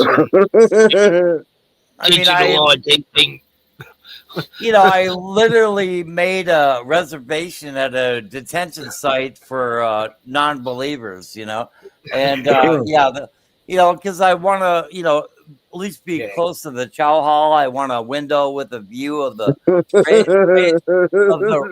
of the razor wire. I want a window with a view, and they'll. They could be a honey trap, just like they say, but it's fucking hilarious. Well, I've been connecting with all these sovereign citizens, and we're all got this big fort we're going to. It's called Waco 2 Fort. Oh, yeah, there you go. We're all going to start settling in there. It's on hundreds of acres, and there's going to be like, a few hundred of us, and we're going to take a stand with our sovereigns. Good luck. Yeah, and just wait for the napalm. I'd prefer Good Randy luck. Weaver Ruby Ridge. You know, it's like I don't think I'd go to Waco, but I'd go to Ruby Ridge in Idaho. You know, but the fuck off. Yeah. Yeah, that's a good luck thing, man. Ruby Ridge. They got a lot. They got more guns. So anyway, that was all. Who's the guy who calls that? The celebrity. Joe Santilli had something to do with that one too. You know what? Ruby Ridge. Yeah, he let him know. Like, I don't know. He was in on it, and he's making it. He's doing a coverage of it, and it turns out because of him, there's some weird connection there. Yeah, it's because of Boston. It's because of Boston. Boston hasn't been talking to us. Can you talk to us now, Boston? I'm here. Yeah, I'm here. Wake up, Glenn. It's a weekend. Oh, where's the other Glenn? Oh, my heart. I'm gonna put eye drops in. See, he's listening. He's recording you. Oh, you're lurking, Glenn. Get the receipts, Glenn, and send them to. No. Shit. We're in trouble, Boston. Oh, I know. I know we are. Jono! Angels don't fall, you! Fourth Wiseman Candace has gone full clan. No, what? Oh, look, don't leave my Candace alone. Go on, what? What's going to happen when the dollar drops? You know, when it drops a double overnight. That'll be a panic. Oh, yeah. You know, Fourth Wiseman, everyone hated me like 2 years ago for liking Candace Owen. Yeah, let's talk about Candace Owen. Yeah, they're saying you nigger lover. No, that's terrible. I'm going, she's beautiful. What? And she's talking truths and stuff. And now it's popular to like her, but back when I liked her, it wasn't. Everyone was going, oh yeah, she's a bloody like Alex Jones Sawyer put into place and stuff. But I don't know. At least stupid people waking up listening to it. Yeah. Candace Owen was like our MILF when we were 20. Nah, she's my hero. She was our MILF. So that's how I remember Candace Owen. When I was 20 years old, she was a MILF. Have you ever had a black woman press her lips against yours? I mean, it is fucking disgusting. Oh, come on. Black women are horrible. Holy shit! Where's this move button? What happened then? Anyway. Yeah, I've black woman before. It's just like any other woman lips. I mean, you know, if you want to miscegenate, that's your issue. But I have not found any black woman attractive in my entire life. But you've kissed for one. You, I guess. I had one. I had one. It sounds bad for you, but anyway, go ahead. Sounds bad for you. You didn't find any attractive, but you kissed one that you didn't find attractive. No, she kissed me. Oh, she. Oh man, I kissed you. Oh my god. Oh, he was abused by a black lady. That explains a lot. You've never kissed a black woman. Trust me. Was it your mama? Look, all women kissed him. I'm just asking, was it your mama? Do I look black to you, bitch? Come on now. We don't judge here. The Vikings. We don't judge here. We don't judge. No, look, I want Gordon to become president of America. I reckon his rulings would be very fair and just. You'd have people on the barge. Like I would if I was Prime Minister here. There'd be a lot of people back on barges going home to where they come from and go hack people up in your own country, please. Holy you know. Shit, you talk a lot. Do I? Yeah, he does. I'm sorry. Did you hear that? It's just an opinion. I mean, no, what was it? Hypothetical. Hey, thank A you. hypothetical. Thank you. Sorry, Joe, if I was talking a bit too No, much. thank you. None of us were talking. You kept us entertained. Yeah, I Thank need some you. more. I need some more Glenn from Boston. So if Glenn from Boston would like to chime in, I'd really like to hear from him. Yeah, because Joe and me are boring. Well, I can be boring Please as come well. on, Glenn. We're losing Gordon's interest. He's got a short attention span. There you go. Come on, Boston. So's Joe. Say So's something profound. Come on, Ken. Tell us we need fucking pink socks. Yeah, Glenn. What's happening in Boston anyway? I heard it's become like Philadelphia. You know, I was just watching Richie from Boston. His tire blew off his truck. You see that? Oh no! That guy. Someone has cursed Richie. He has had such bad luck. He broke his axle, and he only had it fixed like 3 months earlier. Mm-hmm. How can you break a brand new axle? Oh, shit. And he's saying it's conspiracy. What? Yeah, Glenn. What do you think blowing out a tire on his rig costs? Isn't that in the neighborhood of like $8,000?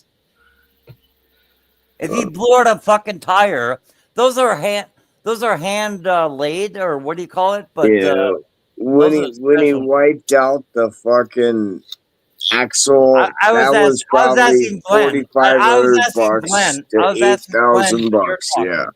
I was asking Glenn, but you're talking. Glenn, do you know the answer? Yeah, it's like a very specialized tire. It's like $8,000. Oh, I didn't even get to the tire. Well, I wasn't even talking about tire was probably $800. I specifically asked Glenn a question. My God. Fucking A, dude. Fucking A, dude. I just told you. No, I didn't do that. You did that.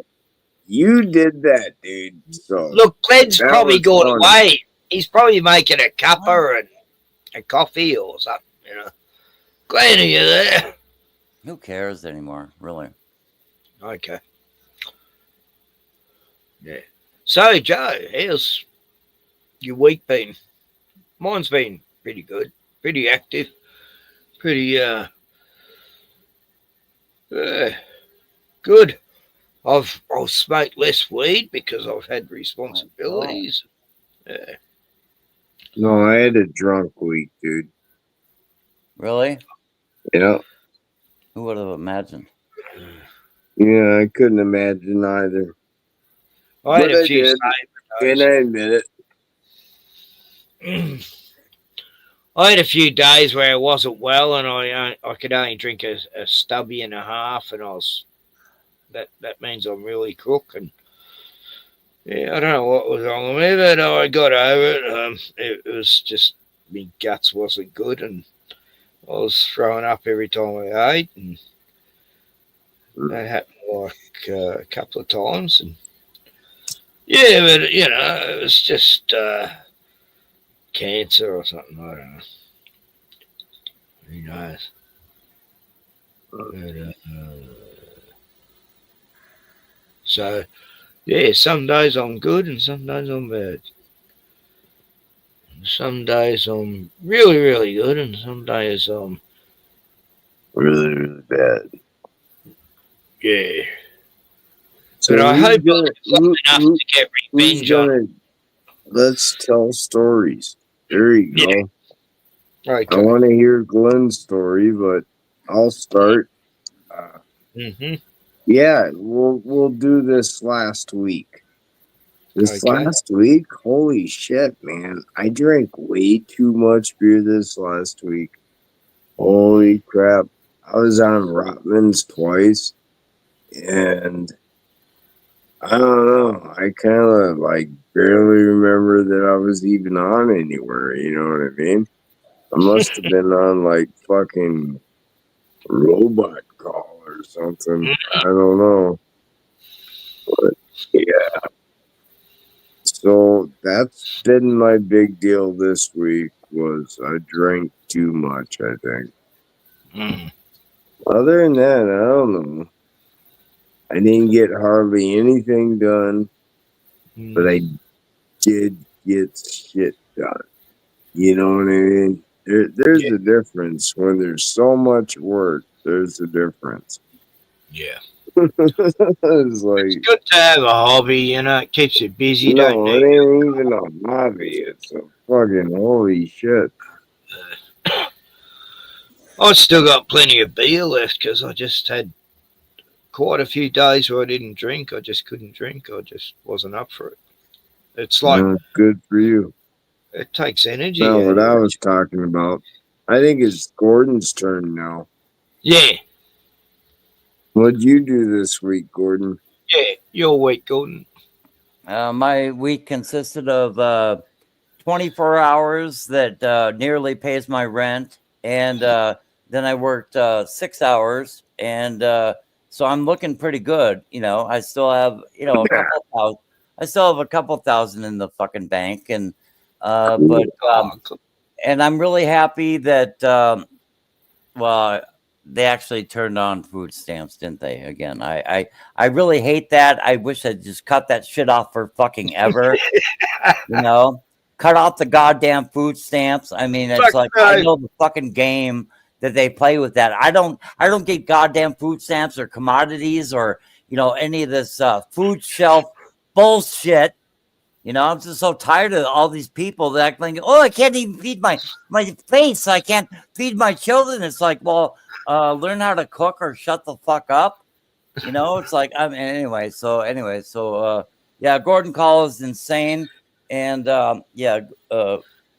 kindly mind your business. Anyway, That was excellent. Very good. Yeah, very good week. That was excellent. That was excellent. We don't need them. We don't. Excellent.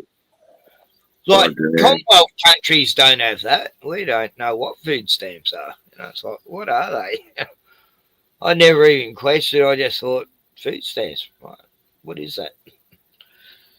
But yeah, no, good on them. You know, fuck them. They can just get the food groceries now. You know, canned food and stuff. If they're that up.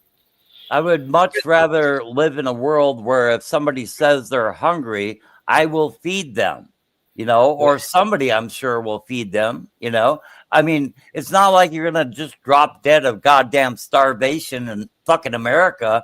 The idea is so goddamn absurd, it's not even funny. It's actually pretty simple. It's pretty simple. It's pretty simple in a capitalist society. All you got to do is put the tomatoes for 10 cents. You put the lettuce for 15 cents. You put the eggs for 20 cents a piece. You put, that's all you got to do. And people will still be able to eat off a few dollars. It's pretty simple in a capitalist society. Just to let you know. And that's all you got to do is just make life free again. I'm not asking to buy your frozen Salisbury steak. You know what I mean? Right. I can eat my own Salisbury steak if you give me some fucking cow and cornstarch and come on. Well, you can survive on an egg a day if you're in a concentration camp, Yeah, hey, Josh. Yeah, come on the live stream and share your views on how you're dumber now for listening to that rant. I don't know. If it was me, that's fine. I don't care. Which one was it? It was all of us. We've had 3 rants. We're all together, dude. So if you don't like the way we talk, fuck you, Josh. we're just talking the shit, you know. Three guys Fuck having a you. bit of a talk and rave, and You go fuck it's yourself. not meant to be too smart, you know. Maybe someone should just. Never mind. I won't be that cruel. Well, you know, if you wanna come on, Josh, and make your point, and you know, you can rail against me. I'll mute myself. You know, just come on. If you want to have actual discussion, that'd be great. We got this other guy says angels don't fall. I'm Native American. I'm the minority here in the USA.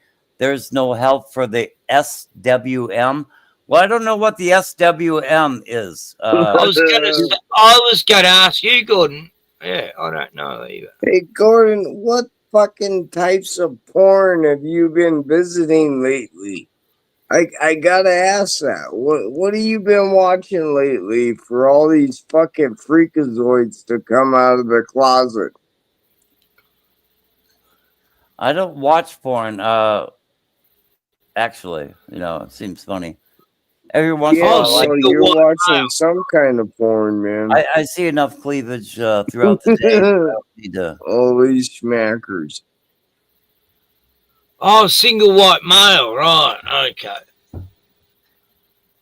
There's no help for the single white male. Okay, all right. You're Native American. There's no. Well, oh, okay. We can't hear him. We all sort of get along here in Australia. Like, you know, I've lived in Gippsland, which has always been, you know, a lot of the mob here, you know, the natives. We all get along. We've never had there's never been a racial thing ever. A splatter. Oh, splatter. How many constellations are there, Splatter? Can you explain to me the globe better than I can, really? No. Watch gay porn. Splatter, that's a bit hard. Can't even explain to you the ground. Well, no, I can actually do a good job with the ground. I dig in it every day. I know what it is. I'm probably not going to tell you guys, though. Yeah. There's some advice from Fourth Wiseman, Joe. Well, do you want to read it to me, or do I got to read it? Joe, money. Hey, I'll read it. Joe, money printing causes inflation, actually makes everything cheaper. You've merely got to be self-employed and raise your price index to be in line with the inflation CPI plus to stay ahead of the game. That sounds like one of the wisest Chinese men I've ever heard. Thank you, by the way, Mr. Chinese. Chinese. Yeah, no one talks that way, dude. Come on. No one talks that way. I mean, it's like a contradiction. Printing money causing inflation actually makes everything cheaper. No, it actually raises prices. So, fuck, I just don't get it. You know, it's like, where am I supposed to go with this shit? You know, I know, right? Dude, I'm a capitalist pig, and I stick to my guns. I'm a capitalist pig. And you're about as self-employed as a motherfucker can get. Yeah. Fuck off. I was self-employed most of my working life. Never wanted to work for a boss. Always self-employed. I loved it, you know. Don't answer to no fucking boss. I hated that, you know. Get fucked, idiot. You know half of what I do. Don't tell me what to do. You know. No, fuck that. Having a boss. Yeah. And I used to have like 10 people working for me once, you know. And they used to think I was going to be a really hard boss, and then they'd find out I was okay. You know, I wouldn't bash them half as much as they thought I would. Sure would like to know where Glenn went. Yeah, Glenn. Oh, Glenn. Who scared Glenn off? I think you scared Glenn off, man. Yeah, it was me. It's all his fault. Yeah, fuck it. Why not? No, he probably just went to the shop. Yeah. Yeah, he left like 20 minutes ago. At least Glenn turns up. Seriously. At least Glenn's one of the. Well, you should give him like at least a half an hour to like talk. You know, like why not? All right, I'll give you a half hour. Why don't you talk, Gordon? No, I was talking about give Glenn a half an hour. I have brevity at my command. I don't need a long time. Here. See, you're Glenn's not here, dude. I know. We're letting him. Dave's not here. You're already talking. Dave's not here. You're already talking. You know, it's like we were letting Glenn talk. What are you talking about, Gordon? Well, I was just saying, you know, perhaps that's an idea. You should give him a segment on your channel. But I have brevity at my command. I seldom say more than 100 words in consecutive. So please, you know, no need to interrupt. No need to interrupt. I'm not going on a goddamn filibuster. Anyway. Gordon, I count 102 words then. Damn. I think he's serious, Rob, man. What? I don't know. Serious about what? I think we need to shave his head again. I think we need to shave his head again. I need my head. I'm going to shave my head. Angels Don't Fall says, what is the #1 cause for divorce? Women. let's just be serious. #1 cause is cheating. I'd say cheating is the #1. I would say no fault divorce. When one cheats on the other, that's probably the #1 cause. Second one is not rich enough, going to a richer person. So they all say marriage. Dude, you got jealousy and lust and all of the 7 deadly sins. Third one is they didn't like being part of some sacrificial satanic cult. Hey, Gordon, he's repeating the 7 deadly sins. But what is the #1 cause? One spouse ate too much or was too fat to even get through the doorways. I don't know. That's but do you see this? What is the #1 cause of divorce is the question, right? And the answer is marriage.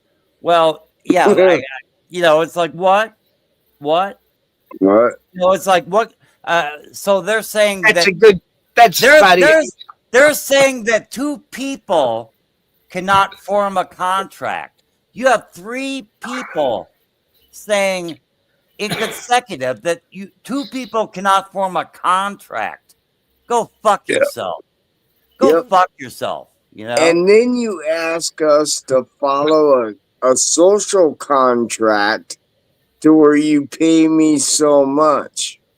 You see how that shit works? Look at this it shit. don't work. It don't work. You really, in order to be free, you need to work for free. Right. I don't know. Have a good community to where everyone helps one another. I don't know what the fuck. I don't know where you're going with that, but I can't tell you, but it is true. Well, I don't know. I watched my older brothers, and I saw how they changed once they got married, and I thought, I don't really ever want to get married. I don't want to. I don't have to, you know. Oh, you have to be home by this time, and I didn't want to answer to anyone, you know. And I don't know. That's why I never got married. I just like me freedom, and I'm happy with the many girlfriends I've had over the course, and yeah, all worked out well. I've never really had a bad, I never had some crazy loon woman trying to stalk me because I split up with her. We always ended. You haven't had enough women then. Ended well. We're still friends. Most of my exes, we're still good mates. And that's rare, I think. Like, God forbid having some crazy lady who's going to come and, smash your windows and key your car, and it can happen.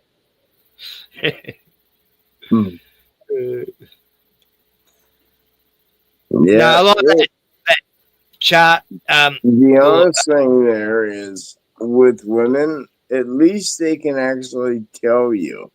And the fact that you understood what they said makes it all the more poignant. You know what I mean? It's all in your face. Of course. Of course. Everyone wants to just eat you. Come on. We need to grow up a bit. We all know it. I don't know what you're talking about, but anyway, go ahead. Oh, fuck you. Yeah. Why is it just automatic fuck you? I don't know. I don't get that. I don't know. I'm just going along with whatever. Right. I'm too drunk to know what Joe. Sorry, Joe. Could you repeat that? Sure, you betcha. I said, what the fuck is going on half the time? That's what I was asking, right? Right. Look.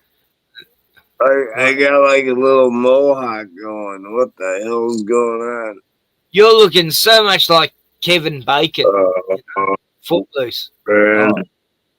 Yeah, you're a regular piece of hand candy right there. Yeah, I think he's a fag. Footloose. Yeah, no, I was talking about Rotman. I think Rotman's a fag. Oh, God, Joe. I've never called you that.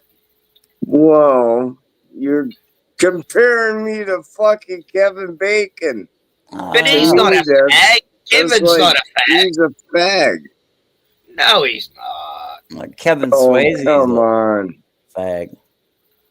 Patrick Swayze. Patrick Swayze. Yeah, they're all fags. Yeah, they're all fags. Look, I will admit, at least half of Hollywood are fags here. So, I shaved my head. I don't know. Because, so I can't even argue that one with you, Joe, because I he could shaved my head because you guys kept calling me Bon Jovi. It's like Bon Jovi's a fag too. Oh, him too. You know what I mean? God, there's fags. I couldn't deal with that shit. Next, I'm gonna have to fucking start looking like Gordon. Holy shit, man. Yeah, Gordon is a handsome. He's a handsome little fucking condom. He's a handsome. You know, he's the first thing I shove in the hole. Oh, so sorry, yeah, Gordon. I had to make fun of you, dude. The older you get, the more you look like a tortoise. I look more like Ken Rotman every day. But hey, I like turtles, you know. Yeah. Yeah, okay. You don't look like Kevin Bacon. Mark Wahlberg or no, why you comparing me to all them faggots? Matt Damon, Mark Wahlberg. Okay, is that better? Oh man, they're the same person, actually. That's my conspiracy theory. Matt Damon and Mark Wahlberg are the same actor. They just have they are able to change their appearances slightly for each movie, you know.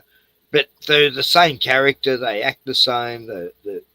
I can't see any difference between Mark or Matt. If that's the case, You should have just called me Mel Gibson. Oh, I don't mind if anyone calls me a Mel Gibson type. He's my hero in Australia. He's the best actor ever, the best director. I knew I'd He hit a is note. legend. No, I did meet him once when he was young. Hey, Ken, could you post a link in case anyone feels enough to join? Yeah. Yeah, Gordon wants some intelligent conversations. No, you're all good, Ken. You're always great, you know. No, I'm not saying smart enough for Gordon. We're we all smart enough for Gordon. That's why it's still us three sitting around after 10 years. Josh Splatter, why won't you come on? You know, we're smart enough. Why won't Josh and Splatter come on? I don't know. They never come on anyway. Oh, they used to. Yeah. Splatter was on here quite a few times, and Josh has, yeah. Real or not for real? So yeah, Josh, feel free Man, to he sounds like a fucking 30-year-old whore. Joe, yeah, anyway, so I'm inviting but Josh, yeah, come on the live stream, and yeah, I will not interrupt you or interject and say whatever you want to say. You know, it's like, you know, Paul Hogan, yeah, what a legend, eh? Oh yeah, no, kudos to Paul Hogan too, yeah. Nah, look, I haven't got any one particular hero. In fact, I don't even have heroes, you know, except Jesus. Are you kidding me? Man, Jesus, I still believe in Hercules. I still believe in Hercules. Come on. Why not? I got heroes. I got heroes. We don't need another hero, Raggedy Man. Tina Turner, oh fuck, she's hilarious in that third Mad Max film. All right, I'm taking this. Oh, what the fuck? Oh, what a terrible film. The plot was so pathetic. There. But nah, Jesus is my main superhero, you know. There. And then yeah, all my dogs have been my main superheroes too throughout my life, and my koala and my horse and my sheep and my emu. I still got me emu. I ain't got me horse or sheep anymore. And me hens, Dottie the hen. She was one of my favourite people on earth. She was beautiful. Dottie I had for that hen did not want to die. She was. Might I interject? Sorry. Yeah, let me interject. Josh says he didn't see a link until now, but he doesn't want to get into an argument. Yeah, no argument. No, none of us have had arguments, you know. Yeah, we do, which is fine, but he doesn't want to get not in. tonight, though. We haven't. No one's had an argument tonight. You know, just Josh. You know, it's like I still like you. Whatever disagreement you think we had, you know, I'm sorry for whatever misinterpretation might have taken place. But yeah, please, Josh, come on to the live stream and you know, just say what you want to say. We're very agreeable people around here. Yeah, Gordon's always very agreeable, and you know, so am I, and Joe, and don't be shy. Look, I know I'm a big time YouTuber, but please don't be shy to come on here. You're going viral. it's you know, we're normal people here. We're not real big celebrities, you know, yet. I'm not as big as Jimmy Dore yet, but I'm trying to be. You know. Anyway, what can I play as an intermission while I sort some kangaroos out? They're out there bloody fighting, and break them up. Yeah, but seriously, Josh, I never had any animosity toward you, but you know, it's like I kind of say what I mean always, you know, but if you want to go back and look over the emails we exchanged, I don't know, I just think I'm an agreeable fellow and I really have no animosity toward you. So anyway, and I never accuse you of anything, and any misunderstanding, I really want to apologize. You know, I would just say it's my shortcoming, Josh. Okay, I do think you're a good fellow, and you know, anyway, I'm just trying to extend to you apologies as well as a welcome to Ken Rotman's channel. Anyway, Yeah. Thank you, Gordon. That was very empathetic and stuff. Yeah. Who the fuck's Josh? he's real or not for real? All right. Good enough.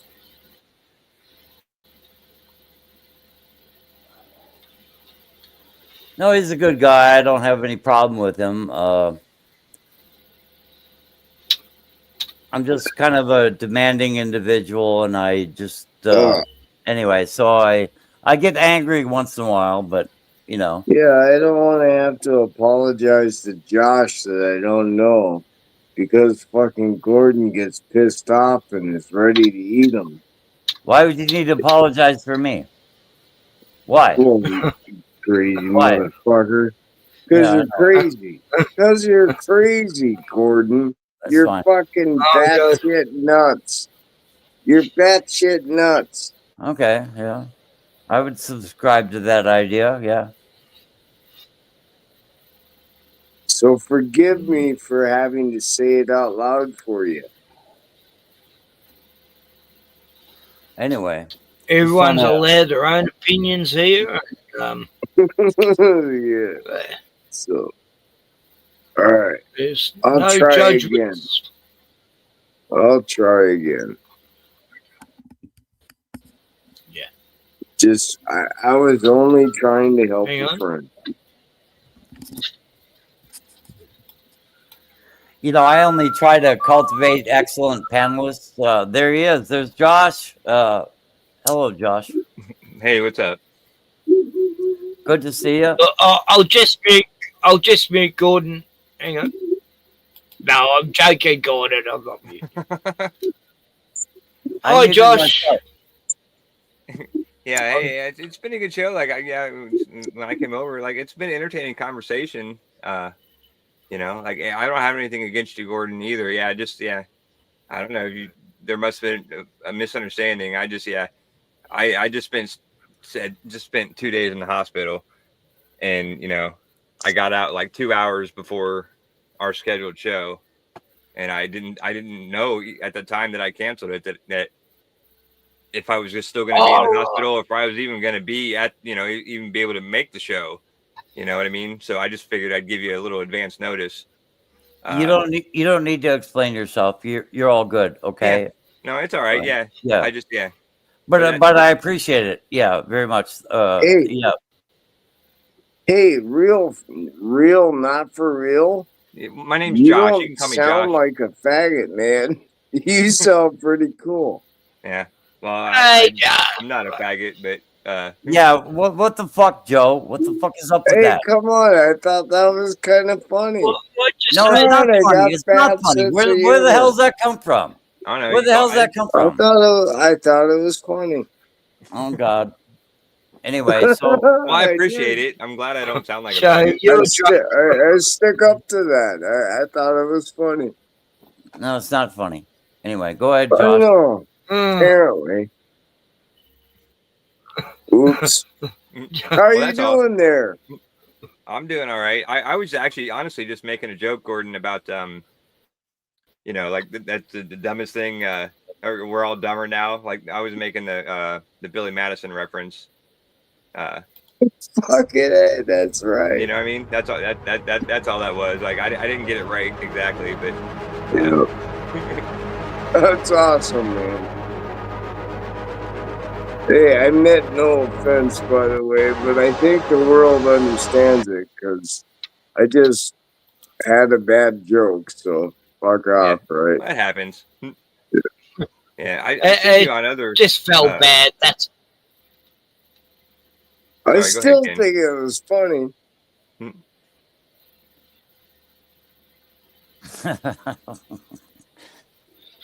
Whatever. I don't know. Fuck. Yeah, you already forgot about the joke. Well, no, but no, Most like Americans' brains are like a fishbowl. well, They that can only remember maybe for a minute at a time. that movie, where they have that line, "Your shit is gay and you sound like a fag." Yeah, I know, right? It makes you laugh your ass off. But Because no, the it's whole funny. audience, no, the the the thing that makes you laugh is because the whole audience becomes completely fucking hypnotized and gay. That's why you're Anyway, supposed to laugh. but Josh speaking of is that, here. Josh is here to probably regale us with some important tale or some important information. So, yeah, let's hear from Nope, Josh. I have absolutely no important Well, information. forgive us, Josh. Forgive us. And I just heard, you know, Gordon apologize or, you know, and say that there was no hard feelings, and I thought I'd come on and just, you know, acknowledge that. Like, I'm actually it's about my bedtime. But you know, I just thought so I just thought I'd come in and say hey for a minute and Nah, cool, Josh. No, always welcome. yeah, I mean, I don't agree with Gordon a lot. But then there's some things I do agree with, like my best friend. Oh, a lot of people I don't agree with. A lot. Yeah, but my best friend in real life that I've known for probably 40 years, you know, like I've known of him since I was like 9 years old, and now, you know, we've been buddies for like 10 years, and he heard the show with Gordon, and he was like, he's like, I like that guy. Like, that guy's smart. You know, he knows what he's talking about.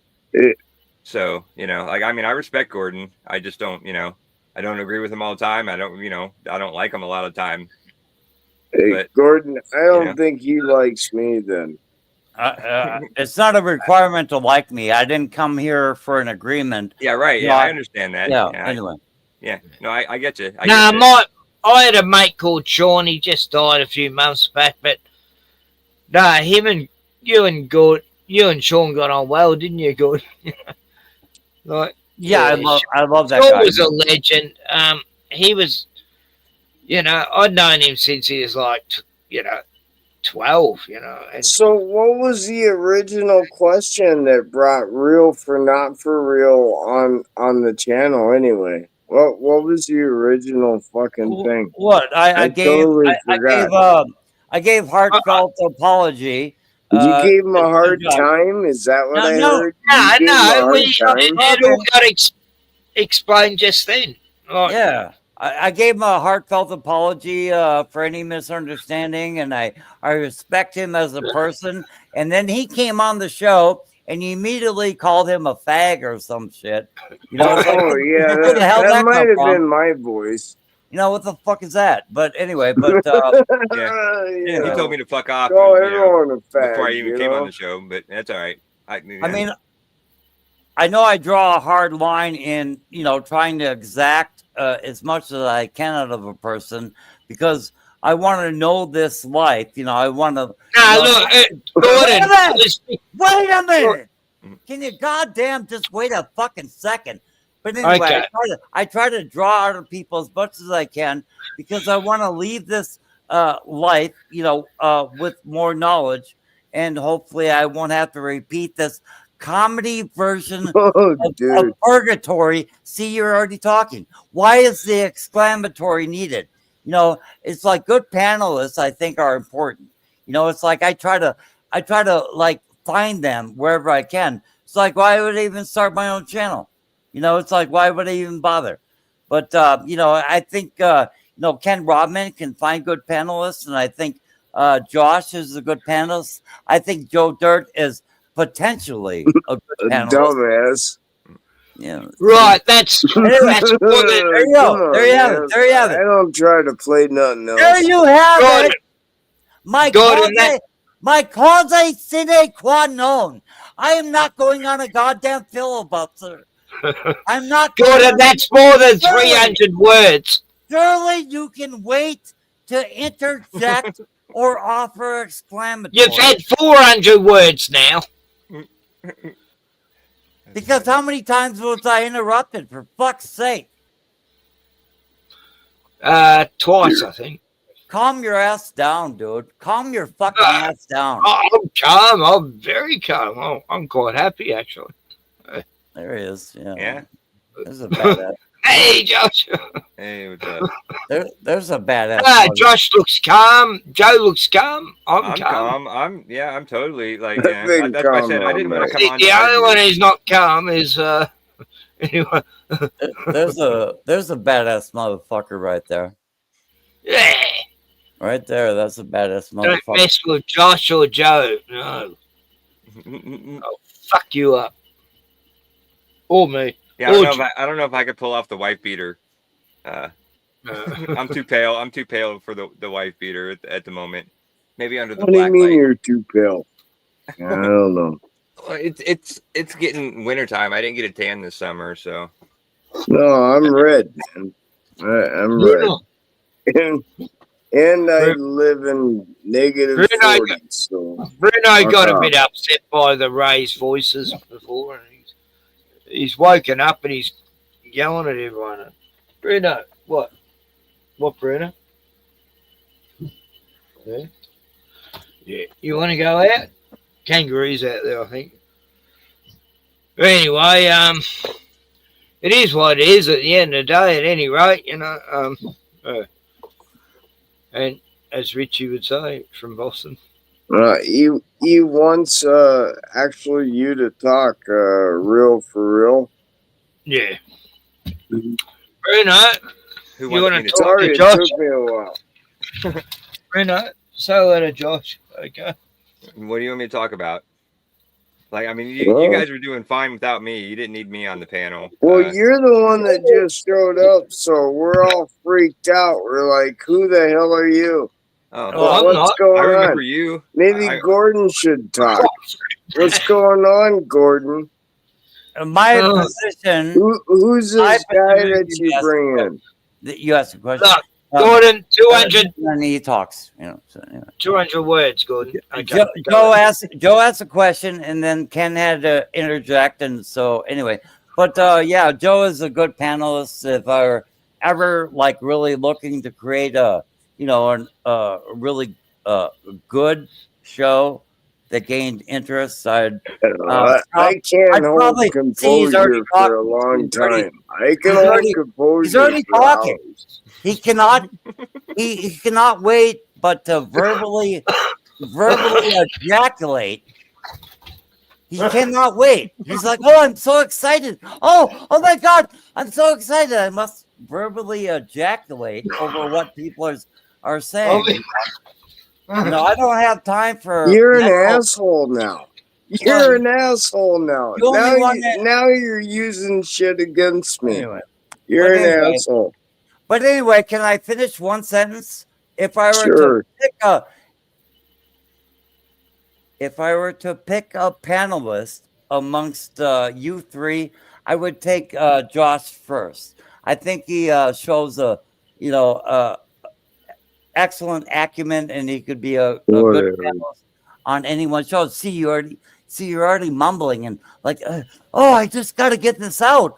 Oh my God, it's like, yeah, calm your fucking ass down, dude. Anyway, but that's what I have to say to most people. And then they accuse me of being a little bit too hyper vigilant. Yeah, well, I'm an introvert, so like I'm willing to sit back and let somebody else speak, and I can fill in the blanks. But I'm not the kind of guy that just talks to hear themselves talk type of thing. You know what I mean? So Hey, I'm totally that type of guy. I really talk to hear myself talk. Yeah, right. I mean, That's an that's okay. important trait, man. Well, yeah, some people are like that. It's an important trait. Yeah, my brother-in-law, I love So him to death. He's don't like one of my best dismiss it. friends. And he does. He's the same way. Like he'll just talk forever, and like Oh. I could sit there and never say a word, and just and yeah, Mhm. and they'll go forever, and I'm good with that. If they're good with that, it works. Yeah, no, just gotta say that out loud just for y'all. Since y'all just kind of opposite, that's okay. I think we're all here together because we're so opposite. And that's something special too. Yeah. You can learn from each one of us a lot. We can all learn from each other if we ever just listen a little bit. But we are all opposite. Yeah, right. Well, No. and we've all met You from know different what I mean? communities. We're opposite. You're opposite. We're No, I think all the key is, it's like no, the vast majority do not listen. They only wait until they can talk. They only wait until they can verbally ejaculate and engage in some mental masturbation and to just like step over everything that's already been said. It's like, no, it's really, I've nearly given up on, human interaction. I'm an introvert like you can't even fucking imagine. Yeah, see, Go ahead. Sorry, I was gonna say I don't believe that I find that hard to believe that you're an introvert, Gordon. I am. But maybe you are. Maybe you're like me. Like I'm an introvert too, and I started a channel and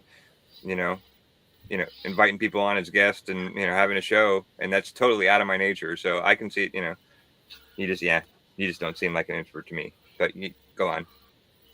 Yeah, I just don't engage in wow factor. It's like, topics of conversation that are like outside of normal ability to understand. It's like whether it's the supernatural or, things that cannot be known. But, like engaging in Mandela effect, I appreciate the conversation, but in the same token, it's like I don't understand where it actually leads, and so it's just wow factor to me. So I don't really, I do like Sandy Diva, I gotta like really say that, I I appreciate what she does, and she Oh, has Sandy's great. yeah. She's very patient. Sandy's awesome. See, one. No one is worthy unless Gordon approves. It's like I do have standards, and I do find that only 5% of the people that I meet, right? Like that's like 1 in 20. In case you're like mathematically challenged, I'm with you, Gordon. but I'm with you, Gordon. only like 1 in 20 people. Yeah, I'm spewing my shit out, but I'm with you, Gordon. But yeah, only 1 in 20 people are actually worthy of having a conversation with. But I don't think I'm this grand motherfucker or anything. I like variety. Oh, no, I do. Why not? Why don't you think you're grand? Why not? If you're gonna think anything, you might as well think you're the best. Well, no, you think Come you're on. grand. You should just try to be the best person you can be. Well, whatever. But you Whatever think you're it is, grand. That's why whatever it is. That's why you verbally step on people. You verbally walk over people. I don't appreciate guess that at all. if that's what you're good at. The actual nature of conversation doesn't exist like that. Yeah, I agree with that with Gordon. There's not enough Ferengis. There's not enough Ferengis. The Ferengis suck though. They were the biggest assholes ever. There's not enough Ferengis. The Ferengis that's with the problem. The Ferengis were the Jews of the universe, you know. Yeah, well, that's They were just trying like to get their in mine, shekels man. all the time, you know. Sorry, guys, but I'm a trucker. I'm a nerd, and there's just not enough Ferengis out there. Oh, there's too many of those bloody Ferengi Jews. Nah. All right, hey, I'll be right back. I gotta go roll a couple cigarettes. I'll be back in like 2 minutes. Yeah. All right, then. We'll try to keep it normal. Good to see you, man. That's kind of odd, Gordon. How the hell did you do that? How did I do what? Get this guy to hang out. Well, I only want to hang out with the best people. So that's maybe why he's here. That's a lot of ass kissing. What are you talking about? He's an excellent panelist. Yeah, but you damn well know me and Rotman are not the best people, so that's a lot of ass kissing. Ken Rotman has capacity as well as you, but if I'm gonna of the three panelists besides myself here, I would pick Josh over you two. Okay, I mean, I do have preferences. I do have preferences, you know. I do. I'd hope so. Josh is an awesome. And I panelist. also hope that you like your own smell Why of do you your have own to talk farts. over people? Why do you have to talk over people? Well, it's kind of enjoyable. It's kind of enjoyable. You got to think it's like a talk show, you know, and they do it on shows like it's like Jerry Springer. Yeah, morning shows, you know, in America, morning Australia. Is that what you want? We can go to LC. Yeah, we want to make it commercial, Gordon. We can go to LC's channel and scream over everybody. You know, you want to do that? You really want that type of conversation? Oh, no, I don't. Nah, not really. You know. Like, if you have too many people on panel, it gets a bit chaotic and stuff, yeah. But you know who does it well? Sandy Diva can actually have quite a few people on panel and actually lead them like grade school children because they all listen to her. So she has a gift with that. I just don't appreciate. She has that school teacher persona, yeah. Yeah, I just don't know. I really don't care for Mandela effect all the time, but she does what she does very well. So I have nothing against Sandy Diva. Oh, I don't either. Absolutely nothing against Sandy Diva. You know, she operates quite well, actually. I just some of the people on her show, yeah, but you know, can't get along with it. For the 1,000th time, I'll never go there. The Mind, he's a piece of shit. He's a stalker, stalks women and that. But You guys always tell me to go over there. I never go there, dude. No, that's fair enough. You know, it's like, you know, it's just that topic, Mandela effect, and you can only cover it so much as far as some people. Well, that's the example. That's the example. When everyone says go right, you go left. When everyone says go left, you go right. And when everyone says stand still, you run right down the middle. Yeah, well, it's like, you know, you have channels that only do Tartaria. I'm just telling you. And that's how I've done it. And I don't pay attention to shit. I like to cover it all, but, you know. But I've noticed that doesn't always just do Mandela effects. But I've noticed that Sandy can actually have a panel of 6 or 7 people, and people seem rather orderly. And that's respectable. It's like I don't want to talk about Mandela effect, or the wow factor of the goddamn universe and shit. Oh yeah, I know. It's the start of a cult. No. She's not. It is. It is. You're no. She's not Jevim. She's not. Trying to be cult. She's trying to be actually exoteric with her esoteric. Gemma was in a cult, but she's not trying to start a cult. But yeah, she's well, shit. I guess the secret's out. Occultic stuff. So what's she gonna call it? What's she gonna call the cult? Yeah, so do I, angels. Don't fall. I don't know, right? Who the hell cares? We're fucking around. We're just some of my fucking best around. friends, are ex-cult chicks, in my life. There's a lot of people who are like, we're just hanging out, we're just laughing. Hey, God, let's have fun. We're just laughing. We're just laughing at all the hell in the world, and nothing is serious. It's all happy. Fucking hair, right? Anyway, go ahead. Let Josh talk. Let Josh. Yeah, shut up, Gordon. Oh, I just got back. I don't know what we're talking about. We're talking about whatever you want to talk about. Yeah. Don't ask me, man. We know that. Yeah, angels don't fall. I can make so much fun for each one of these guys. I can make so much fun of. Holy shit, I'm not sure. What are you talking about, Gord? God damn it. I was one of them J-dubs once. Fuck them. Anyway, I'm one of the most hated ex-Geo's witnesses in Melbourne. I'm very proud to say. Because I got a lot of people there. I'll let you. Yeah, you got a good chat tonight. I like One Big Pond, Angels Don't Fall, Splatter.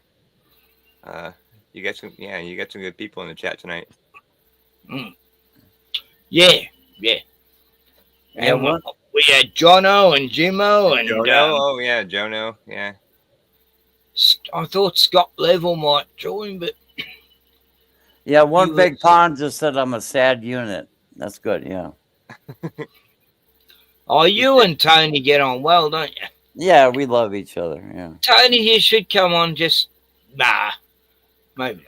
But, you and Gordon can have a good old combo. And I see Jono all the time on Roger's channel.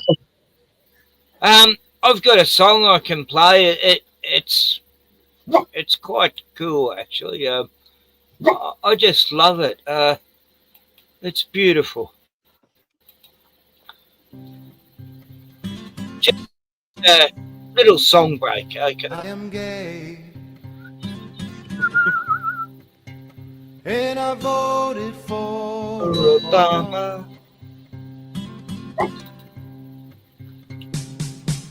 I am a shill for the Clinton campaign. What the fuck, Robin? I'm a pussy. Why'd you screw our shit up? I am a cock. I am a libtard. I just thought it was apt for the times. I'm a fag who wants blacks to live amongst us and Arabs to have equal rights. I have no love of country. White folks are all bad, but when the all-right folks attack me, it makes me sad. I am a cock. I am a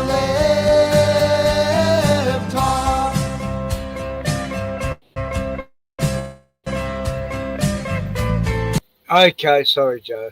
Sorry that triggered you. Oh, did we all survive that? It's funny. I thought We're it was a funny alive? clip. Yeah, Holy It was shit. funny. Yeah, I agree.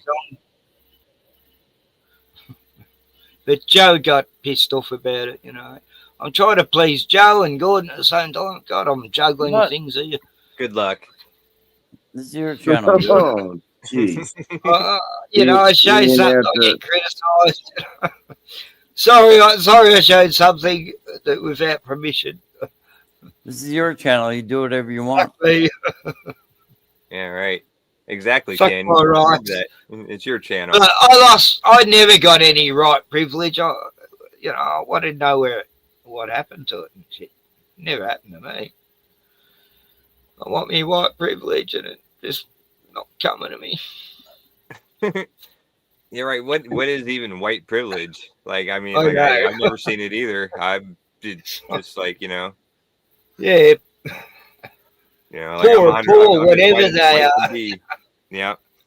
Yeah, I have a short story. I was partying with my neighbor, and I was telling him about how Del Monte had to wait for their busloads of Mexicans. I'm not even joking. And that I applied at Tyson and Hormel as well, you know, the Tyson Chicken and Hormel Foods. And no, because they already had their supply of Mexicans. And after each point that I would make, my neighbor would say, no, no. And his name is like fucking Ricky Ricardo or something, right? But you know, it's the truth, you know? It's like, why would I lie to him about such things? You know, it's like, you know, I actually applied for jobs that Americans don't want to do, right? And it's like, I have to wait until the people from, until they get their busload of Mexicans anyway. I don't know. I told you, man. Look, not all Mexicans are bad, kids. We never said that. Yeah, we're not saying all. Yeah. They're hard workers, I heard. You know, they go to America. Whatever. You're in Australia. Don't tell me what it is in our backyard. You guys don't have the immigration problem we do. You know? Don't tell me what it is in our backyard. Okay. No, I'm joking. I was We've gonna say, I all hope got you're the joking. same shit going on. Nah, it's like, nah, we've got our problems. You guys have There's got yours. nothing that can fix Pretty it, simple. though, Gordon. You know that, right? There's almost nothing that can fix this. Yeah, I It know is that. so ingrained that I don't see a way out of whatever the hell our society even entered into. Honest to goodness, I just don't see a way out of it. Yeah, I don't want to It's bring like all. it's all so much coming out in front of you that it's gonna be like I'm it's getting gonna too be old like to give a fuck. 1938 Hudson steam train. It'll be like a 1938 Hudson steam train coming right at you as you're standing on the tracks. And it ain't even gonna notice you. You know, it's so. I don't know how to describe what will happen. I know I don't want it to happen. And you gotta sit and do everything you can to pretend that possibility don't exist.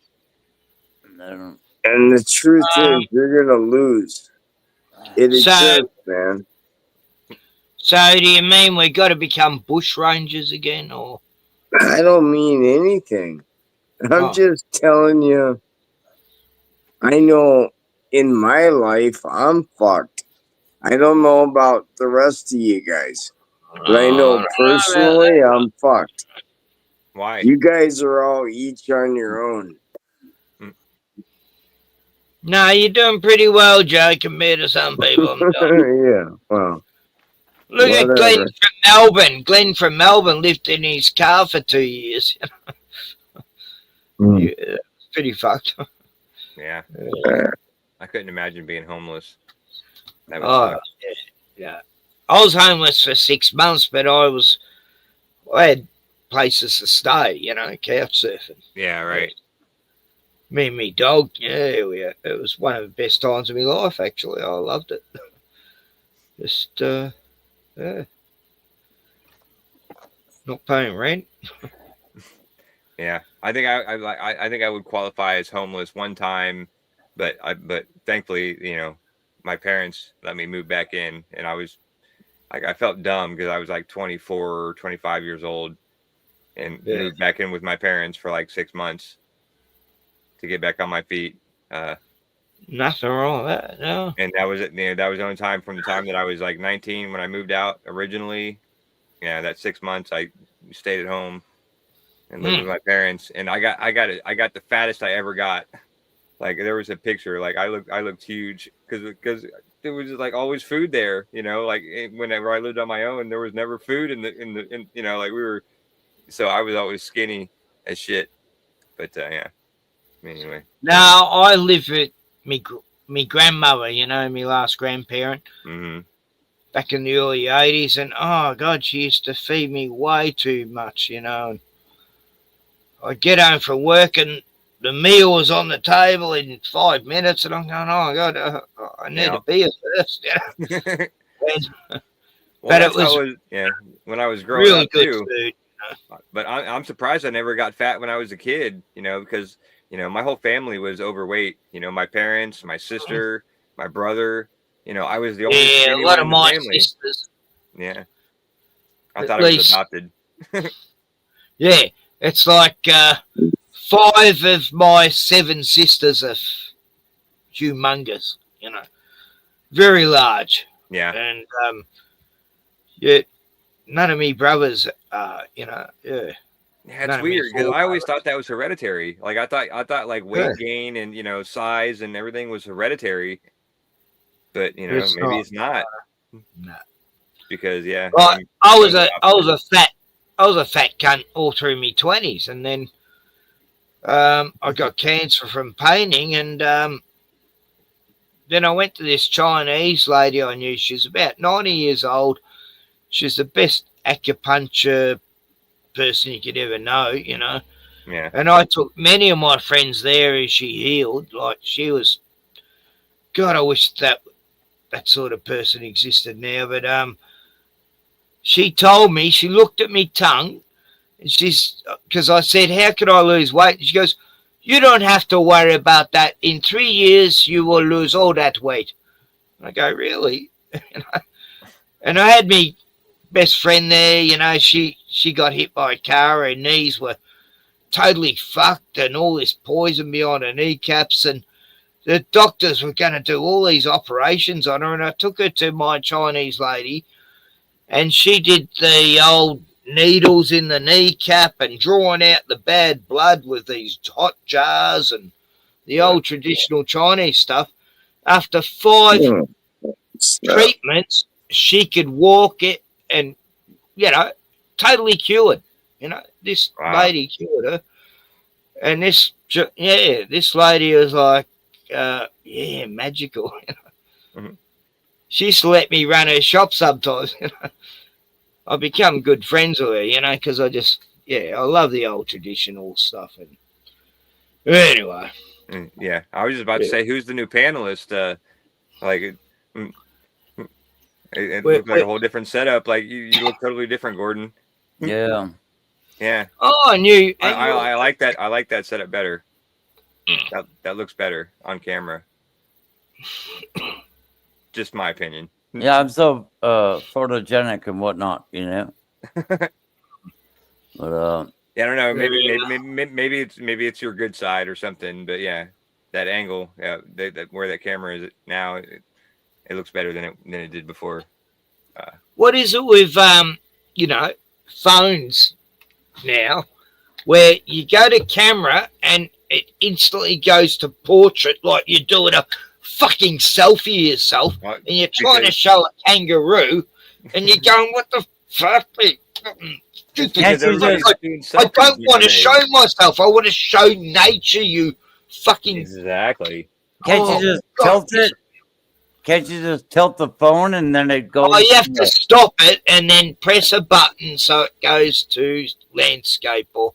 Well, you don't have to stop it. You can. There's a button on your on the screen that you should be able to just hit the button and it reverse it to the backwards camera. You know, It does. It does. But what that wastes seconds of precious time of filming something. You know. Yeah. Right. Yeah. So- Yeah. I got So, it. look, I gotta press this button. So I'm trying to show this gigantic crocodile coming at me, and it's showing me. You know, like what? I've got seconds to show this before I get killed. Anyway. No, that was my bitch about, new technology these days. It's evil. Besides them tracking you since the 90s, but. Oh yeah, right. Yeah, they've been tracking us probably longer than the 90s. I watched this film. It's like 1996, and they find this serial killer by tracing his phone. His big giant brick cell phone or something. And so, well, they could do it back then. Yeah. So. I watched this Flat Earth series the other day. Outside or what? Squigsy. So, want me to show another movie clip, Joe? Another song? I do. Why? That'd be cool. Okay. I didn't finish this one. Hang on. Oh, I don't want to watch this transvestite. Don't talk of Trump. Look at how young he is. Nothing scares me more. Come on, I man. really should call him Daddy. It's a good tune. Because it's Simon and Garfunkel. And You're an save us asshole. all from douchebags just like me.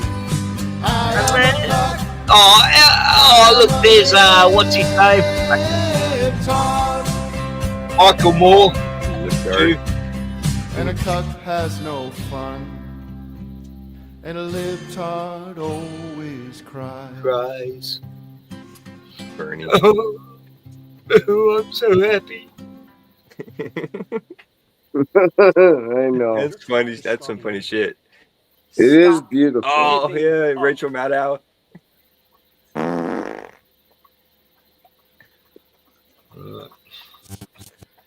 Oh, it See, keeps I going. can't watch this, Rotman. I don't know who I'm talking Oh, to. sorry, Joe. Can't I'm watch triggering this. Joe. Yeah, No, I can't watch this. I don't know who I'm talking to. I don't know feel if bad. anyone is real when I'm talking to them, so I can't do No, that. sorry, Joe. I really Yeah, I apologize. practice my life being silent. That's Hmm. why generally when I am online, I am so vocal because I practiced silence all my life and I suck. Really? No, I learnt that. I learnt not to interrupt people while they're talking. Live streams helped me learn that a long time ago.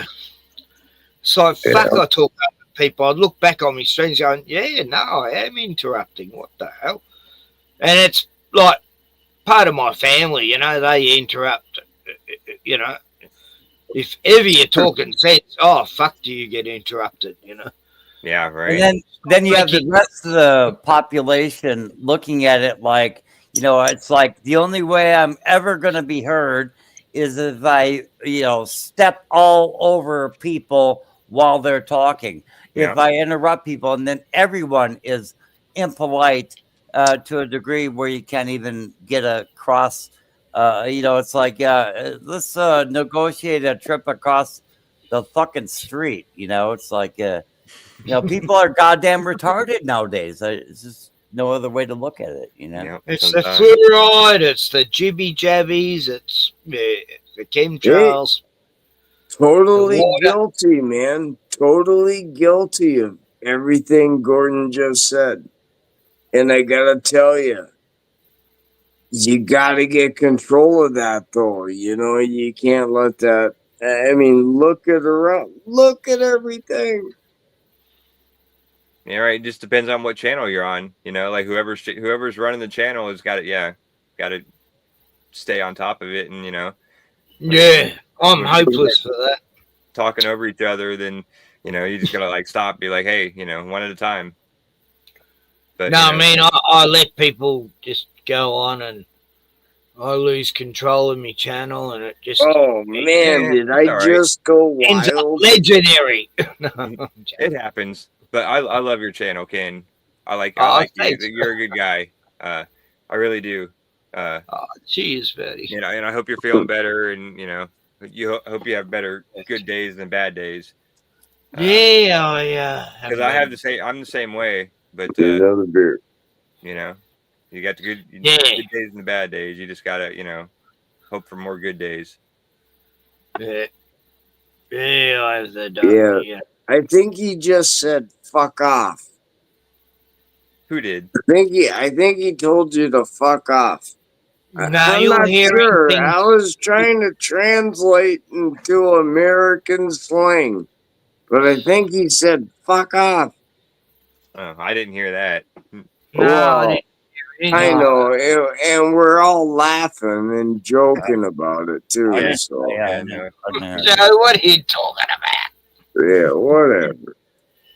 But come on, you don't even remotely find that funny? Yeah, but in a nonsensical way. Well, see, good enough. That's what we were looking for. Nonsensical type of way. No. Come on now. No, we're trying to make sense here, really. We really are. I know. Angel. I'm in your face. Yeah, music. Joe, what music would you like to hear? Oliver Anthony. Oh, yeah. I'm a working man. Yeah, whatever. You looking to play music? Yeah, you got any suggestions, Josh? Yeah, Mr. Super Sidewinder. I love his music. Yeah, Scott Level Realm. Scott Level Realm is got good music too. Yeah. I dig both those channels. Yeah. ODD TV used to do good ones, but he's in prison right now, I think. Yeah. I don't think I've heard of him. Prison, that's wonderful. Yeah, he went to prison when he was about 18. Oh, you just fucking asked me. Play something then. You got fucking 3 choices. Okay, let me think of a good song that everyone can You can relate. find Scotty. I'll kick with that. Let us Find have a Scotty. music interlude. I don't care how it takes place. What did you just roll, Gordon? Did you just roll a cigarette? Yeah, it's a cigarette. He's pretty good at it. I can't roll that good. Tobacco? Yeah, it's tobacco. Yeah. Okay, all right. Yeah, I was just wondering. Yeah, I don't think I've rolled a tobacco cigarette by hand in a long time. Yeah, I imagine I save about $250 a month. Oh yeah.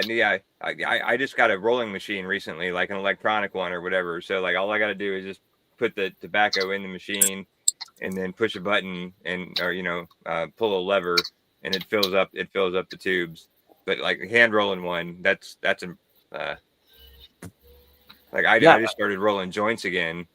I actually roll really well. I can roll something that looked like not a crinkle in the paper. It looked like you pulled a Camel cigarette out of the pack.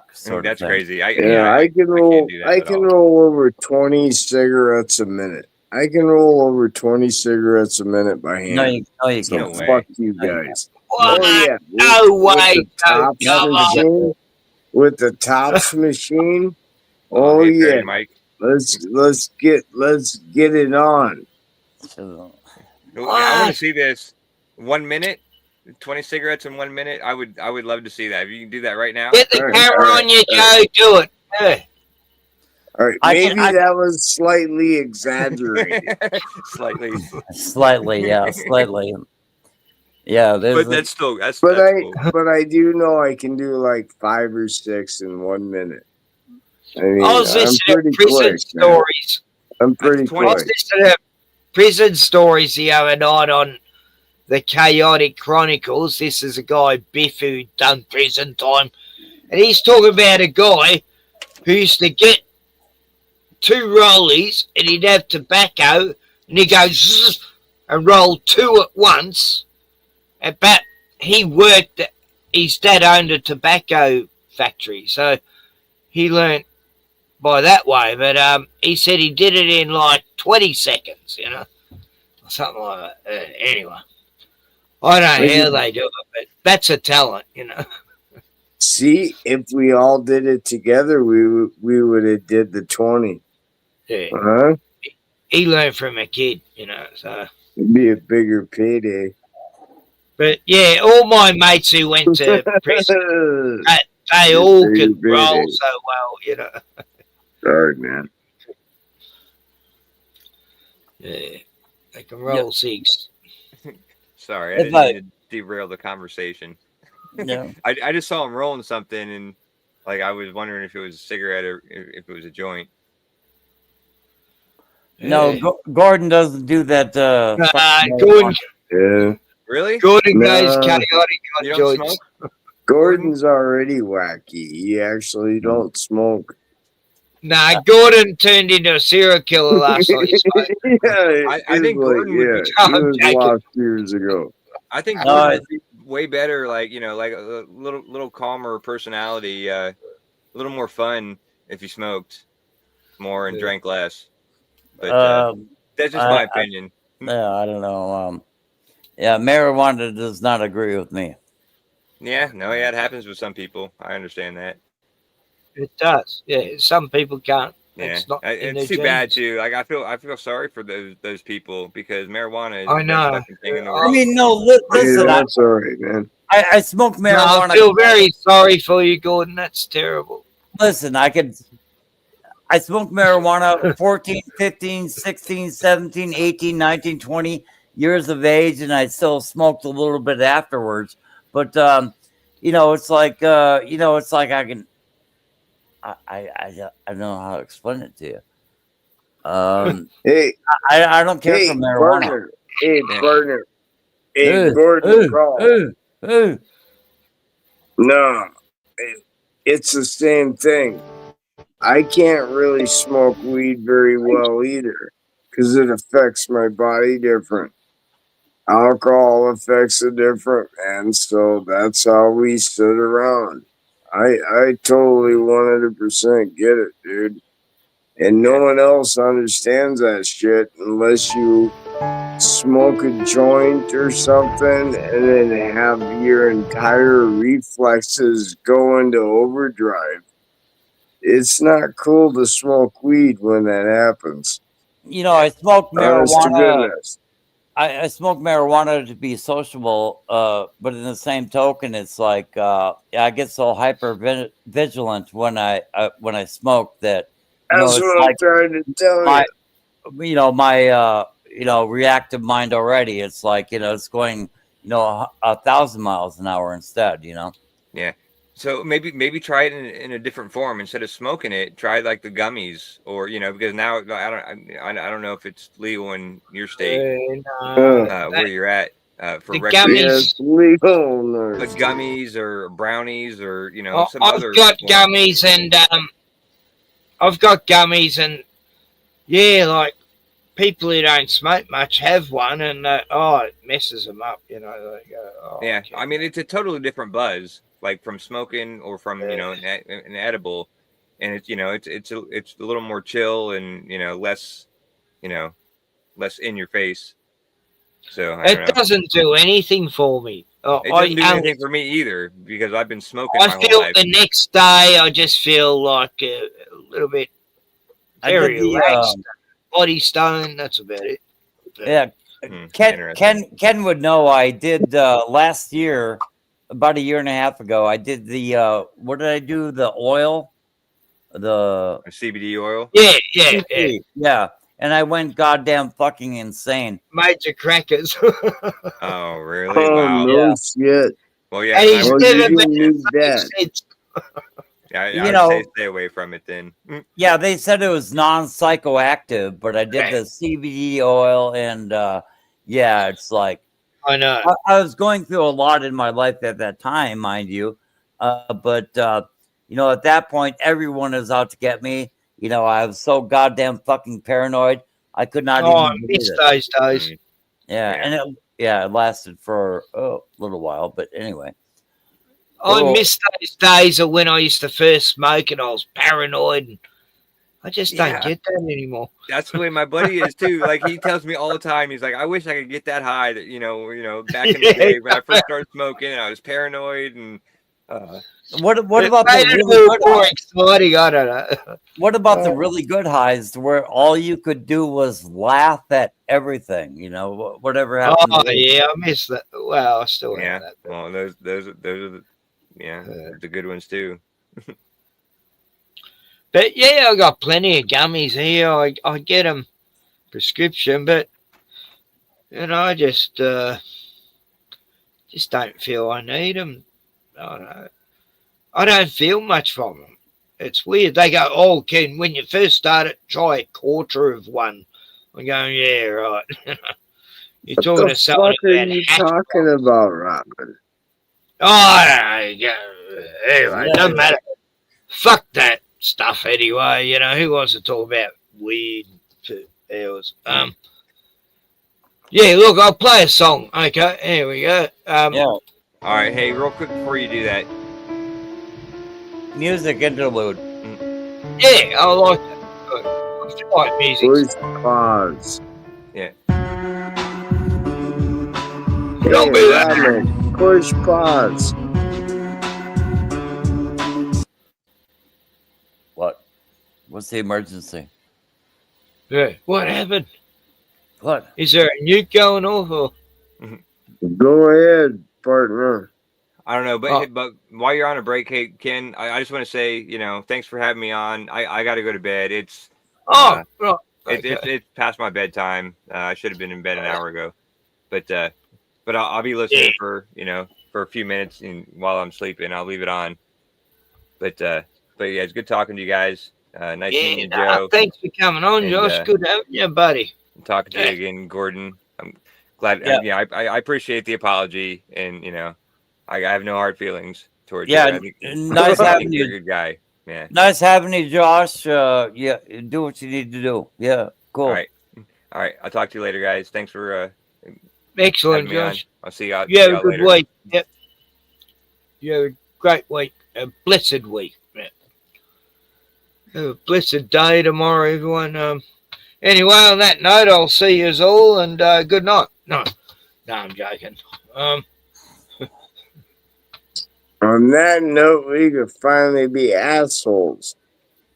In the scene, it's no different than the WWE. Everybody's an actor and the world is a stage. We're just some slaves, never knowing the world is a cage. They got us worrying I don't about wanna chasing watch fortune and this fame. shit. They train us to ignore these things, and it's more You're than just a strange. dickhead. But We're all slaves, you. Nah, What look, the I'll find some. fuck was I'm gonna that? find some good country music for Joe. You know, Oh, the that was Richmond horrible. guy from Anthony. What's his name? Yeah, that's good. Yeah, look up Oliver, I guess. Oliver. Hey, what a good name. Like, I've always, I had a mate called Oliver. He's from, Germany. Yeah, Ollie. And he's like 6'5". He used to be the best skier you could imagine,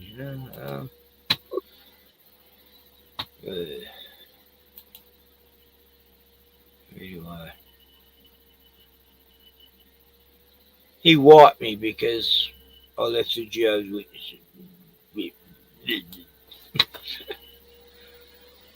Anyway, that was good. Josh on and Glenn. I'm gonna roll a few cigarettes, so I'll be back. Yeah. I had to roll cigarettes. Yeah, it'll take you a long time, other than the 2 seconds per that you. Nah, go on. And Joe's come back with 56 in a minute. It'll take me maybe 2 minutes. Yeah, you're gonna. He's gonna roll a carton. He's gonna roll a whole carton of smokes in 2 minutes. Dude, the counter hasn't even started yet. I haven't even got my ass up. I just rolled them as me. I don't know this song at all. Yeah. So this is a song I wrote. It's based off a true story. It's called "Got a Dollar."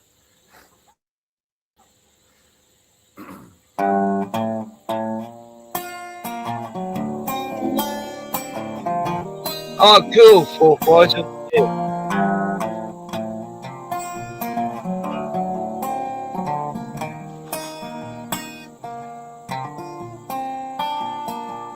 Well, I ain't got a dollar, but I don't need a dime.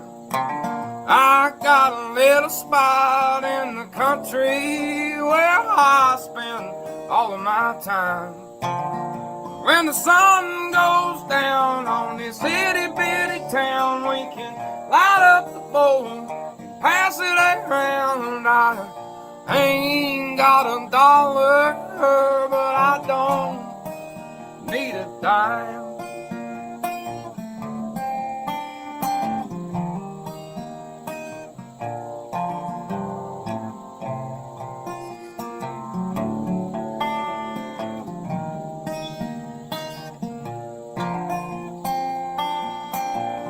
Well, the rain could be pouring or the sun shining down. Long as my old truck still fires on up and there's crops growing in the ground.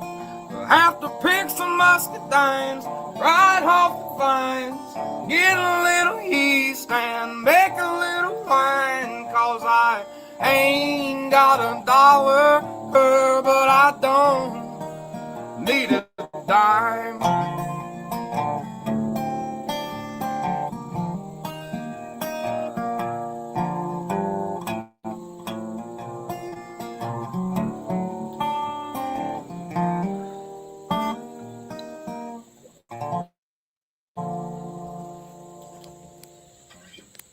No, good puppy dogs. Man, I played my heart out. They don't even no applause or anything. What a bunch of Yeah. Look at them. I love them. All right, well, bye. Right, so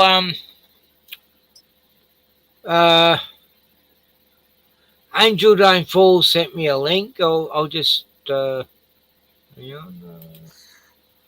Wish I'll just oh, Squigs, hello. Yeah, Hello, Mr. Squigs. Pussycat. He jumps up on the desk. I don't know what his problem is. But yeah, Angel's just sent me this. I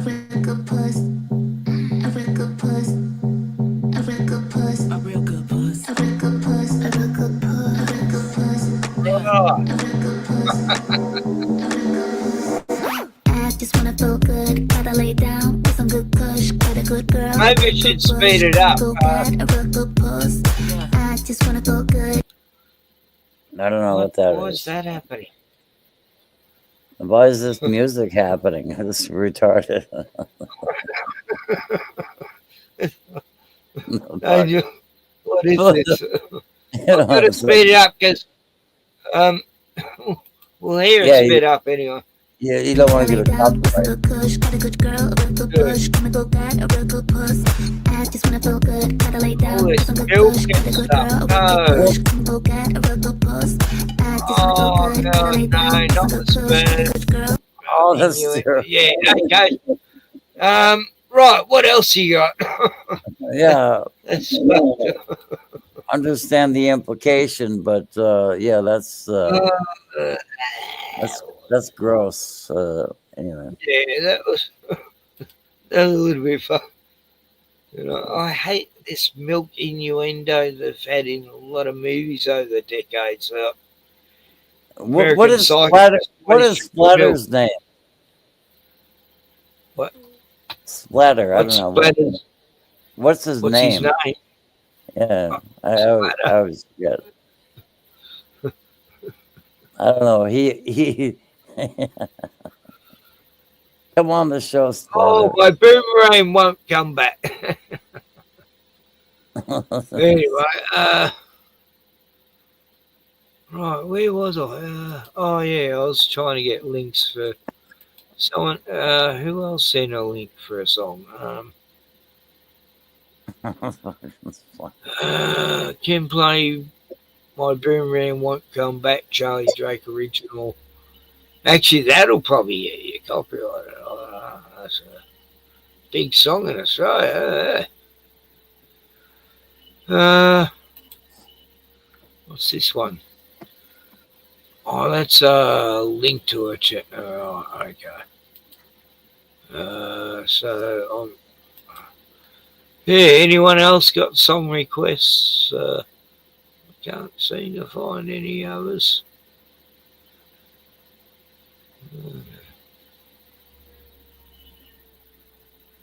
Okay, anyway, back to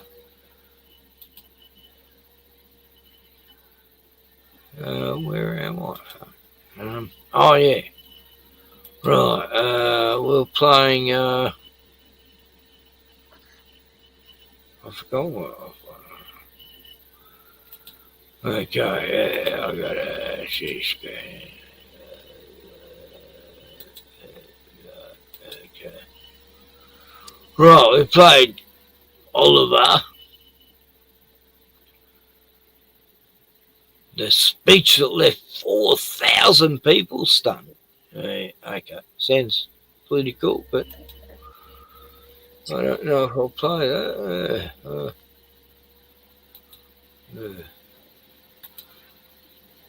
Anyway, then there were three.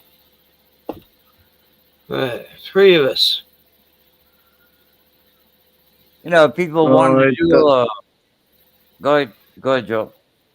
I thought there was three of us to begin with. Yeah. No, there'd be one to begin with. That was Ken Rotman. That was me. And yeah, that's right. Then there would be two, and I think that was you. And then there would be three. That was me. Well, no, actually, Glenn from Boston joined, so I'm number 4. Anyway. Yeah, and then Josh was number 5, or was there someone else as well? I forgot. And you're all overthinking it. Well, no, we're not overthinking it. We're just trying to remember who was on the show because we're drunk and shit. Who's on the show? Who cares who? What the hell is your problem? But it's all about it's all about the views and the influences. And oh, it is. Oh my goodness! I'm gonna be the biggest fucking influencer strange stuff.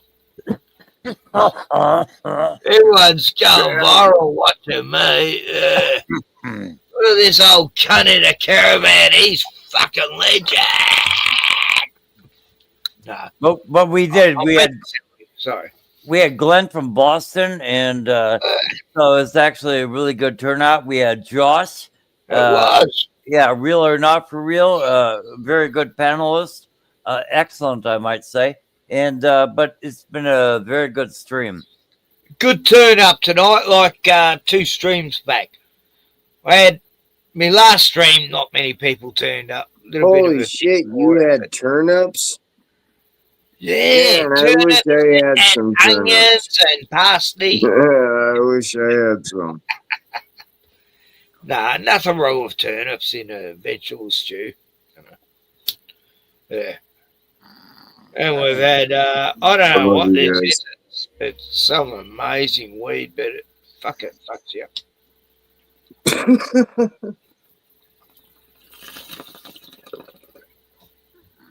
Hey, the only goal here is not to be drunker than Rotman. Yeah. That's the only goal. You just don't have to be Get drunker than drunker than me, Rotman. you get kicked off, okay? Yeah, I've That's my new rule. You make me laugh so much, Rotman. You don't even know. I love dry Nah, humor. you get drunker than me, Joe, and you're off. You made You're me too laugh all my life halfway. Yeah. But, Robin you is. know, I can Robin- drink anyone under the table because I don't drink as much as them, you know. Robin, makes sense. Anyway, Robin has done streams as long as 16 hours, and to where I had to take a nap. I had to take a nap on the floor in the interim, you know, to where I could actually. Oh, get you've out done and- that many a time, Gordon. I know. Yeah. No, All right. many Well, people yeah, I guess that's I'll see you later, man. We'll see you tomorrow or the next day or the day after or sometime next week. We'll see you guys, man. As long as Trump doesn't push that red button, it's going to blow the whole Yeah, world up. whatever. Oh, that reminds me of Leslie. Yeah, what's Reminds me of Star Trek 4. Just push the button when Wales. you're up dead. Cause I hate you. And I berate you. And I hope you're blue too. Huh? Come on, man. That's what I think about.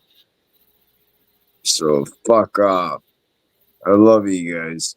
All right, love you too, man. Joe, God bless. Have a blessed week and stay sober as much as you can, you know. Yeah, as much as is humanly possible. Yeah, stay sober. Sobriety never hurt anyone. No, I've had a few sober days the last week and a half, actually. It hurts. Nah, it hurts to drink sometimes, but yeah, I know my limitations now, you know. Yeah, I understand that I've only got a couple more years left and I gotta try and get healthy again. You know, I prefer a bit of drunkenness. I just don't know how I'll get through a day without, you know, at least being drunk at some point in that. But anyway, it's kind of funny like that. Yeah, how long have I been at 6 hours again? Fuck. I looked up hoping I'd see 4 hours and it was 6. God, time flies when you're drunk. Yeah. Last beer of the night, by the way. So when I finish this, that's the end of the stream.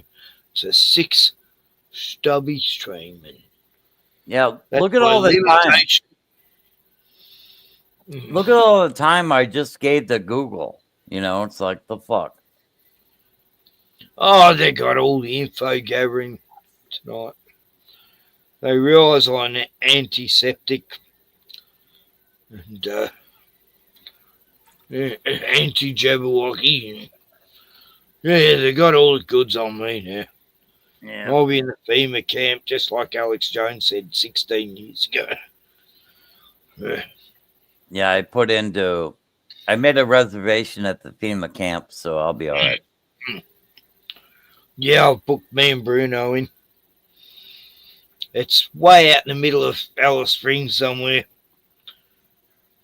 And you get indigenous people feeding you, and all you get is witchetty grubs and goannas and kangaroo hoof. So it's going to be great.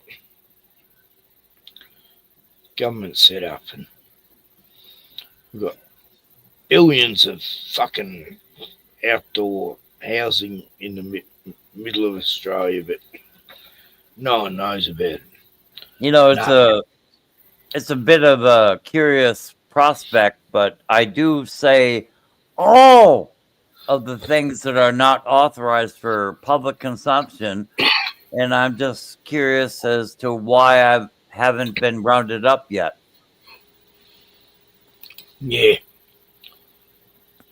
I mean, they come for me for like 10 years and then they stopped. So, what? Something's weird going on. Yeah. So, why don't the cops love me anymore? They'll arrest me every fucking... And why don't they round me up? I couldn't be more antiseptic than I've already been, so, yeah, let's see. Yeah. Look, don't get jackied. Yeah. No. Whatever happened to poor Jackie?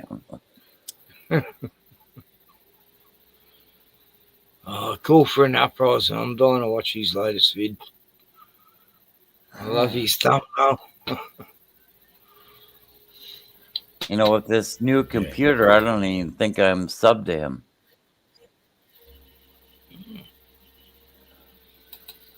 No, I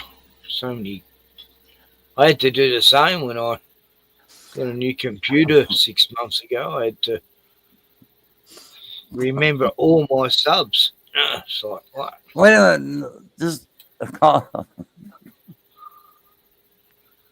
okay, Joe Dirt says something the most cryptic, weird, and funny at the same time. He says, "Amen, guys.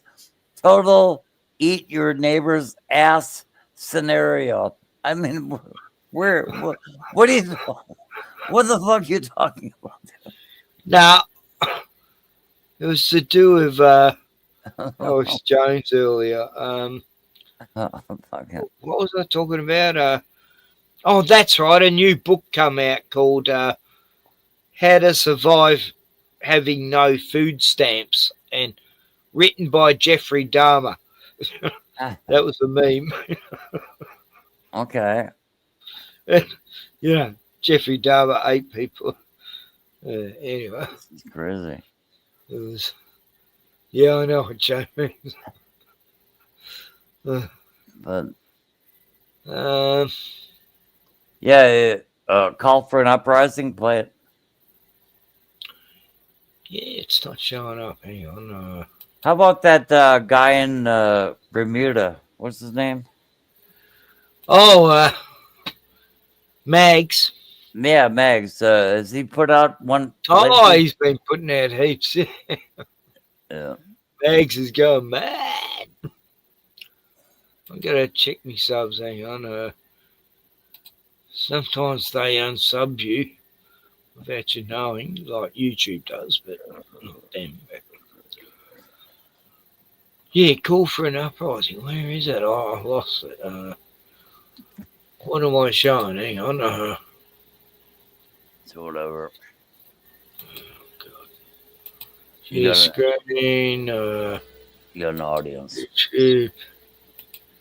9 people. Wow. There we go. Yeah. YouTube says it has had enough of vaccine misinformation on its site. And false stories from phony sites to run circles around major news outlets. Many people don't know the difference between something real and something created to deceive them. Open your eyes. If you've ever had this feeling that something was terribly wrong with the world that we live in, but you couldn't figure out just what it was, then you've come to the right place. Secret societies, mystery religions, and the Illuminati have been controlling our reality since the beginning of time. But not anymore, because there is an awakening happening, and you are about to become a part of it. Wake up, because this is a call for an uprising.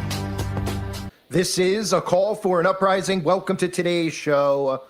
Donald Trump's right-hand man, Sam Altman, you might remember seeing him on Say, inauguration. Gordon, do you think this is Russian vids? No, but I mean, Okay. I just don't know, right? I actually followed Russian vids since 2013, and anyway, I think he blocked me from his channel. But anyway, be that here or there. Anyway, no, I don't know. Right, now slowed him down a bit. Just yeah. Day standing next to Donald Trump along with Larry Ellison, as immediately upon being selected and put into office, Donald Trump passed that 5. No, that doesn't sound like Russian vids there, but anyway, forget that. I mean, I understand. There's actually some good ideas coming out that they might be one and the same, but and then he is using a voice modulator. But anyway, yeah, that's what I think's happening. But I I could be wrong, but I don't know. They talk similar stuff. This, different topics. $100 billion bill for AI infrastructure, which is another word for AI governance, and all those data centers to be built out. And Sam Altman is one of these psychopaths who is openly talking about technology that would have the capability of reading human brains, brain-computer interfaces where we are headed. This is DARPA technology being sold to you as if it's some type of benefit for you. And I don't know how they think they're going to sell people on allowing big tech companies to read your brain using sound waves. But believe it or not, we live in a world now where people are so easily duped, just like we saw in 2021, when so many people ran and poisoned themselves, when so many people who are still walking around wearing masks were duped and continue to be.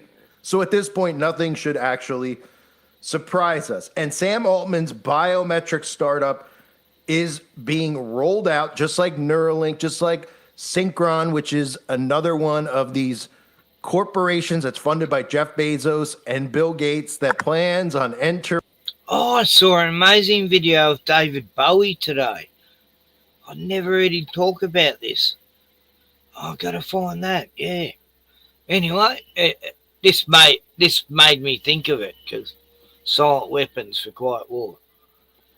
Yeah, I'll look it up while we're playing this. Hang on. Bring your mind. And these are silent weapons for quiet wars. And people need to be aware that when we talk about silent weapons for quiet wars, we are talking about frequency weapons, and electromagnetic waves that are being used on us. It's being used in many different ways. And remember, the Bible tells us in Ephesians chapter 2, verse 2, where in time past ye walked according to the course of this world, according to the prince of the power of the air, the spirit that now worketh in the children of disobedience. They are using the air to wage war on God's creation, humanity.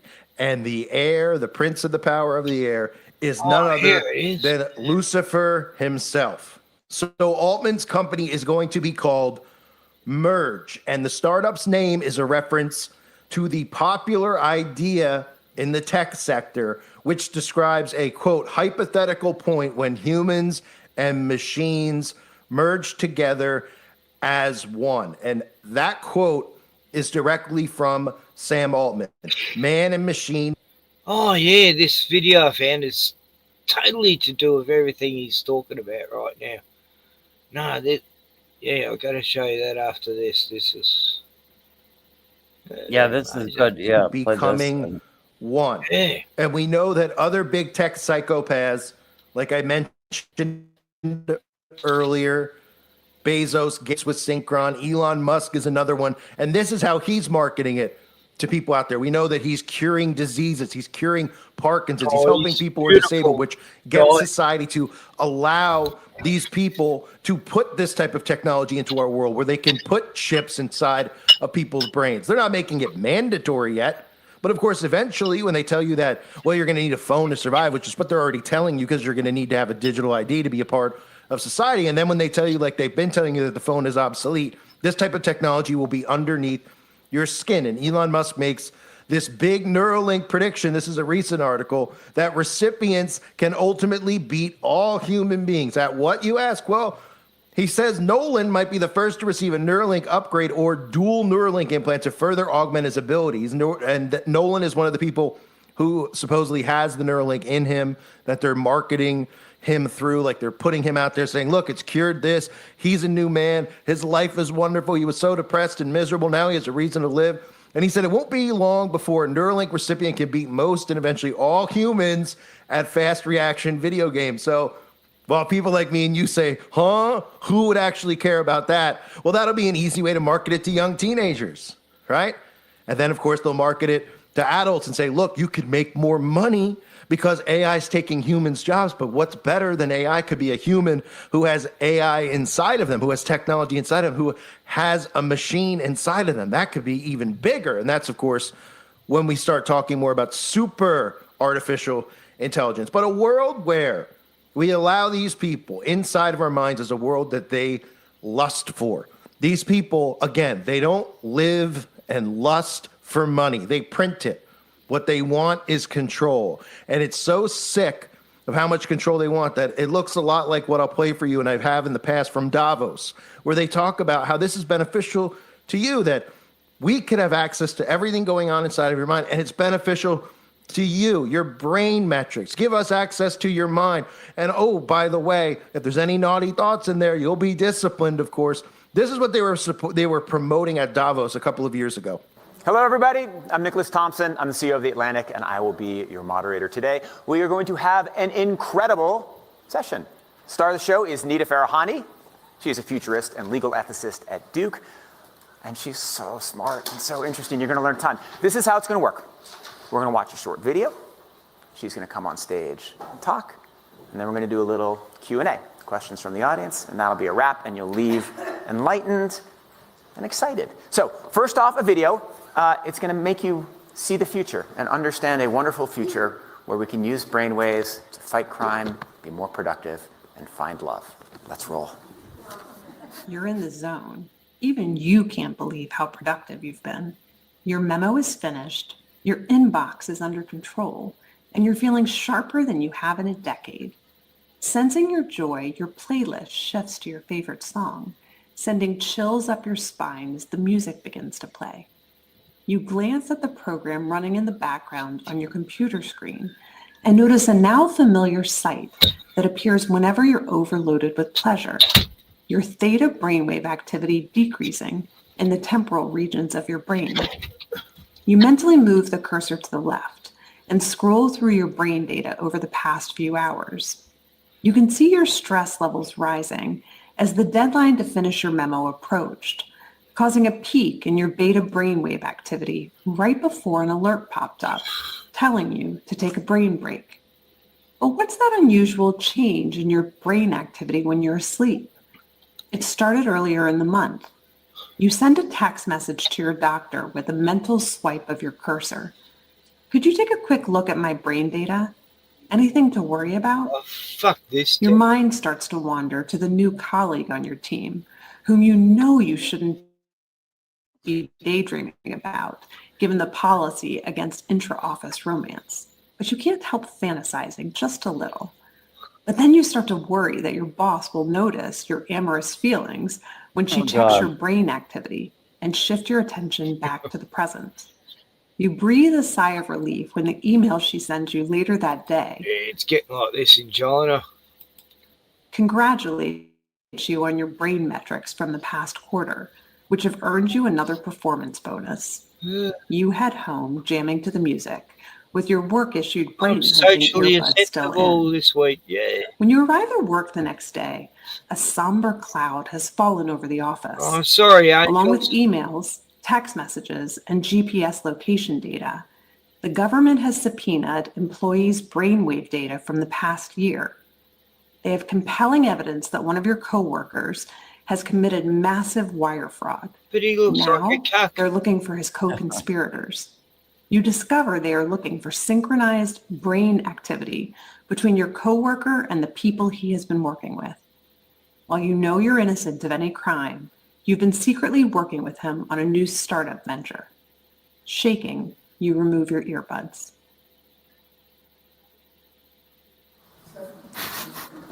What do you think? Is it a future you're ready for?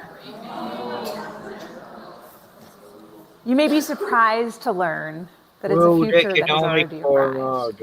Everything in that video that you just saw is based on technology that is already here today. Artificial intelligence has enabled advances in decoding brain activity in ways that we never before thought possible. You've heard a lot about AI over the past few years. Here at Davos, it's been the talk of the hour. But I want to talk about it in a different way, which is the ability to decode brainwave activity. After all, what you think, what you feel, it's all just data. Data that in large patterns can be decoded using artificial intelligence. Consider this, the average person thinks thousands of thoughts. Yeah, remember that Star Trek Next Generation episode where Data, you know, the fucking pale android says, yeah, he says, I want to strive to be more human than human. You know, what the fuck? What does that even mean? Yeah. Yeah, it means he wants to be more advanced than humans, you know, in effect, you know, but yeah, I had a problem with that thing when he said that. I was going, what the fuck are you saying, Data? I'm just... As a thought takes form, a math calculation, you're happy, you're tired, you're hungry, you're elated. Neurons are firing in your brain, emitting tiny electrical discharges. As a particular thought takes form, hundreds of thousands of neurons fire in characteristic patterns that can be decoded with EEG or I bet that happens when you're having sex too. electroencephalography and AI-powered devices. In fact, what you're seeing here is my brain activity while I'm wearing a simple device like the one on the right. We're not talking about implanted devices of the future. I'm talking about wearable devices that are like Fitbits for your brain. Right? Oh, it's beneficial to you. A brain break. You see, they're monitoring your brain and they can tell that you're stressed. So then they can tell you, hey, take a break, right? But then when you start fantasizing about your coworker, they'll come over and they'll taser you, right? Because you can't be fantasizing about your coworker, especially in a world where people aren't going to be in relationships with other human beings anymore. They're going to be in relationships with, well, artificial intelligence or, you know, things that they create online because they don't want anybody procreating, right? And you might be saying, well, what does a world look like? How would they be able to control our minds through frequencies? Well, I'll play for you the clip, and you could think to yourself about this from Stretch Armstrong, about the smart mark. And remember how this can relate to those towers that are all up around us that are causing depression, that are causing people to get ill, right? Breaking down people's immune systems, those 5G towers. This is from Stretch Armstrong. I had 2 episodes today where the high-pitched sound fucking hit me head. Just so high, I felt like I was going to pass out, you know, twice. You know, it happens a few times a week, but yeah, it's like it's suddenly tune up the signal. It's like, fuck, you feel like you're going to go mental. On the smart mark. You tell me if this looks a lot like what they're talking about here with using brainwaves to control your mind and, of course, having technology underneath your skin. Charter City is stunned by the sudden rollout of Rook Unlimited's most fantastic device ever. Oh, this is The 80s Smart Mark. cartoon. Throw your other devices away because the Smart Mark is more than just a phone. It's part of you. Use it as cash. Book your travel. And even shoot video. Distribution points are all over the city. And don't let the lines discourage you. The Rook Unlimited Smart Mark is worth the wait. No, I don't do lines. I never realized how wonderful technology could make me feel. Oh the my Smart goodness. Mark has brought order to my life. And the best part? It's Oh, what a absolutely trendy. free. A gift of thanks to our city from Rook Unlimited. I got me smart. 23% of the population has been given the smart mark, number 1. Time to test our system, number 6. The Flex Fighters are out there somewhere. Teaming up with Jonathan Rook. Let's put our new recruits to work. Subtly. Hey, Lee Freeman. Lee! We should find the Flex Fighters. What? The Lee is here? Yeah. The Legend Lee? Yeah, he's a legend. Legendary Lee, what? Lee, pop in. I'm showing about frequencies and really true science stuff. Yeah, anyway. Link. I ought to find the Flex Fighters. We should find the Flex Fighters. We should find the Flex Fighters. Growing up in this city, the streets of Old Town, I saw the worst mankind had to offer. Chaos, disorder. I vowed to make it all change. To make it all better. All these years working in secret. Rising up the ranks of the tech men. It was all leading to this day. Order has finally been established in Charter City. No child will have to fear for their safety again. The people owe you the greatest of debts, number 1, for liberating them from the chaos of their lives. They seem to be establishing checkpoints of some kind. Creativity. This is how they keep order. This is the nightmare I warned you about. People think smart marks are brand new Rook tech that will improve their lives. They don't know they're being tricked. All smart marks so far. But your chip makes it possible to control everyone in Charter City, whether they're marked or not. The mark of the...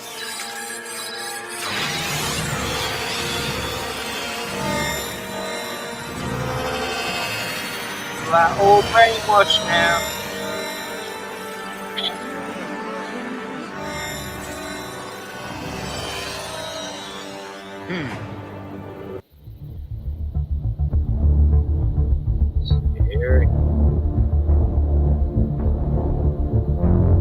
They're all dressed like, you know, the cops. And of course, that's the smart mark, which is code word really for the mark of the beast. That's why they called it the smart mark. And it goes deeper than that because we know they already have the ability to do these things to people's minds. DARPA has announced and talked about how they have this ability, but they have more than just that because we know the U.S. military makes lasers that can create voices out of thin air, right? Silent sound, subliminal, mind control. It's just, you know, it's so true. I saw him do it during the COVIDs. Little Wing, hey, I've seen you around, Little Wing, in different streams. G'day, buddy. From Manchester, Inglestown. Yeah, it's like, oh, fuck. You know, God save England and Ireland and Scotland from this Kalagi fucking shit that was a plan put forth back in 1909. But, yeah, it's really been implicated. Anyway, back to the story of... it didn't go long ago, but I've got to show you the David Bowie video I found today. It's amazing what he said. Where they could actually make you hear things in your mind. It's called voice-to-skull technology. Yeah, I and know about that for a while. On targeted individuals. They use this on people that are pre-programmed to carry out horrific acts, which we look at as false flag acts when we see some of these people who just get triggered and go actually shoot up a building or shoot up a school. We're not talking about PSYOP events. We're talking about actual false flag events where you see that something's wrong with this guy and he went and carried it out, and we call them Manchurian candidates, right? Well, a lot of them are programmed through voice-to-skull technology using frequencies. Your government has patents on all of this. Why else would your government patent this type of technology if they weren't planning on using it against us? Voice-to-skull, or as some people call it, the voice of God technology. This is what it looks like. voice-to-skull technology. This is also in the foray of directed energy weapons. Ability to, let's just say, throw your voice into your head, or my voice into my head, or allowing algorithms that now they can blanket a whole geographical area and they can make everybody change their thoughts. The Department of Defense recently started initiating protocols for their employees, their agents, to discuss Havana syndrome-like symptoms. And on that list is that their agents are hearing voices in their head. Pentagon scientists have finished testing on an early weapon that can make laser plasma balls talk. Stop, or we will be forced to fire upon you. It's called the laser-induced plasma effect, and it's made by the Joint Non-Lethal Weapons Directorate. So what they've done is basically created a laser that can shoot out to a certain distance, and they can pipe in sound waves through it, and actually make human voice sounds and commands. Stop, or we will be forced to fire upon you. Now where this becomes useful is around an area where you want to keep a perimeter secure. So essentially you can shoot out this laser, you can then talk to the people on the edge of the perimeter rather than sending troops out there and tell them to get away, or you're going to shoot, or get away, or they're going to use other means to deter them.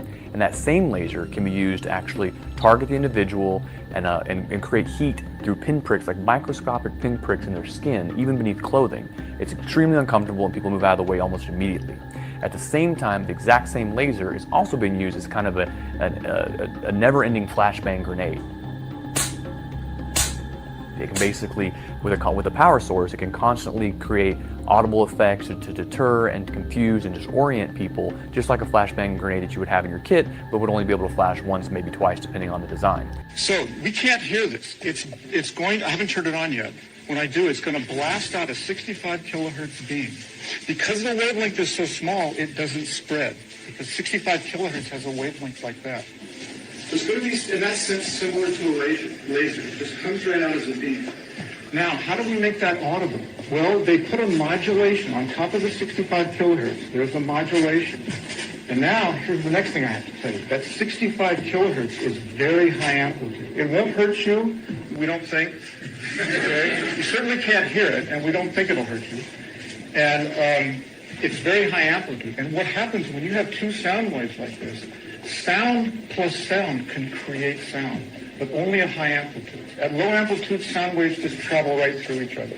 You may be sort of familiar with this. But at high amplitude, you can create sound. So what happens in this apparatus is the audio sound, the sound that you're going to hear, is actually created in the beam, not here. And because it's created in the beam and it stays in the beam, we have a beam of sound. So let me demonstrate this for you. Let me turn it on. And I'm going to find the piece of music that we like. Yeah. You may not like it. The Eagles. You like the Eagles? Yeah. Okay, good. Oh, we have a friendly audience this year. Yeah. I think we're just saying that to make us feel better. Right. All right. If your head explodes, sorry. It's worth the $2,000. It's not our money. Now, the sound that you're hearing is being created in this beam. It almost sounds like it's coming from your head. So let me try to scan the whole audience here so everybody can hear this. Absolutely remarkable. Pete, are you getting it? Yeah, that must be really good for. Let's try to one more thing. Let's try to bounce it off the wall. Raise your hand if you can very clearly hear it. I'm going to try to bounce it off the wall. Look at where the hands are raised. Silent weapons for quiet wars. You see, these are things that people are told don't actually exist, but they're constantly using frequencies against us, which is one of the reasons that those towers were so important. Now think about all the other frequencies, those electromagnetic frequencies that come out of devices inside of our homes. Silent weapons for quiet wars. In fact, we could even look at frequencies that are used in music against us. People hear music and they don't realize that there's actually frequencies in music that can affect. That's a thing that fascinates me, is these concerts where they had totally amnesia. They cannot remember any part of the concert whatsoever. Yeah, that's a fucking, I was hoping the movie Trap was going to be about that, but it was about a serial killer in a concert, and he kidnaps the main singer, who's the director. What's his name? Shanigans. Anyway, but yeah, this concert stuff is not. There was one concert, I forgot what band, but yeah, everyone, the power went out, and they could see all these people with glowing eyes in the crowd. People were filming it, and even the band were freaked the fuck out. What the hell is it? Yeah, like there's all these weird concert events, and yeah, I think that needs to be looked into a lot more. Anyway, I digress. Your mood, affect your behavior. In fact, they've been testing out such high frequencies recently over the last couple of years, and they've noticed that nobody's even blinking about it because barely anyone has said anything other than people such as myself when people go to Taylor Swift concerts and they report amnesia following the event because of the types of frequencies that are being used. But everybody brushes it off because they say they have amnesia because they were so excited to be at the Taylor Swift concert that they can't even remember being there. No, that's not what's happening. What's happening is they're using I don't know one song that should be outlawed against human beings, and it's causing people to suffer from things like amnesia. Like, I'd naturally forget it if I was at the concert. I don't know one song she's done. Yeah, what song she done? I don't know. Just fucking Swifties. Oh, God. We had our Prime Minister here dancing at a Taylor Swift concert. He was up in the VIP sector, and there he is doing this fucking even worse than a Donald Trump dance. It was just fucking cringe. I could not name one song by Taylor Swift. I could not do it. No, I don't know any of them. No, not one. No, what is the song she's done? I don't know. You can name He's famous. You can name a famous actor or actress, and I probably cannot tell you the name of the film they're in besides some of the top 20 select, but it's like there are so many names floating around now that it's like Scarlett Johansson or something. What the fuck? Anyway, I don't even know, but there's a name floated around, and I could not even name a movie she was in. I just couldn't. Who the hell? I just told you, who the hell is Scarlett Johansson? Oh, what? She's hot. Let me see. I gotta look it up. Brad Pitt. I gotta look it up because I don't even know who that is. I do admit I do like her movies she's been in. She's quite gorgeous looking, but as far as a person, I don't know. Anyway, back to a call for a cuck rising. Oh, we don't do that. When is Lee Freeman gonna join the live stream? Yeah. Imagine. Now I'm going to do a channel to mock a call called A Call for a Cuck Rising. And oh no, he did the best channel. Oh fuck, it was funny. Oh, Ozzy's here. Oh, hi Ozzy. No, A Call for an Uprising did a channel called A Call for Glitter Kittens. And it was all about making out his friends with all these woke people, and he'd show them and mock the fuck out of them. Like a guy who's wearing nappies and furries and oh fuck, did he get attacked for that? The only way you can find any remnants of that channel is by all these gay people who got so offended by his channel and they play it, so listen to what he's saying about the fair. But oh fuck, A Call for Glitter Kittens. And he'd show kittens, and then he'd show all these crazy fucking wokey retards. Pretend they were his friends. Okay, here's my friends here, and he'd talk all gay. Oh fuck, it was the funniest fucking thing I've ever seen. And Yeah, they took it down, of course. But thank God for the wokies. There's some remnants of those videos that were there getting outraged, screaming, and wanting his head on a platter. Oh, yeah, come on, Lee. You know, we need a bit of sensibility, Lee. Anyway, I put the link in, didn't I? I'm sure I did. Here it is again. Link. Come on, Four Boys, man. You got a camera? Anyway. I'll just stop this call for a minute. Call for an uprising. I'm going to have to stop the call for a minute. Sorry, buddy. Great to hear from you. He's actually commented on a few comments I said to him in the past, but yeah. Yeah, Joe, I have dinner for breakfast. I have lunch for dinner. Maybe breakfast throughout the day. I have no idea. But whatever food is thrown at me, I'll probably eat it. I'm gonna cook noodles here pretty soon. But anyway. Yeah. I don't know if that speed this up or not, but anyway, I guess so. Okay.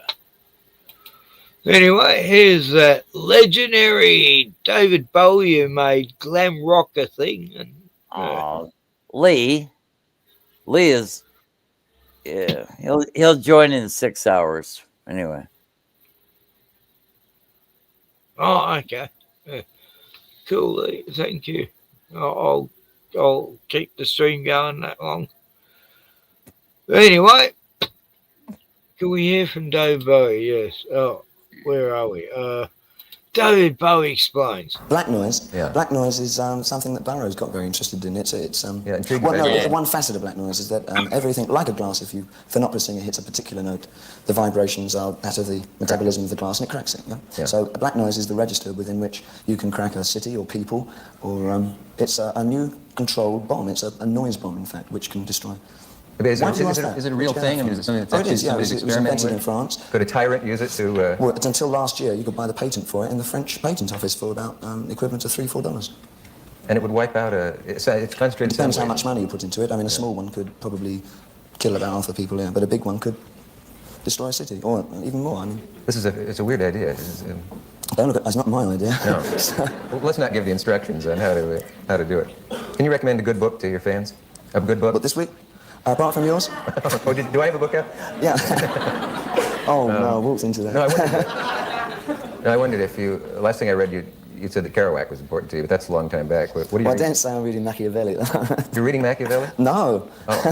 What were you reading? What am I reading? What would we find on your coffee table in your apartment? Wow, he's so gay. At the moment, mainly pictures. I bought Diane Arbus's book of photographs. It's a photographer that I like very much. Yeah.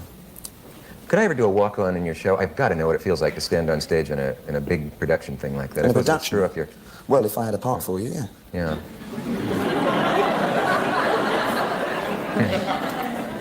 He's so like a vampire, you know. Well, you look at maybe if I were to bring out a couple song he did with Mick Jagger. You know, it's not the song lyrics are, "I'm not waiting on a woman, I'm waiting on a friend," and then they kind of get together, David Bowie and Mick Jagger, and they fag out in an alley. Yeah, that was a little bit too much for me. It was the 80s. Every fucking second song was gay. You know, like, what the hell was happening in the 80s? It was like the gay revolution in music. Well, you look at that band. I don't know if they're a band, but they're like a psyop, Lover Boy, and yeah, I mean, Bronski Beat and Depeche Mode and oh god, Blancmange and everywhere. Everything was like trying to like make everyone gay as fuck. Yeah. And then they're Echo. in the USA, they're trying to push this idea of metrosexual. Good night, Joe. Yeah, have a good night, Joe. Yeah. Yeah, but in the USA, they're trying to push the idea of metrosexual, whatever that means. But, it's like if you lived in a metropolitan area, I don't know, you're probably at least bisexual. It was sort of a new name for yuppie, like there was yuppies in the 90s and then it was metros. Well, it's sort of the same time too, Yeah, I remember that. I mean, Like everything. Every young person wanted to be a Wall Street fucking king or something, salesman. And I knew so many young people who were right into sales, and working in clothes shops and shit. They all thought they were gangsters. Anyway. Yeah, everything went gay in the 90s. No, that American Psycho summed it all up. That sums up the 90s, really. American Psycho. Brilliant film. Yeah. It's great. Like, it's sort of the 90s lifestyle. And like, the biggest thing to all these people working in the offices, like the business card, how one would be embossed and another would be in a nice color. And they're all comparing. They're like cards, that was the big thing then, I remember business card culture. They're like, I don't know, the late 80s, early 90s. It's like, it's kind of the era of, hey, maybe you might be gay. Maybe you might want to try, something else. But that was just like permeating throughout the media. I don't know. Oh, the 80s was shocking. Yeah. Like, who are the real men anymore? Remember that song? And it was like, yeah, fucking oath. Like, this song's showing a guy sitting outside some bloody, the leather guys, what do you call them? Village boy type looking people. And who are the real men anymore? It was an English song, I think. But yeah, it was more or less self-explanatory of what was happening in the 80s, weird times. It's all Jewish push, they want to stop they want to depopulate, so let's try and turn half the population gay or something, Then those who didn't become gay in the 90s, the 95%, then they put fluoride in the water and made the frogs gay, and then the town nearby me, no kidding, at least 50% of the kids I knew back 20 years ago, at least 50% become gay, and the fluoride in the water was fucking so strong, I never drank it. I would never have a cup of coffee or tea at anyone's place because I knew it was just so fluoridated. So what's that dude's name? It wasn't Carmen. That friend of yours, Cammy. Whatever happened to Cammy?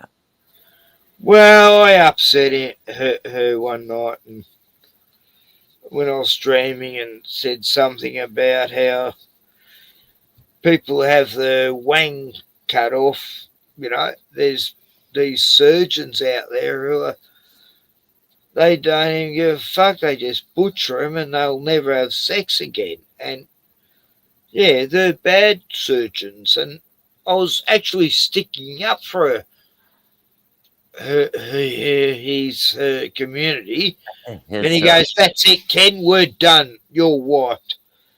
It's like, what? Known you since the 70s. I'm white now because I'm just saying how bad it is that there's bad surgeons who fuck up sex change operations, Yeah, I was actually how asking, we fell out. what is that guy Cameron doing today? He's over in Tasmania now. Yeah. Living with another trans person who looks like Jimmy Savile. But anyway, that's Well, I hope they're happy anyway. yeah, so. yeah. You know, I think they both like the same TV shows, and yeah. So that's always good.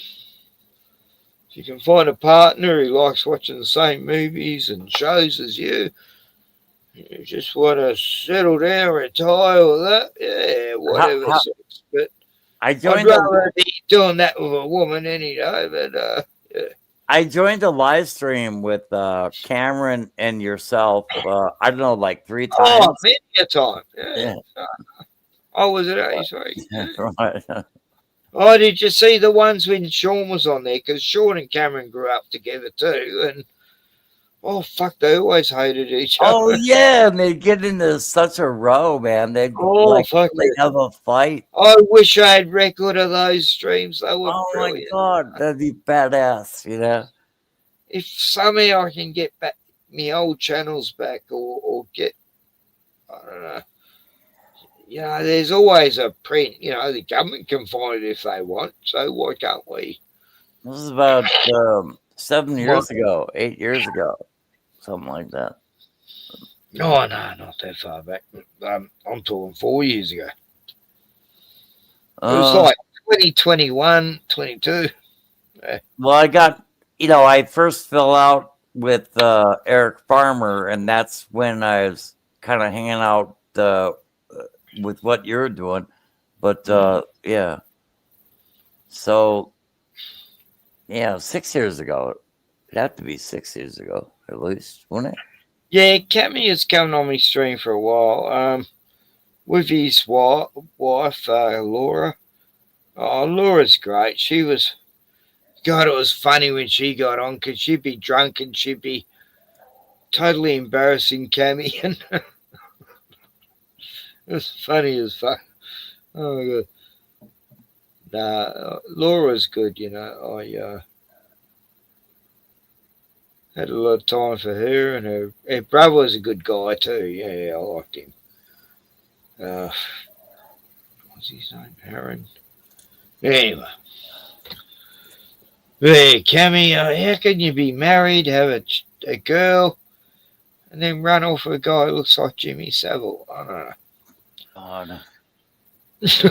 And that, I forget what ceremony, I don't know what it was, some kind of marriage thing, but that is just so much a dude, man. I was just like, the fuck? I don't know. Remember when she was using, do you remember when he was using the Darth Vader voice over? I mean, that was just so ridiculous. Oh, yeah. I just was like, why are you doing that? So I was actually, I think the first 2 times, I guess, yeah, based on I actually believed it was, I actually believed Cammy was female, but anyway, go ahead. I know, so did Joe. Yeah, quite a few. No, Joe was... Like, it wasn't until a month later Joe realised that. I go, no, Joe, this is my friend Cammy I've known since the 70s, and Joe is probably still listening. I was falling in love with Cammy, and yeah, right. I know. That was funny. Cammy loved Joe. He really thought he was funny. I mean, she really thought it. No, he. Come on, yeah. No. We need to stop right now. There's one time Joe's there going, yeah, look, that's okay, Cammy. Like, in my family, I've got a brother who's, a little bit funny like that, Right, yeah. But Cammy, yeah, he thought that was hilarious. I don't know. Look at no, this a little bit funny like that. Gammy's talking about it later. You gave it all away right there. Oh my God. Oh, dude. Joe and Cammy, that was great. Man, it was great when Shaw was there talking to Cammy. I miss Shaw. And Vale, when Vale was on there. Oh, fuck, did it get heated? It went insane. And Kevin's going, you just love the drama, don't you, Kevin? I go, but you're creating it, Kevin. Like, well, I mean, let it happen. I'm sitting back laughing at you guys. Drama is fun, you know. It's like I didn't come here for an agreement, for fuck's sake. It's like, I haven't said anything for an hour. I've just been listening to you guys. And he's saying, I love it. Well, yeah, I was laughing a lot, but, Oh, God. Yeah, you remember the good old days. I miss Yeah. those days. I miss it so much. I miss Cammy being on here with Sean. And I miss Sean. Yeah. No, it still gets to me a bit. Oh, yeah. What? You always think that you'll be able to go back and, like, I don't know. I keep thinking I can just tell him something, and he's not there now, I see he's still on Facebook, his page, and sometimes I forget, and I go, I got to tell Sean, and then it's like, oh, fuck, yeah, he's dead. There's a lot like that with a lot of my friends who died. You almost forget, and it's hard to accept, Yeah, I never really. Anyway, it won't be long. I'll be joining them all soon anyway.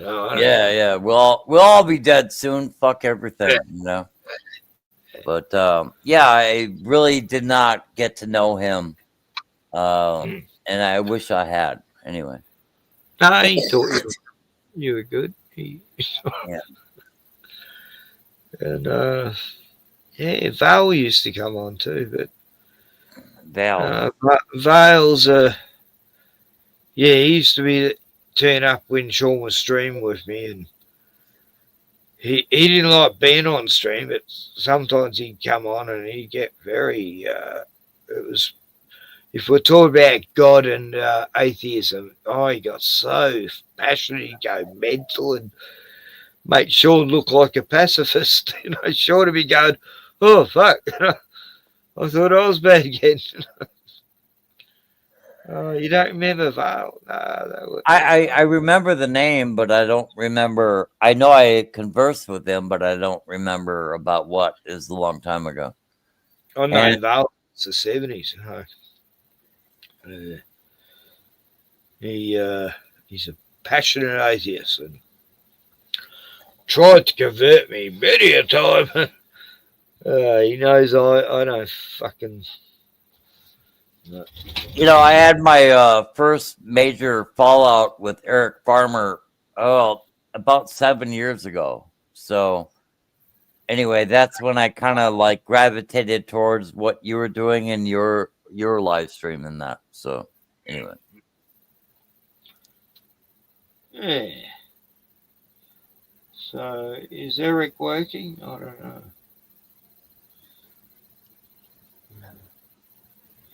It's hard to find work where he is, I heard. Well, he has to travel, like, to get into Boulder County, he has to travel, I don't know, 2,000 feet down and 35 miles. I don't know. Oh, yeah. Bet the same as from here to Sale. Yeah. The main town here. But then he has to travel 2,000 feet up to get back home. Oh, yeah. He lives at like 7,000 feet, and Denver, Colorado is like 5,000 feet.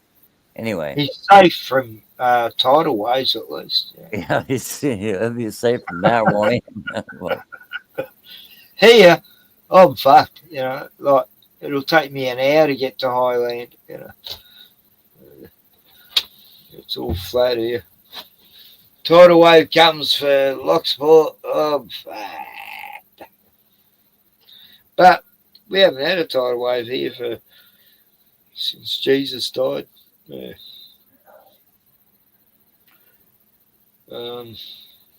Back when Jesus visited the Aboriginals. said, hey dudes, you know, you cool? Said, go man, let's have some tucker. Cook up some witchetty grubs, bro. Anyway, I gotta grab a drink. Fruit juice, actually. Grab me one too, yeah. Yeah, I can't drink. Six I'm fucked. I've had me 6. Yeah, I'll keep everyone entertained while you're gone. I have this list of notes that I'm working from. You know. I'm ready to cark in about 15 minutes, but yeah, okay. I'll be back. God bless Australia and save us from the demons in the fucking pits of Parliament Hell. Yeah, God bless Australia and America. Hey, put me on full screen.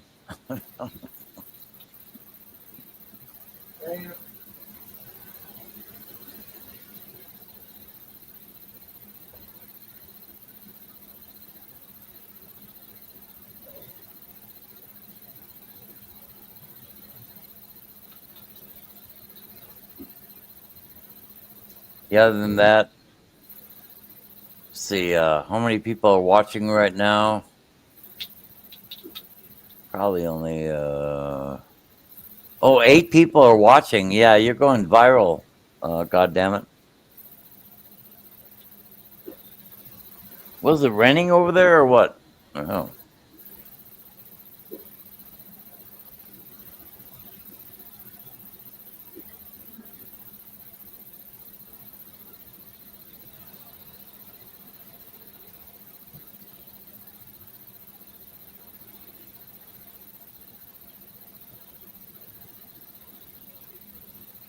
Yeah, I can only talk about Africa, America.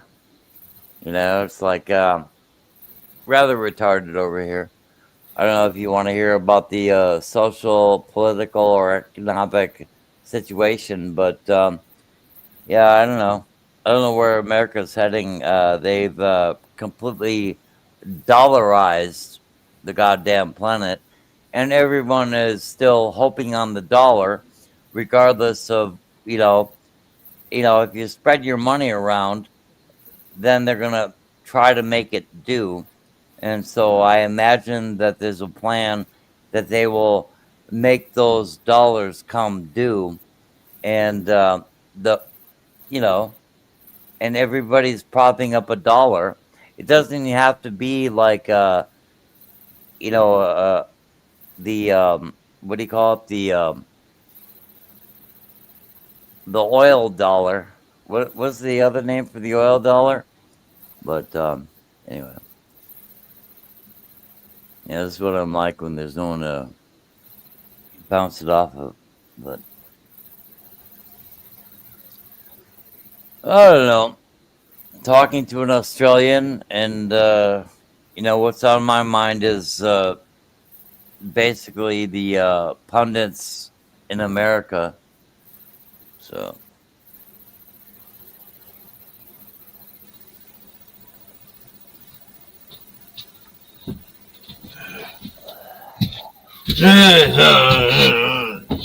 Oh yeah, the petrodollar.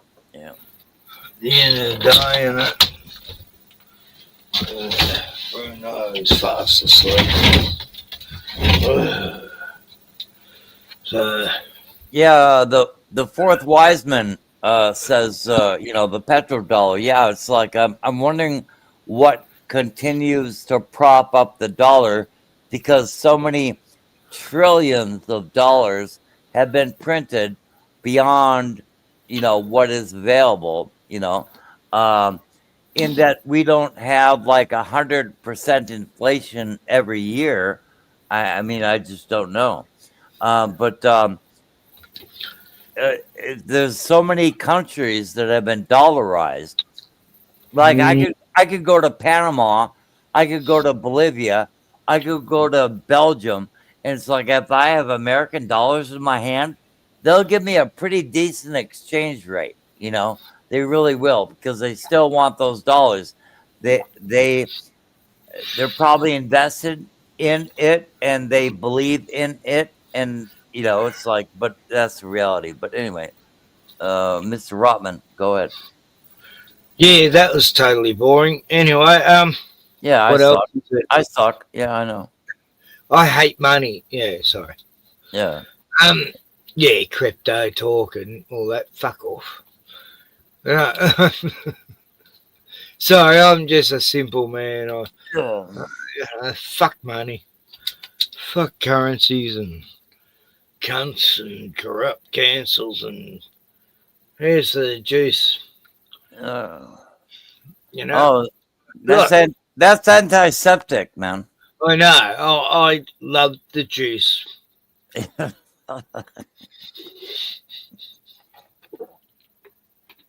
Now, look, before I go, I got to play an antiseptic bit, haven't I?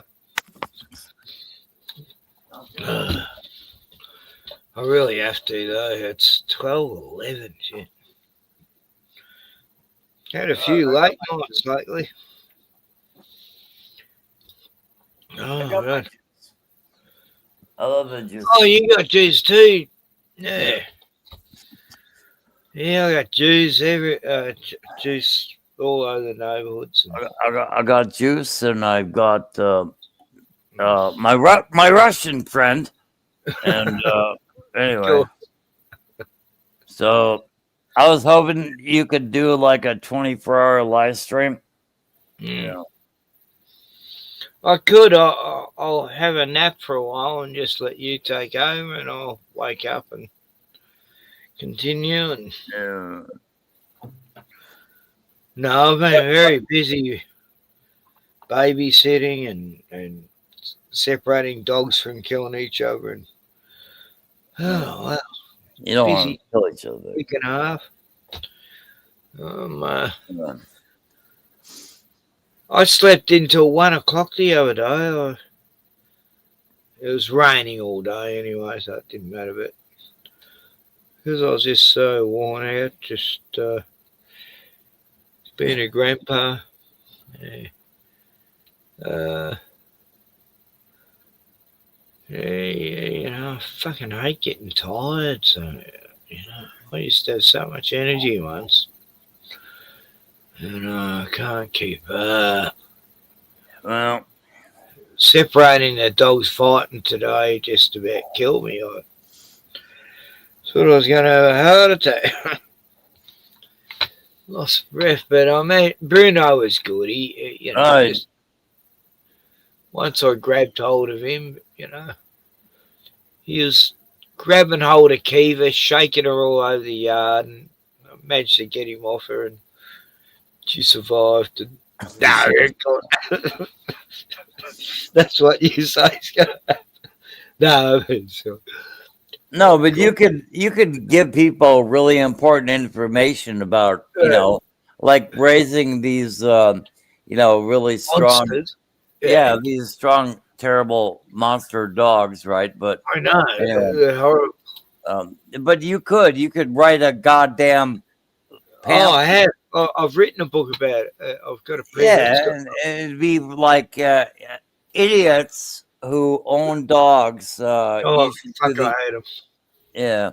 So I hate idiots with fucking pit bulls and big dogs that train them to be guard dogs. And I've been to places where don't pat me dog. He's not meant to be friendly.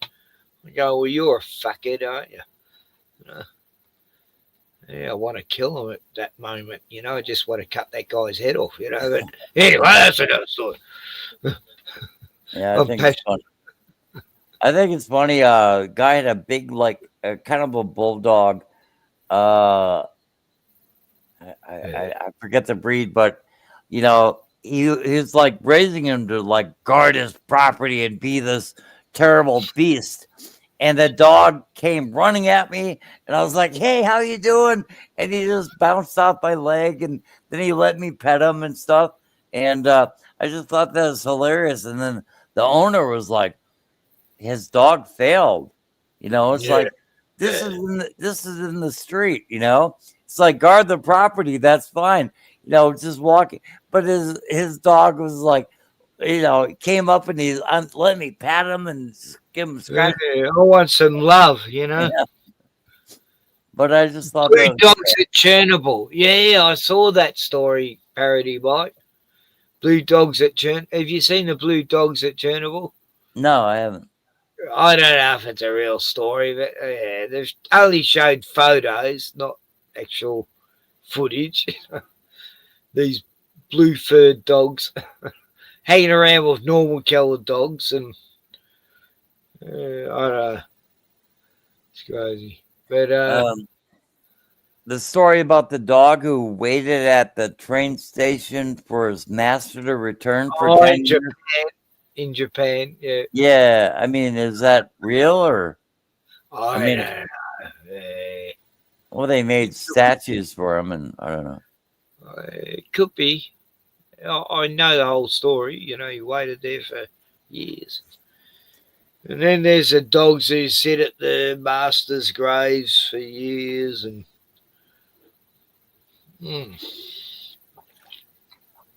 no, I'm sure that's going to happen with me. My dog will be there at my grave every day. Won't go. End up hanging himself. No, what was I going to show? There's something interesting. Oh, yeah. Yeah, Andrew Lawrence. He's... It's Remembrance Day. That's right, the 11th. The 11th tomorrow. What? This is our Veterans Day, tomorrow. At 11:11, we're meant to have 3 minutes of silence for all the diggers that fought for our country, the New Zealanders, the Australians. Tomorrow, we're meant to have a poppy as well, so I'm trying to get some heroin. And no, but yeah, tomorrow's Remembrance Day, and England has it as well. That'll be in 2 days for them. Yeah, it's the 10th of the 11th, so at midnight it'll be 11:11, but then tomorrow before lunch, the 11th of the 11th, we're meant to stay silent for 3 minutes and remember those who died for us, fighting in the trenches and fighting on the beaches and Tobruk and and Normandy. And anyway, here's a video. Oh shit! I haven't had it. Okay. Remembering. Yes. Anyway, what's Remembrance Sunday, but everyone seems to have forgotten. Maybe at the moment it's too painful to remember what people sacrificed for this country when you look around you and see what it's become. Like many people this year, I'm not wearing a poppy because I don't appreciate the ideological capture of the Royal British Legion, who started producing rainbow pride poppies in celebration of the LGBTQ+ community. Nothing against pride events and people's right to live how they want to live within the parameters of the law, but the sacrifices made by men and women in world wars have absolutely nothing to do with who you do or don't want to bump uglies with, or whether you think you've been assigned the wrong gender at birth. It's disgusting to cheapen the remembrance of millions of military personnel who gave their lives by turning the occasion into yet another poisonous platform for gay race communism. Today I'm thinking about my paternal grandfather, who died in the Second World War when my father was only a year or two old. My grandmother was a music hall performer, and as she travelled the country earning a living, the care of my father was left in the hands of various family members and friends. At one point he even lived with one of his school teachers. This was the strange world he grew up in, and he never talked about it very much when he was alive, perhaps understandably. A world where he'd been denied a father and a stable home. Many will have had similar experiences, of course, hard, tragic experiences that echo down the generations. And these people have been betrayed, haven't they? The freedoms they fought for, taken from us by an overbearing, authoritarian, hard-left cultural and now political establishment. A country where to voice one's opinion in public, to tell the truth, is to risk a visit from the police, a court case, a criminal conviction, a prison sentence. A country where you can't speak freely. A country where increasingly you can't move freely. The cost of travel making the simple act of moving around a middle-class luxury. A government planning to charge anyone attempting to leave the country a settling up fee of 20% on all their assets. A government planning to introduce a pay-per-mile tax on any journey you want to make. 15-minute cities designed to prohibit you from leaving them. All in the name of environmental awareness, you understand. At least our grandparents had the backbone to fight against this kind of evil, even at the cost of their own lives. Yes, we need to remember their sacrifice, but more pressingly, we need to find their courage. My most recent stand-up half hour, Andrew Lawrence, Worse Than Hitler, now available to view on the Comedy Unleashed YouTube channel for a short time only. My all-new stand-up show, Andrew Lawrence, So Right It's Wrong, live in London and Southampton. Tickets now on sale, all links beneath this video. Thanks for watching. Yeah. Holy shit. It'll be a sign here.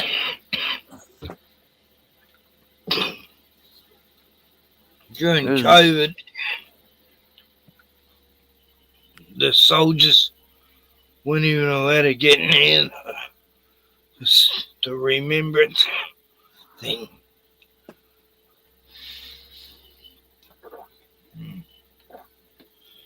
Anyway, this was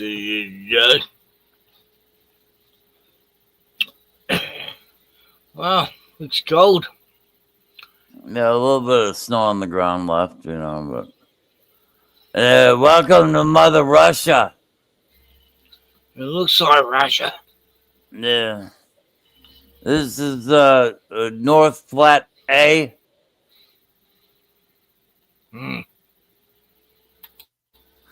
Beautiful. Yeah, it's very, very communist around here. Yeah, anyway. You got all those white European bastards there, haven't you? Yeah, they're all fucking terrible. Yeah, no. Dutchies and Germans. Yeah, I love them. Oh, I like them more than they like me. Swiss and probably Norwegians. Oh God, they're horrible. They fail to appreciate their own culture. Such ugly people too, you know. Like, same as Russia women, they're so ugly, aren't they? And oh yeah, right. Yeah, it's very difficult. You know, when you live around people who are physically unattractive, and you know, it's like they want you, but you don't want them to be around you. And I guess it's more pronounced when, you know, it's like, you know, if you actually grew up around them like I did, you know, it's like real problematic. It's like, you know, they'll harass your women. They continually harass your women saying, why won't you date me? Are you racist? You're inbred. You're probably having incestuous relationships with your, you know, your parents or brothers, you know, and this is what they do. This is the black method of picking up white women in America. You know, it's like first you accuse them of being racist, then you accuse them of, like, you know, having incestuous relationships with their siblings or their father, and then you know, that's just the way it goes. I mean, really, they try to shame white girls into dating black men.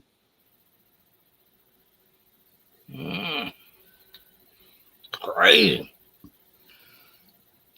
No, like I started to notice in the town nearby me, last like 30 years, how like 50% of the women were getting very large because they don't cook and they go to Kentucky and McDonald's and Subway, and Subway's health food to them. And my God, it's like you go to the local dating site here, in the whole area, Gippsland, and oh my God, it was scary. So, oh fuck, that woman looks like she's killed like 20 guys, and and then I'd see some women there who are like real gangsters that I knew in town, and they'd be on this dating site. It's like there might have been 5% that looked okay. It's like, wow, that's our fucking local dating site. No, I'm fucking out of here. God, that's scary. Yeah, some savage women on that site. Tinder or Fish or I forgot what it was. Anyway, I went there for a laugh just to see who was on there, and I suddenly recognised people there that, oh no, that's one woman you'd never go near. Like, whole town warned me about that one. Fuck. Scary. Yeah, so. Should have went offline a while ago. Yeah. I have not yet begun to file myself. I don't know. Oh, you gotta stop drinking. Oh, no, I have. No, it's different timelines.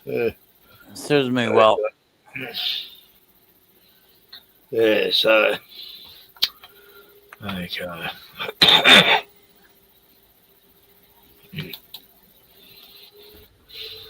Sorry, mate.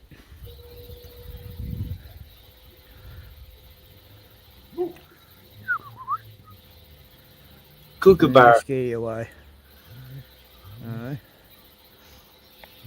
You scared the cookie away. I think those caraway. Nah, that's a kookaburra. Yeah, I know. Yeah. He comes every day to visit, and Bruno gets jealous when we're talking to each other. Bastard. Oh, look, it's a gum tree. Probably. I don't know. But anyway. They're called tea tree, actually. Anyway, I don't know shit. There's a wattle there. What else have we got?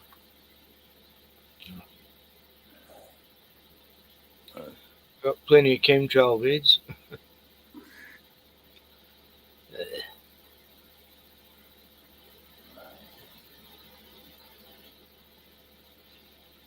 No, I haven't. Shane Pat Smith song, like, what timeline?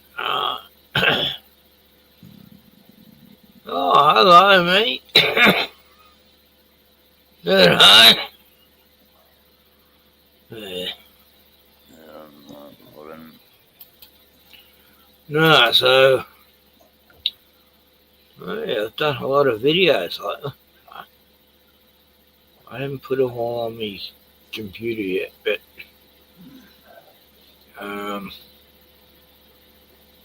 yeah. See something. What's happening here? Oh, here's a kangaroo video. Yeah, kicking through fences. Come on. Nah, this big boy, he was three big male kangaroos, Oh, hey, big boy. I love. I just love it when that kangaroo kicked the other one through the fence. I can't get over it, dude. Marking territory. Yeah. And he did this. And like did the chest thing. But when he at the same time see, Johnny nearly got attacked by this fucker. Fuck. A few weeks back. Yeah. She's riding her bike and it come jumping out at her, puffing its chest, and nearly knocked off the bike. The fuck? They don't mess around, I'm Can you telling get you. out some piss? But I stand up Can to you it. look I backwards, never back on back its down chest to a and do the kangaroo. piss? Oh, what's it doing? He's got the others Hey. intimidated, eh? They're all big fuckers. They're 6 foot more. Holy shit, dude. What? They've all Chickens? got balls. Yeah, they're 3 males. They must be offsprings of each other, but it sounds like there's a bit of dominance happening. Yeah, someone wants to be the alpha and the other one's like not sure who. I don't think they know which one they're fighting for. Hey, buddies. Yeah, I'll take you on. I've never seen a kangaroo piss like that. Just spray there. Yeah, and Mike stood up while he was leaning backwards. Hey, guys. Well, you are big, aren't you? Holy shit. Chest on the ground, and apparently they do that for leaving their scent. Oh, it's got the cat. Look. This is the sound they're making. Actually, the little one can't has got see little man syndrome. They're growling at us. They're pretty big, man. Big balls knows he's Yeah. number one. Oh, yeah. The little guy's trying to say. Oh, the otherwise. camera goes out of God, the focus. mosquitoes. Yeah, I've got Airguard on me, but they're hanging around you good. I mean, I don't know their actual size, but I was hoping that. Hear the sound? Oh, But we've just got big balls. well, I'm not scared. Just big balls. They're going, why isn't he scared of us? Anyway. Good. Skippy. you say they're about 6 feet tall, right? Those ones are, yeah. They're giant. That's it's fairly intimidating. For You just don't let them think that, you know. You don't ever let them think you're scared of them. for these mini Tyrannosaurus Rexes and whatnot, yeah, they're They very. can rip the guts open with their back feet, you know. Yeah, they'll jump out of trees and.